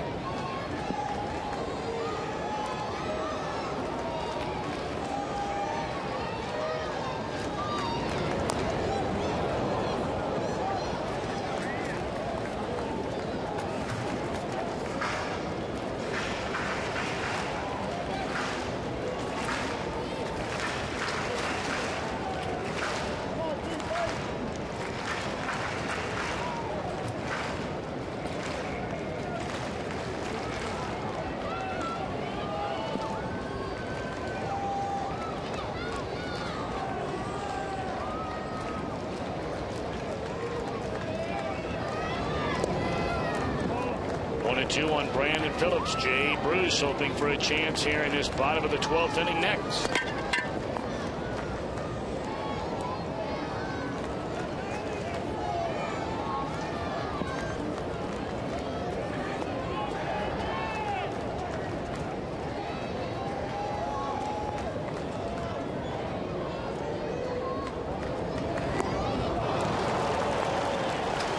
Reds gone in order. We move to the 13th inning here at Great American Ballpark in a 3-3 game.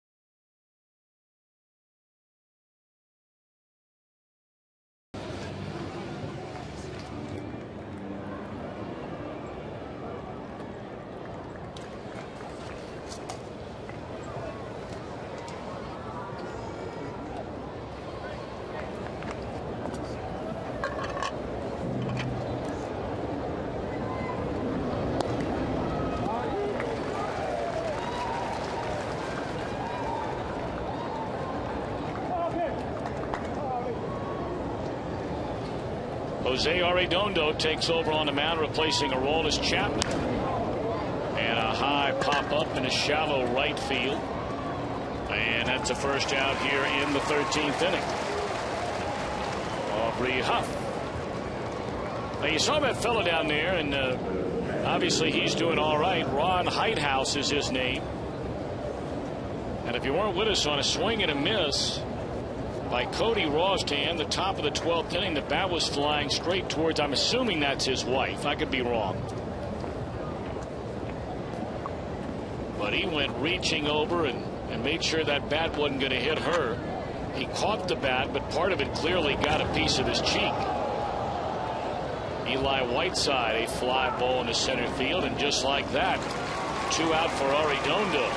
You know, we talk about the Reds hitters sometimes and wondering about, you know, a scouting report when a reliever comes in. And here you'd have to ask the same question about these Giants.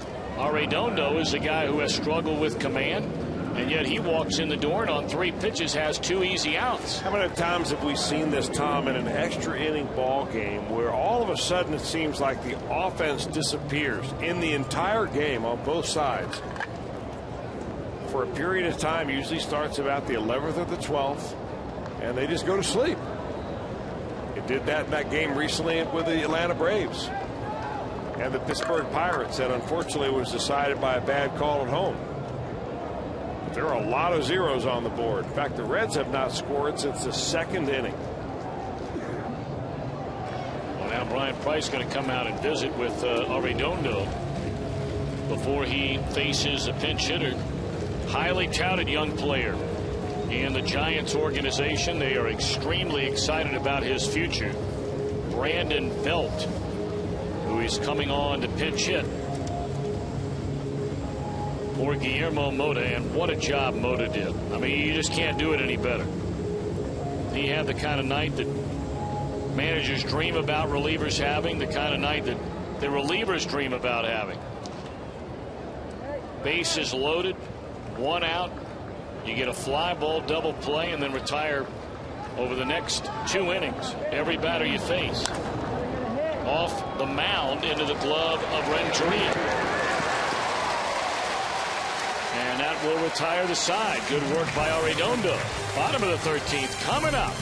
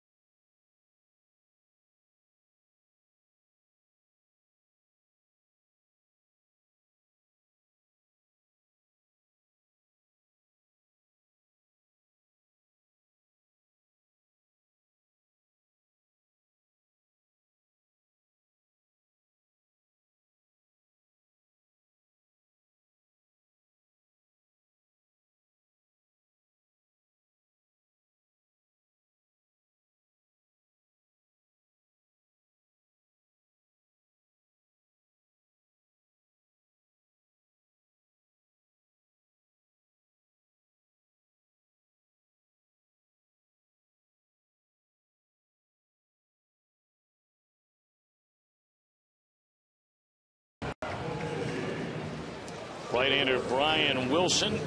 Over the last couple of years, he has become among the very, very best in Major League Baseball. And of course, he has made quite the to-do about the beard, which he has grown, which he started last year right around the All-Star game. And obviously has not cut it since. And he has very much become a real cult hero, if you will, for lack of a better term, in San Francisco.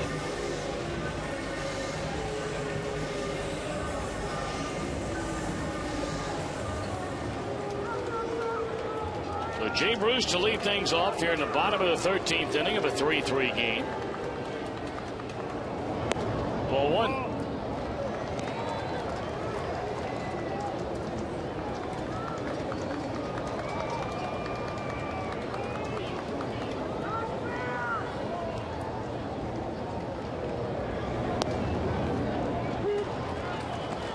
Bruce to be followed by Cairo, and then the pitcher spot Arredondo.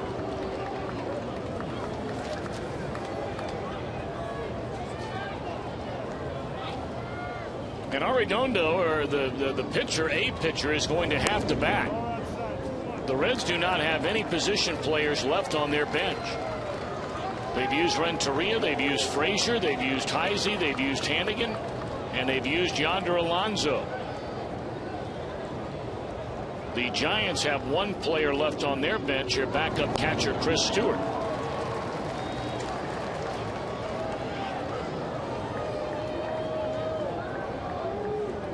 So probably a very sad bet, but we'll see a starting pitcher getting at bat.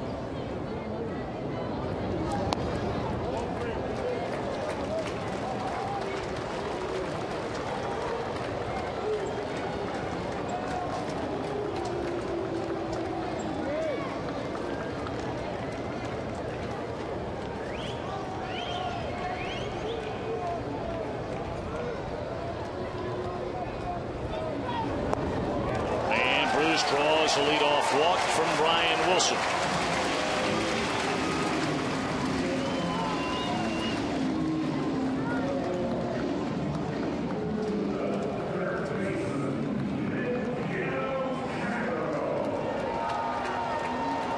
Well, obviously you're not going to bunt now. And I am amazed the Giants have Sandoval standing where he's standing. A pitcher is going to have to bat next. There is no way Cairo is bunting here.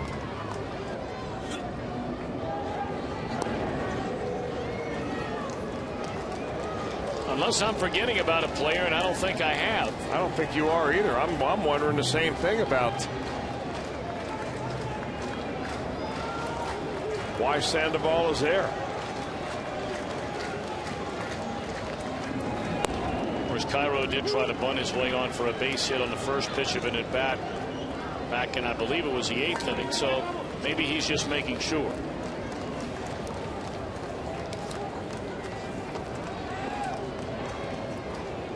Now you look at your pitchers and the way they swing the bat and guys that would be available tomorrow starting. Mike Leake would be the most logical choice.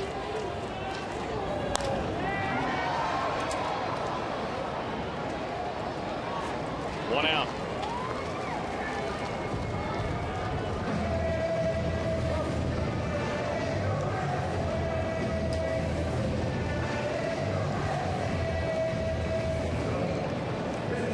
Of course, 2 of the players that were used off the Reds bench tonight were only up for a single at bat. And not, continuing on in the game. Jose Arredondo is going to bat. This is the first at bat of his career. And I guess that pretty much tells you the state of the Reds bullpen right now. Boy, you're not kidding about that. There is nobody getting loose down there. They've already used tonight, obviously, Arredondo, Massett, Cordero, Bray, and Chapman. And the only guys left are LeCure and Andrusic, and they have been pitching quite a bit here of late. Well, LeCure gave you 2 innings yesterday. Andrusic pitched an inning. Andrusic pitched the day before. Well, all those guys you just mentioned, Andrusic, LeCure, pitched in 3 of the 4 games against the Mets. So if they haven't pitched 2 days in a row, they pitched at least 3 out of 4.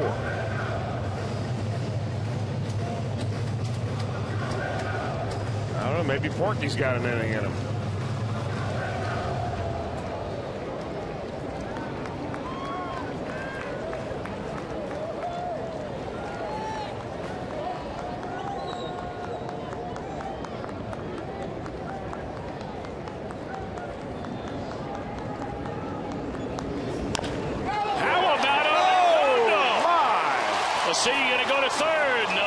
Is going to slam on the brakes. So Arredondo, I guess Dusty figured after watching him trying to bunt, he might be more dangerous swinging a bat, and he bounces one right over the third baseman's head. Well, you got to remember that Jose Arredondo was signed originally by the Angels as an infielder. He was a shortstop, but he couldn't hit very well in the low minor leagues with the Los Angeles Angels, so they made him a pitcher. So it's not like his first ever at bat in the major leagues, the first ever time he stepped in the batter's box. How about that? First major league hit, you get it against one of the best closers in the game. All right. Boy, how ironic it would be right here to have Edgar Renteria deliver the winning blow. You're not kidding. Against a team that he helped win the World Series with last year. World Series MVP.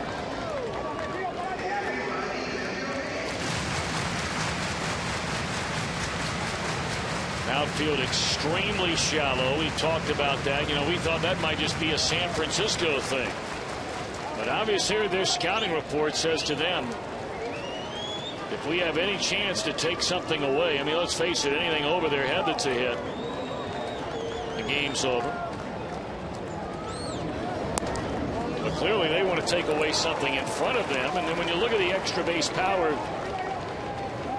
that Renteria has shown this year, you can understand why they're playing in. Yeah, it doesn't take an extra base hit to score. They need to be in close enough that there is a base hit that they'll be able to throw Jay Bruce out at the plate. That's why they're playing shallow here.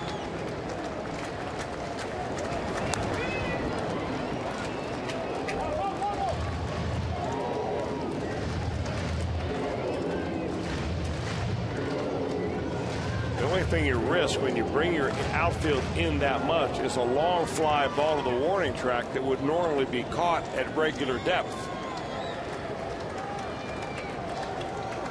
That might fall in for a base hit.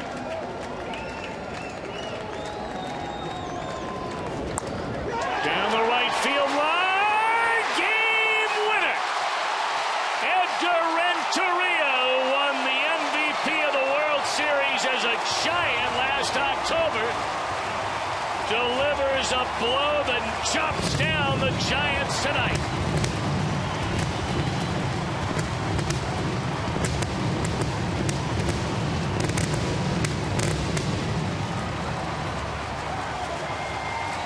And the Reds win it in 13 by a final count of 4-3.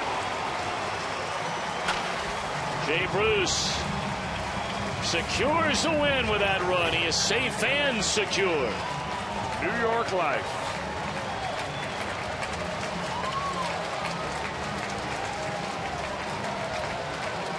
And the 4-game losing streak comes to an end. How about Jose Arredondo? Boy, oh boy, he earned it, didn't he? Came out and he threw the ball well, had a very efficient inning on the mound, and then he delivered a base hit, which was a key base hit in that inning that drove Jay Bruce to second base, set up the opportunity for Edgar Renteria to win it. And all the fans that came out tonight, a lot of them came out, and of course a lot of them are going to stay for the fireworks. They were rewarded with a huge Reds win and a real fun night here at Great American Ballpark. So Arredondo picks up the win, and boy, you're not lying. You talk about it, a guy that ever deserved a win after what he did on the mound and at the plate. And let's check in downstairs, standing by with one of the late inning heroes tonight, Jay Bruce, is Jeff Pecora. Hey, thanks a lot, Tom. I am here with Jay Bruce. And Jay, boy, this is a huge victory for you guys. You had chances early in the game, but in the end, all that matters is you won the game, right? Absolutely. You know, Edgar's MO is ending games, so I'm glad he's on our team. Yeah, it's huge for him, too. I mean, he's a World Series MVP for that team, but to be able to come back and win this game against them had to be huge. I'll tell you what, man, I don't know if there's anyone else I want up there at that point. He's as good as it gets in that situation, the clutch situation. You know, he wants to be up there. He wants to win the game. So, like I said, I'm glad he's on our team. Jay, how big was this for you guys? I mean, obviously very disappointing to lose those 4 to the Mets, but you had to lead here, and to lose this game, I think that would have been tough on you guys. Yeah, you know, every win's huge from here on out, you know, and we just have to play good baseball. We can't really worry about what everyone else is doing. We just have to play our baseball, and it's a good team over there, man. We're going to have to battle, and it's going to, you know, they're never out of it. So we just have to continue, like I said, playing our game, and we'll be all right. Jay, appreciate it. Thanks a lot. Appreciate it. That's Jay Bruce, who scored the winning run on Edgar Renteria's base hit. All right, it is time now for Reds Live. Let's go upstairs to my partner in Jim Day. Jimmy. Big thank you very much. Picks up to the clubhouse. We have more clubhouse reactions coming up. Coming up on Reds Live, we'll put a capper on a 13-inning affair. Walk-off winners Edgar Renteria does in his old team. We have all the highlights coming up. A tough luck Willis. They got a good start from Dontrell Willis, but his team bailed him out in the end, and the Reds break their 4-game losing streak, and trade winds up blowing. A big trade made in the National League tonight. We'll show you what it was and more coming up on Reds Live, presented by Kinks Honda. Reds get it done. Wilson versus Renteria. Former teammates. Renteria wins this battle.